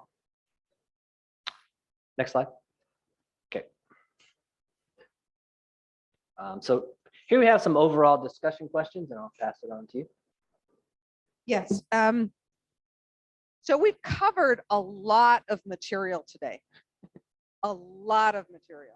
And so we wanted to preserve some time here to answer some general questions that you might have and to discuss some of the challenges or issues that might come up that we haven't talked about. So view this portion of our day as, okay, what did I learn today and what do I still need to know? So this is sort of the open discussion part. We don't have anything in particular we want to tell you in this section. This is answering your questions and raising some questions that we thought might be helpful. The first question is, who is responsible for creating the stakeholder management plan? You know, Jennifer, do you want to give us an idea about where does this come from? I mean, is it going to be the CISO? Is it going to be the public relations? Is it going to be a high-level manager? Is it going to be a low-level person? When you're thinking about it, where does it come from? I guess like all good answers, it depends, right? It depends on what your resourcing is. We talked about it a little bit earlier. It might differ between government and private industry. Those organizations that do have, say, public and government affairs or corporate affairs, or even maybe relation managers like TB Cert has, they have some of that already built into their system. So in those cases, it's typically folks in those groups will have and manage the stakeholder register and take charge of those relationships, bringing in people as they need to, and constantly coordinating with senior managers as well. Now, once again, some agencies or organizations may not have that built into their system. So it may fall to the project manager, who the project manager delegates to do that. It really can be anyone. Ultimately, the project manager or senior managers are responsible for making sure that there is a stakeholder management plan in place. They may not be responsible for executing it day to day, but they are responsible for making sure one exists. So like what we've talked about before, it really has to come from top down, and it has to include multiple levels of people, but there should at least be one or two people who are ensuring that that stakeholder plan and register exists. I think, Jennifer, that makes a really important point, which is the responsibility for creating the plan may be one place, but actually implementing the plan, monitoring the plan, building the relationships may all be different part of your organization's responsibility. But that's going to be part of your stakeholder management plan. If you look at the plan itself, it should include who is responsible for which actions, who will be held accountable for it. And I would say too, once I mentioned before, I worked in a large oil and gas company in the US, and we had our own public and government affairs group that did this, but we also recognized that we had a whole separate physical security department and then IT department. So if the topics, once again, could be cyber related or physical security related, while I might manage the stakeholder plan, I would have to make sure I'm bringing in people from those departments when it's relevant. So you really have to make sure you're not working just in your little cone of work. It could be topical, and you need to bring people in to also draw on their expertise, but also draw on their contacts, because you might have cyber or IT incidents come up, and I may have a name on a sheet, but I don't know who that is necessarily. So I would want to draw upon their relationships as well. So it's not just outward facing stakeholder plans, but a lot of times you have to get your stakeholder management in line internally too. And sometimes that can be more difficult than externally, because we all like to work in our own little In the US, we call them silos, just your little group. And so make sure you have it internally, roles and responsibilities and coordination set up, but then also make sure externally you've identified the folks for the register too. Well, and that raises an interesting point, which you've just talked about is, so say you're the program manager for this particular program, you may need IT department to do certain things, both. Here's where it gets complicated. They are both part of your team, but they're also stakeholders. And so you may need your stakeholders within your organization to take actions to implement your stakeholder management plan. So you may be having your stakeholders implement your stakeholder management plan. So again, that goes to the importance of having such great relationships, both within your organization and outside your organization. You can't just assume, as Jennifer says, that inside your organization is all on board, because it might be, remember when we went back to definition of a stakeholder. And it could be someone, there could be individuals who are going to lose power because this new plan is going to be done by a different department. And the old department is going to lose money, it's going to lose prestige, it's going to lose authority. And so you have to address that, because you don't want them trying to help you fail. And so those are some of the challenges.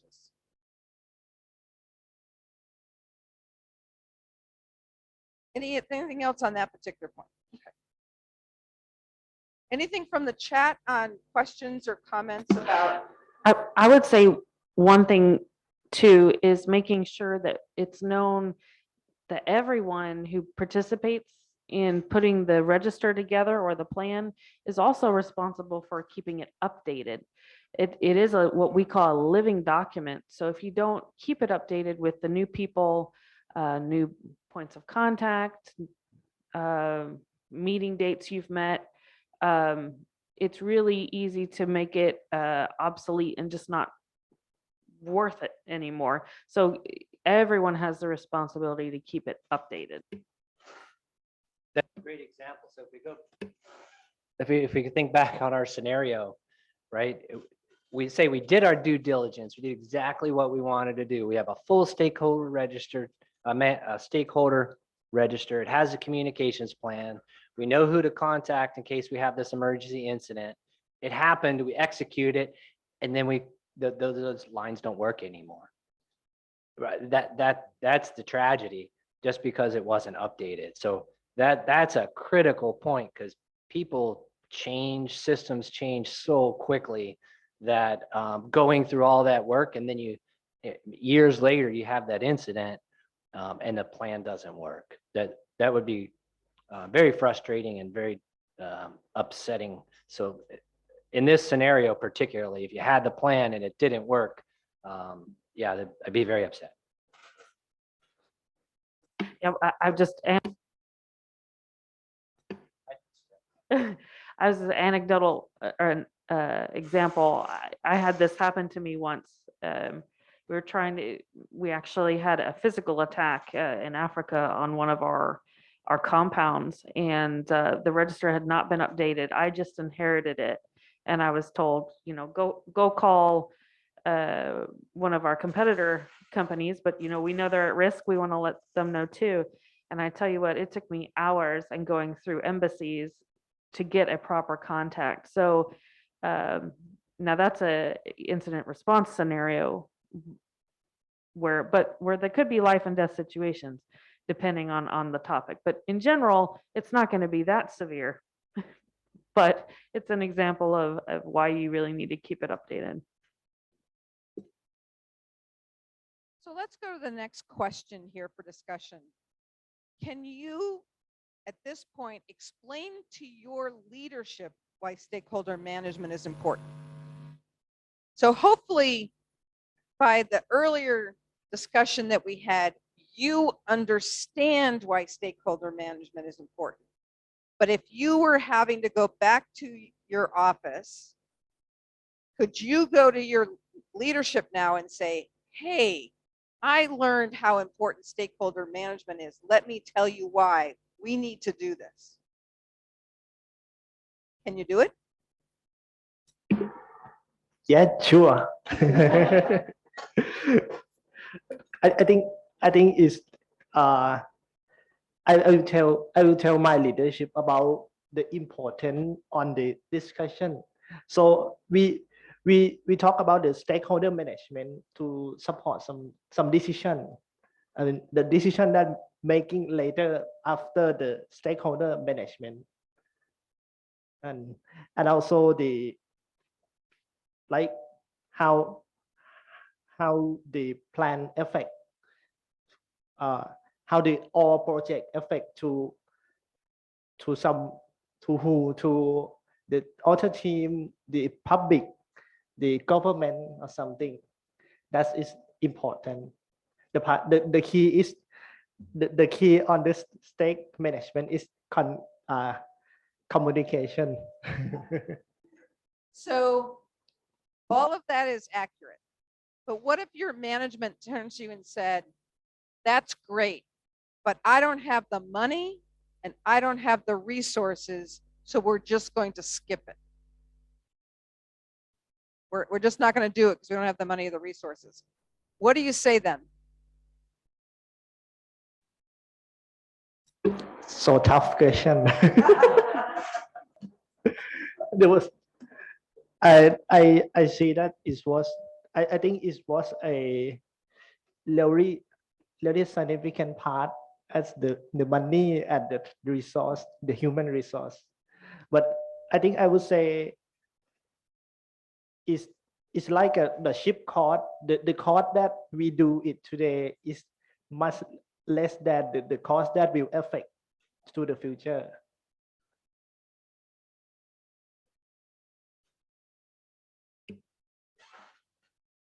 What's the term that the businessman wants to hear? Exactly what you said. It's going to impact your return on investment, right?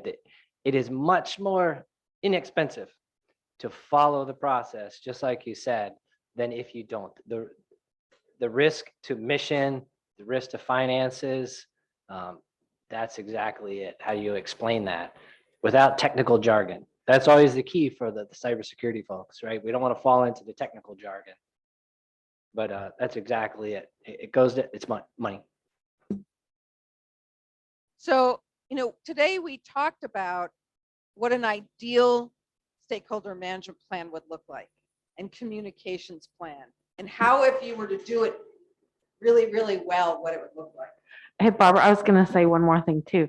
One thing I found effective, I don't want to say shaming management, but sometimes that works, is benchmarking with other entities or companies. If you can identify and you go to your manager, you put those benefits up front, but then you also say, also for comparison, this organization or this company has a very robust stakeholder management program or communications program.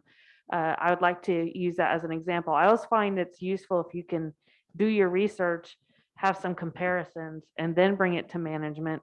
That's another way. They don't want to be different than their peers, especially in government and business. So if you can do your homework and show them some examples, that helps too. That's very effective. And again, well, you'll have a copy of the slides. And fortunately, we have a slide for you early. A lot of this is part of the review, right? We had lunch and fallen asleep. That's called Why is Stakeholder Management Important, right? So just to review it, it promotes your program success, right? You can't be successful individually. And as the general said, protection's better than the cure, right? It's going to cost more if we don't have these relationships. The second bullet we said is no program leader can succeed alone. And then really the hammer on the third one was it might be the law, right? There's the law issues, and then It's important for voluntary compliance, because if we don't voluntarily work with others, others won't voluntarily work with you. So you do have slides that you can refer back to help you with some of these things. Because again, it's a lot of information to try to digest in one afternoon. All of those, I think, are really good points.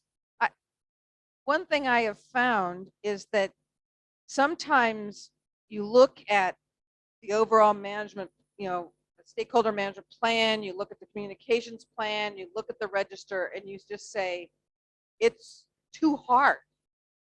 I can't do everything. And so sometimes you say, it's too hard, I can't do everything, so I'm going to do nothing. That's the wrong answer. The right answer is do what you can. And if you prioritize by making sure you focus on that high group of people and put your resources where they're going to have the biggest impact, or with the stakeholders who you just have to work with, if you focus on that, it may be that you're not doing it perfectly, you're not covering the entire waterfront, but you are going to make a difference, and you are going to help your program be successful because you're dealing with the most important. And so we have a saying in the States, don't let the, I'm going to get it wrong now, don't let the perfect be the enemy of the good. And so what that means is, it may be that you don't have the resources to be perfect, but don't let that stop you from doing good work. And so you can still have an impact and make a difference, even if you can't do absolutely everything all the time. But that's why it's important to prioritize and say, okay, this is what I need to do at a minimum. Let me do that at least. So let's go to question number 3. Do you know what it meant when we discussed the stages of stakeholder engagement? What does that mean to you?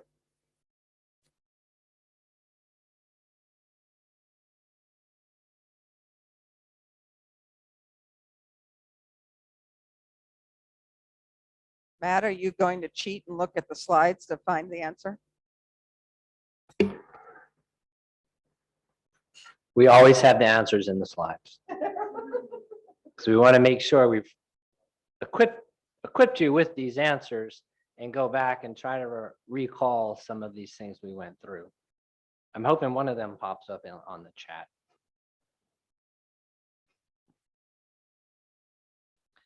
And this was that, if I mentioned a couple of slides, you're going to get them all anyway. If I took a picture of a couple, one of those was that chart that had the line, right? What was that about? That's kind of the question. What were we talking about again? And it's that stages of stakeholder engagement. How much does the stakeholder know? How interested are they in our program? And do we need to educate them? Do we need to get them motivated? You remember that part? That's kind of what we're asking here. Do we remember those different stages? And then the next question there is, right, what was the most advanced stage of stakeholder engagement? What are we trying to get to? Whether it's that legislature, that person that runs the budget, whether it's the HR folks that give us the personnel to do what we need to do. I like the one in the chat. We do this by ourselves. It's not by yourself, but the organizations, each individual organization has to build these stakeholder registers. But the benefit is the benefit for the program and the benefit of your ability to react to these incidents. So ideally, you're not doing it yourself, but someone has to be the champion for sure. Perhaps the other thing is, we talked about how your stakeholder management plan is, when we gave the program example, it's going to be different from one program to the next, but maybe you don't have to start from scratch. If you've done one for a particular program, you may be a long way towards having one for your new program. So the first one is going to be the hardest, but the ones following on from that are going to be much easier because you already know your organization. You know who generally your key stakeholders are going to be. They're not going to change that dramatically from one program to the next necessarily. So that goes back to my point of just get started, and then that will help you be more and more successful as you try to do this for future programs. And I was going to say, I was talking with TB Cert earlier and just saying with the template, with the register, you make it what you want. Don't feel like those columns have to stay exactly like the example we gave you. If there's different ways, different columns, different rows you think that are applicable, then organize it how best you see fit. It's just an example of where to start, and you can make it your own from there. And it can be a simple Excel sheet to start off with, and then as you have time, resources, and you grow, you can add to it. I think that's a really important point, Jennifer. The templates that we gave you today, the stakeholder register template, the stakeholder management plan template, and the communications plan template are just for you to use as starting points. You should tailor them to your own organization and what's important to you.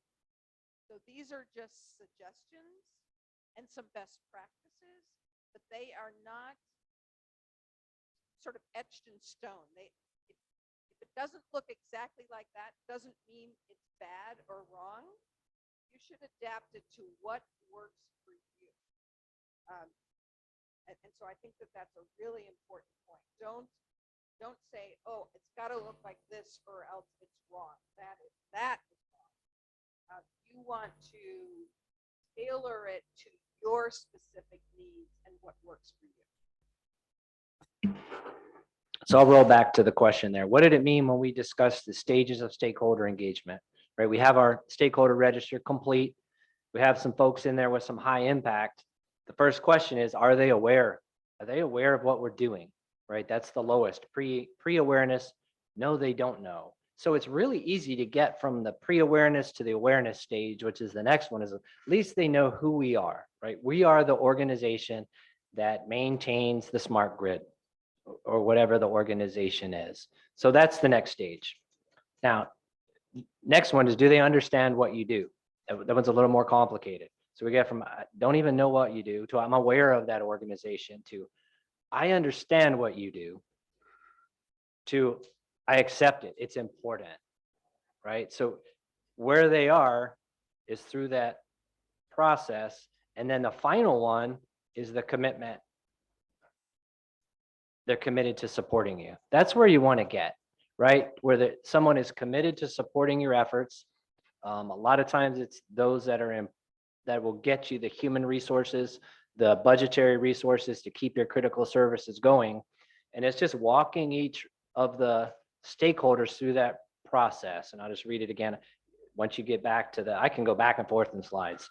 Once you get up that curve, right? It's pre-awareness to awareness, to understanding, to acceptance, to commitment. And if you can get those people with the high impact up to what? Gosh, I couldn't, yeah, it was like, thank you. The high impact and the high influence up to that stage of where they're committed to your project or it does work in incident response too. That's the goal. So that's what we're trying to highlight again in 3 and 4, because there's a lot of crucial pieces, but that's one of the most crucial pieces of this material today. Well, I think it's important to understand the curve itself. As you were just alluding to, Matt, those first steps, it's easy to get from 0 to 10. A little bit harder, but still fairly easy to get from 10 to 20. But as you start moving up that curve, it gets steeper, it gets harder. And so that's when you have to start thinking, how can I leverage if I've got some people at commitment, can I leverage them to help pull others up the curve for me? Because if they are very influential and they're committed, they may be willing to be influencers for the good and help you do your job. So find ways that you don't have to do this yourself. Find those who can.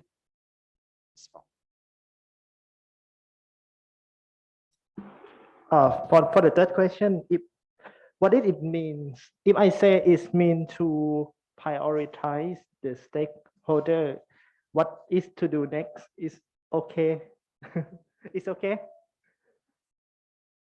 to prioritize. Yes, so you, yes, so you need to prioritize because again, you most likely, I mean, so when Jennifer worked for a major multi-international company, they've got money, they have resources, and they want to succeed because they're looking for the profits. So they are going to invest a lot more and have more resources to do this than a nonprofit, a government agency, a smaller company. And so you can't all pretend to be a major multinational corporation and expect that you can do what that organization can do. So you are going to likely need to prioritize. And again, that's prioritizing which stakeholders based on what you're trying to achieve. So that high level of impact, high level of influence may be different depending on your mission, what you're trying to do, but focusing on them and then figuring out how you can use them to pull others up with you. So again, don't say, if I can't be perfect, I'm not going to do anything. It's let me get started. And then, as I say, as you get started, it will become easier because you'll see, okay, what's working, what's not working, how can I be more effective, how can I be more efficient, you'll get better at it.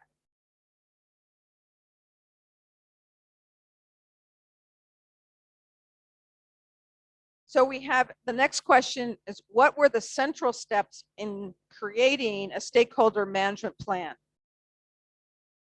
Group Captain Jadette, since you know all of this, we're going to call on you.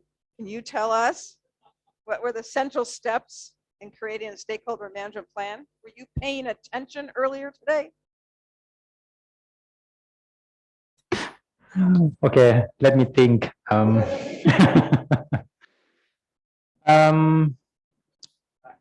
In my mind, the first step is team building. Let me see again. Okay, so you talk about the process.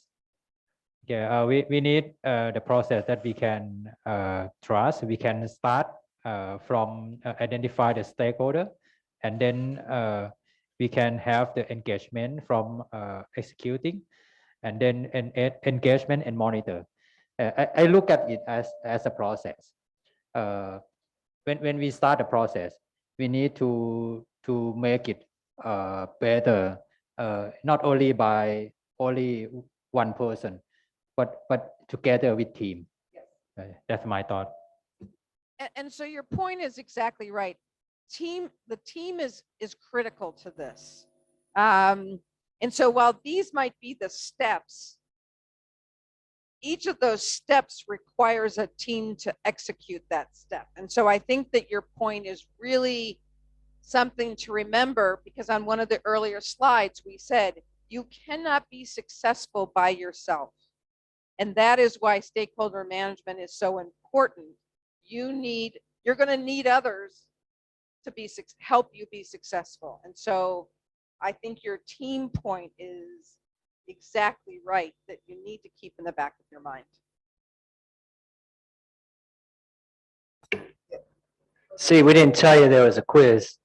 So any questions we're asking you, this is kind of the point is we, it's back in the slides because there is so much information here.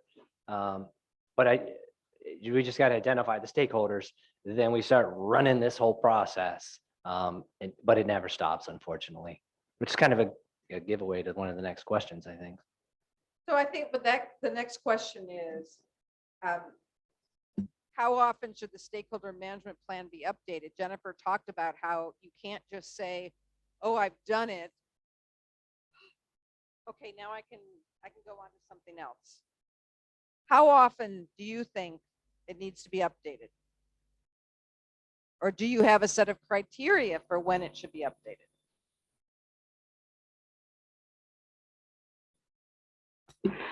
I think it's an easy thing to let slip, truthfully.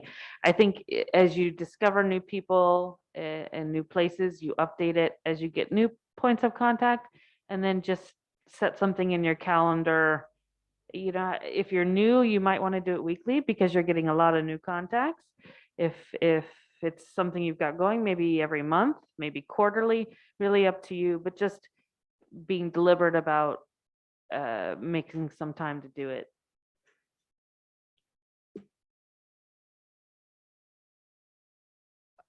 I guess one of my questions is I would see a difference between updating your activities under the plan and how often you have to update the plan. And so perhaps updating the plan may be less frequent.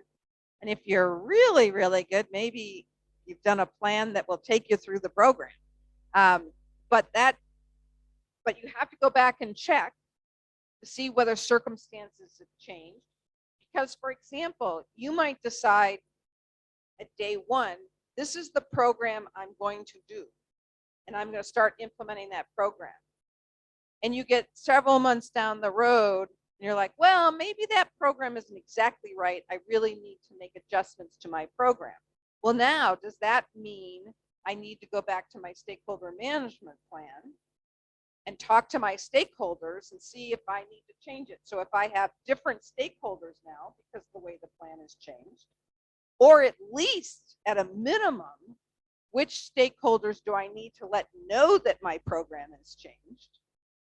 So again, how often you have to update your activities may depend on, remember we talked about measuring the success of your activities. And so you should be evaluating, are they helping me get up that commitment curve? Am I accomplishing what I need to accomplish with my stakeholders? If the answer is yes, then keep doing the same thing. If the answer is no, you need to do something different. But so updating your actions will be more frequent than updating the plan itself. But that does not mean you can just do the plan and say, I'm done. I think Jennifer's point is periodically go back and say, is this plan right? I now know more. I now have a better idea of what is happening. Maybe I need to adjust. My thoughts, this is a little bit of good news and bad news. I think we've learned from experience that no matter how good your plan is, it's not perfect as soon as something happens. The good news is well, this is bad news too. In this community, we have a lot of events, right? There's significant events, there may be cyber events, as we execute our plan, we find out that there was flaws, right? A contact that we had was inaccurate. We forgot to contact someone. So for me, when should it be updated? After every event, right? We learn something every time something happens. We could have a perfect plan, we think, until execution time, and the plan is never exactly right. So it's important after there's an event, after there's an incident, capturing what you learned from that, and it'll massage and update your plan as you go. As I said, because unfortunately we have a lot of events at the NCSA level. You're not going to go a week without an event. CII sectors, you may not go 2 days without an event. So after each of those, fix what was wrong with the plan, fix the updates that weren't correct. And it's a self-updating scheme, unfortunately, because of our errors. But that's just the way it is. We get better as we go.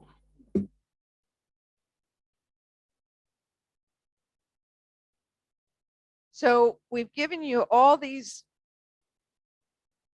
steps and processes and approaches and templates and all of this today. What portion of the process do you think is going to be the most challenging for you?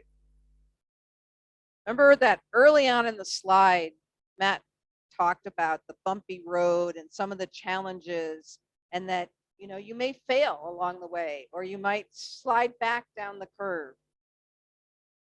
What is going to be the most challenging to you?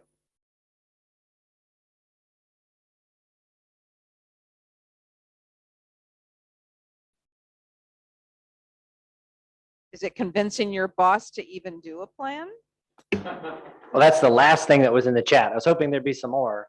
What do you, if you could put it in the chat, what do you think are most difficult? But the last thing is there is still the, will we do this by ourselves? Right. So it kind of answers the question.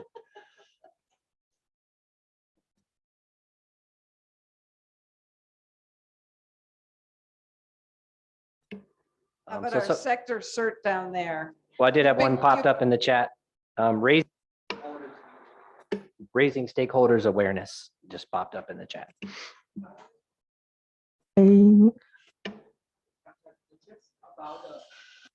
Hello, I have some challenges about the information sharing, like the IOC and something like that. What should we concern about the privacy and information sharing? Do you have any suggestion?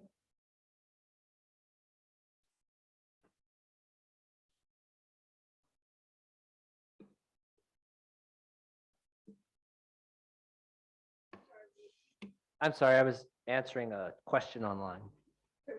Could you please repeat your question? I would like to ask you about the information sharing and the privacy. What is the concern? What is the concern that we need to do? In terms of the information sharing? So it's particularly about privacy. So there's various communication channels, first of all. So we talked about these different modalities and the emergency services lines and things like that.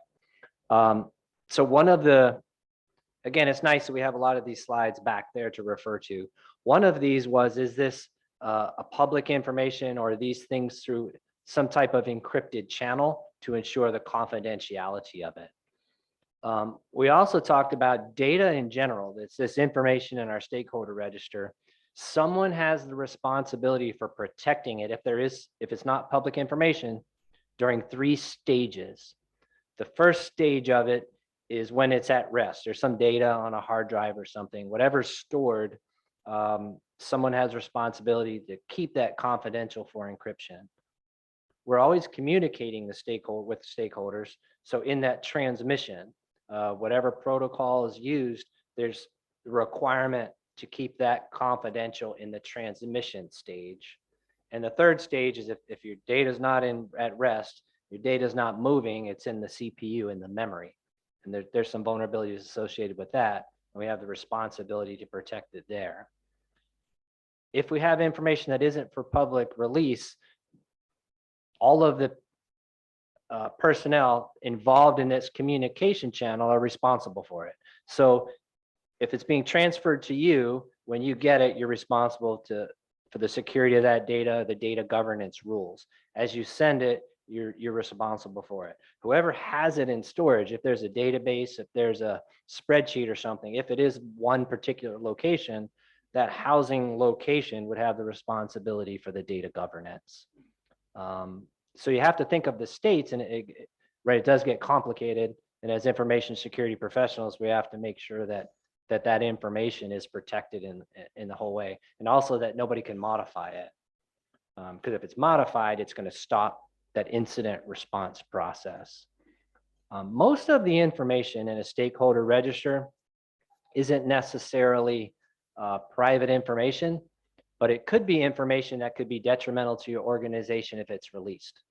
For example, in the discussion is, why is this stakeholder important? At what stage are they in the awareness or something? I mean, it could offend somebody because it's just it's factual information, but sometimes it's not private information, it's not confidential, but it's something else I don't want to share. It's not a simple question, but I would keep in mind of the data governance required at each stage of information. We're pretty good at transmission, right? We know how to encrypt in different layers of the TCP/IP protocol stack. We're pretty good with at rest sometimes, right? If your computer is left at the golf course, can someone get information on it? Is it encrypted at rest? That those are things to be thought about. Who has the stakeholder register? Are there multiple copies of it? Yeah, that's why our job is so complicated. I hope I answered your question.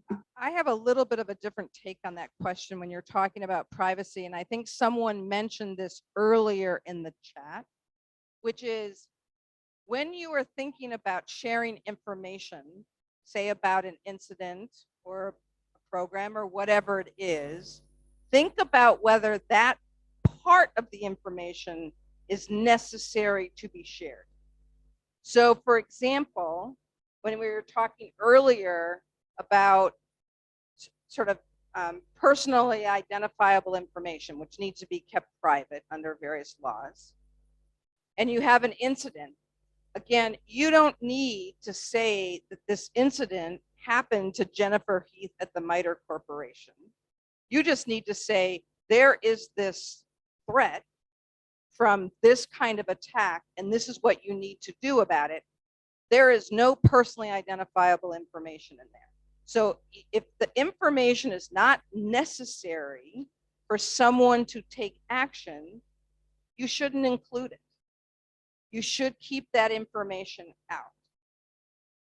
Another point I want to make on that is there are ways to share information that would protect people's privacy. And there's an example that we have at the MITRE Corporation in the aviation area. Our regulator, the Federal Aviation Administration, wanted to get safety information from the airlines. So if a pilot experienced a safety issue or an airport experienced a safety issue, the FAA wanted to know about it, and they wanted others to come together and try to solve that problem. But they realized that that airline or that pilot or that airport might hesitate before reporting to the regulator that there was this issue. So the FAA asked the MITRE Corporation to create a process where the airlines and the airports, all the aviation related organizations, would share the safety information, the incident information with MITRE. We would anonymize it and then share that information with all the other airlines and airports. And they would not know that it was an ANA or Thai Airways pilot who or that it was this particular airport necessarily. But the issue, the information they needed to address the safety issue and come up with a solution was shared without identifying who it came from. And that is an important thing to think about. Are there mechanisms to share information that will encourage people to share more information?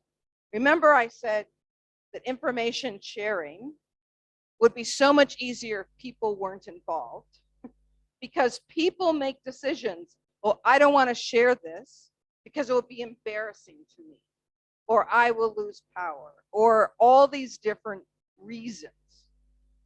So if you take away the embarrassment factor or potential issue with the regulator, then maybe you will get people to make the decision. Remember, Matt has on a couple of those slides, is the benefit of sharing greater than the disadvantages? Well, maybe if you create an environment where the benefits are better than the disadvantages, you will increase the amount of information sharing. I just thought of a fun example too. So that specifically of the information going, when you're asking about the protection of the register itself, right? Even if it doesn't have any private information or there's no protected data governance, consider your phone. So my personal stakeholder register for Matt Chapman's normal life is everybody in my contacts list. How would I feel if somebody had my contacts list? That wouldn't be great. Now, it's not a data governance issue, but it may be a trust issue with whoever took my contacts list.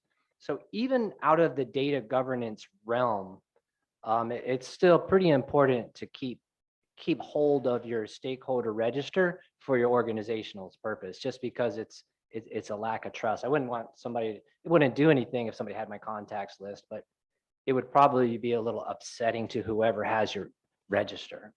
So the protection of the register itself, there's the data governance issues, and there's just the mutual respect of trying to control your stakeholder register. I was going to add on to that too. When I was doing stakeholder registers in the private sector, we had it very limited. So it had controlled access, so only a handful of people could access it. And then it's very important too, in that description section that you might put in the register, you're going to be putting notes to yourself, right? Things like didn't agree perhaps with this legislation, or didn't want this to be passed forward. So there are going to be some more sensitive type descriptors you put in there that you, once again, may not want people to see. And it's also, in essence, a list of who you think is important. So once again, can be sensitive if people see it and they're not on it, or it's just things you don't want people to see regularly. So I would just limit the distribution, but then limit the access as well. And we would regularly have IT and law department sending us email reminders. I'd say maybe quarterly, just to say, hey, if you have any documentation with PII that is dated, make sure you get rid of it. So regularly keeping it updated, so you're not holding on to information that's dated and can trip you up later perhaps. So that was just something we built into the system. Okay, so I got one comment, one question from the chat. So on number 7, what portion of this process will be most challenging? Sustainability. So that's one good comment, and that is super challenging. Question, you can have this one. Is it better? This is a great question. Is it better to just hire a new guy that's good at communications to do the stakeholder communications role, or training some communications to an existing employee? Well, depends on who your existing employee is. Again, every organization has to determine what makes most sense for what it wants to achieve. And remember, we talked about, you may have a communications department, like Jennifer's old company had this huge communications department. Or you may not have a communications department and not someone who's dedicated to communications. So again, it depends. And you might have a big communications department, but none of those people are cyber experts. So if your existing employee is a good communicator and understands cyber, they're worth their weight in gold, and you want to keep them. But if your current person might be a good communicator, but doesn't understand cyber, you might want someone who can help you specifically with cyber. Or it could be your existing person is a cyber whiz, but a terrible communicator. So maybe you want a communications person who can work with them to translate their knowledge into good communications. So there isn't a set answer. like so many of the questions today, but those are some of the considerations you want to think about. And I think we'd always say someone is better than no one. Oh, that's Yeah, true. there's the ideal situation, Well, all in- those. In most cases, But- I'd say that's true. Yeah. So we did push through the break to kind of get through to the discussion question. So sorry, we're going a little bit long. I think let's just go to the next objectives. Right. What we want to do is make sure that, you know, at the beginning of this, we laid out some tasks that we believe we wanted to see that everyone could do after this workshop. So we wanted to review this and make sure, you know, we delivered that you can do the things that we added, put in our objectives. And if not, perhaps something we could clarify or expand upon. And to refresh, these items here were the items we told you were our objectives up front and that we wanted to accomplish today. And so this is sort of the after action report. Did we accomplish what we set out to accomplish? Or as Matt says, are there things you feel you still don't know that we can answer today? Or are there things that you think we could have done better? We can skip the part about could we have done better. We can always do better. What can we do for you now, I guess? And then we can always follow up too, yeah. No, but we told them they had to have a way to deliver bad news. Okay, there we go. Yeah. We can always get better, that's for sure. So again, chat, questions, monitoring it there. What can we expand upon?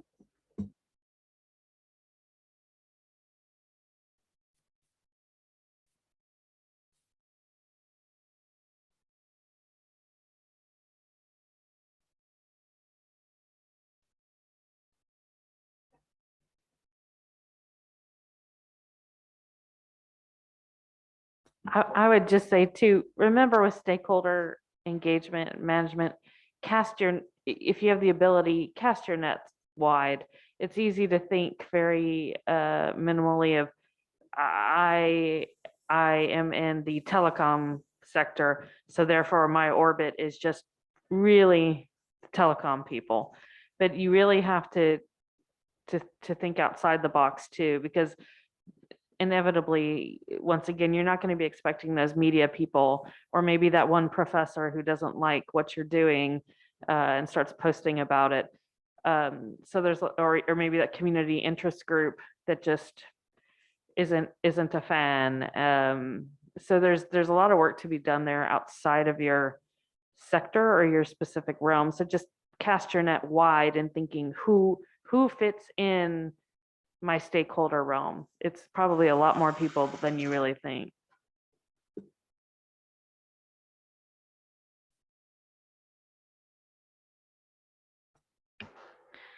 From the whole session today, I think how well I can feel I can. I think I can use this strategy for my organization for some other projects that I think it will help me to know and understand more about the stakeholders that we have, and so that we can deliver of some of the outcome to be more effectively than today. Yeah. Okay, for me, the first of all, I would like to thank you to share the great experience. Okay, I see the benefits of the stakeholder engagement and to do stakeholder management. Okay, it's not only the perspective of cybersecurity, they help me to listing the project achieved in cybersecurity program. That is a point that I guess from today. And I think we have some point to need to improve about the stakeholder management tool. That is a point that I will do the next. Okay, thanks.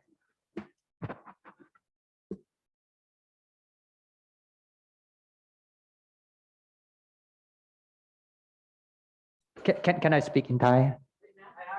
Oh yeah. Okay. ก็จริงๆแล้ววันนี้ถือว่าเป็นวันแรกนะครับของการจัดประชุมเชิงปฏิบัติการร่วมกับทางทีม MITRE นะครับส่วนตัวเนี่ยในหัวข้อของ stakeholder management เนี่ยผมก็ไม่เคยได้มีโอกาสได้รับฟังตัวเนื้อหาที่เป็นประโยชน์แบบนี้นะครับในส่วนของสกมชโดยเฉพาะส่วนที่ผมรับผิดชอบเองเนี่ยผมก็ได้รับแง่มุมหลายส่วนนะครับที่จะเอาไปใช้ประโยชน์ในการปฏิบัติงานนะครับอย่างที่ทุกท่านทราบนะครับว่าสกมชเองเนี่ยก็จะต้องมีการทำงานกับ stakeholder ที่หลากหลายมากนะครับการที่เราได้มีหลักการที่ดีจากทางวิทยากรเนี่ยก็ทำให้ผมเอาไปปรับปรุงตัวให้ดีขึ้นนะครับแล้วก็ต้องเรียนว่าคงได้เอาไปใช้จริงๆด้วยนะครับเพราะว่าสกมชเองเนี่ยมีการทำงานกับ stakeholder เยอะนะครับในส่วนที่สำคัญมากๆก็คือรายชื่อของหน่วยงาน CII รายชื่อของหน่วยงาน regulator รายชื่อของหน่วยงานsectorial search นะครับทั้งหมดเนี่ยพวกผมก็จะต้องเรียนรู้และเข้าใจว่าเราจะต้อง keep database ชุดนี้ด้วยความระมัดระวังนะครับแล้วก็ผมได้เรียนรู้มากขึ้นว่าเราจะไม่ใช่แค่รู้แค่หน่วยงานแค่นั้นนะครับเราต้องไปหาบุคคลที่อยู่ข้างในนะครับที่สามารถที่จะมาทำงานร่วมกับเราได้นะครับเราต้องฟังความต้องการของเขาให้มากขึ้นนะครับว่าเขาต้องการอะไรนะครับนักกฎหมายก็ต้องการอย่างหนึ่งนะครับทีม Risk Management เขาก็ต้องการอย่างหนึ่งนะครับทีม CISO ทีมผู้บริหาร CIO หรือทีม CEO เขาก็ต้องการอีกอย่างหนึ่งนะครับทีม Compliance ก็ต้องการอีกอย่างหนึ่งนะครับนั่นเป็นหน้าที่ของสกมช.ที่ต้องรับฟังท่านแล้วก็เข้าใจท่านให้มากขึ้นนะครับแล้วพวกผมก็คงจะต้องปรับปรุงให้ตัวเองเนี่ยสามารถตอบสนองต่อความต้องการที่หลากหลายของทุกท่านให้ดีขึ้นนะครับก็คงจะเอาหลักการพวกนี้ไปปรับใช้นะครับสุดท้ายก็หวังว่าหลายๆท่านที่ได้อยู่ในห้องนะครับท่านคงฟังแล้วก็ท่านคงได้แง่มุมบางอย่างนะครับเอาไปใช้ในการทำงานของท่านเพิ่มขึ้นนะครับก็อันนี้เป็นความหวังสุดท้ายที่ผมคาดหวังในวันนี้นะครับแล้วก็ในวันพรุ่งนี้กับวันมะรืนนะครับยังมีเวิร์กช็อปดีๆอย่างนี้นะครับต่อไปก็จะขอเรียนเชิญท่านเข้ามาในวันพรุ่งนี้กับวันมะรืนเพิ่มเติมด้วยนะครับก็จะได้เจอกันในวันถัดไปนะครับครับขอบคุณครับ thank you so much Now we have come to the end of our section today. I would like to say thank you to MITRE, our speak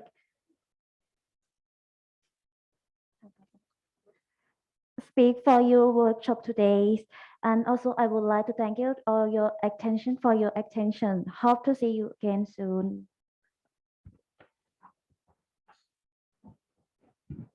Okay, bye bye.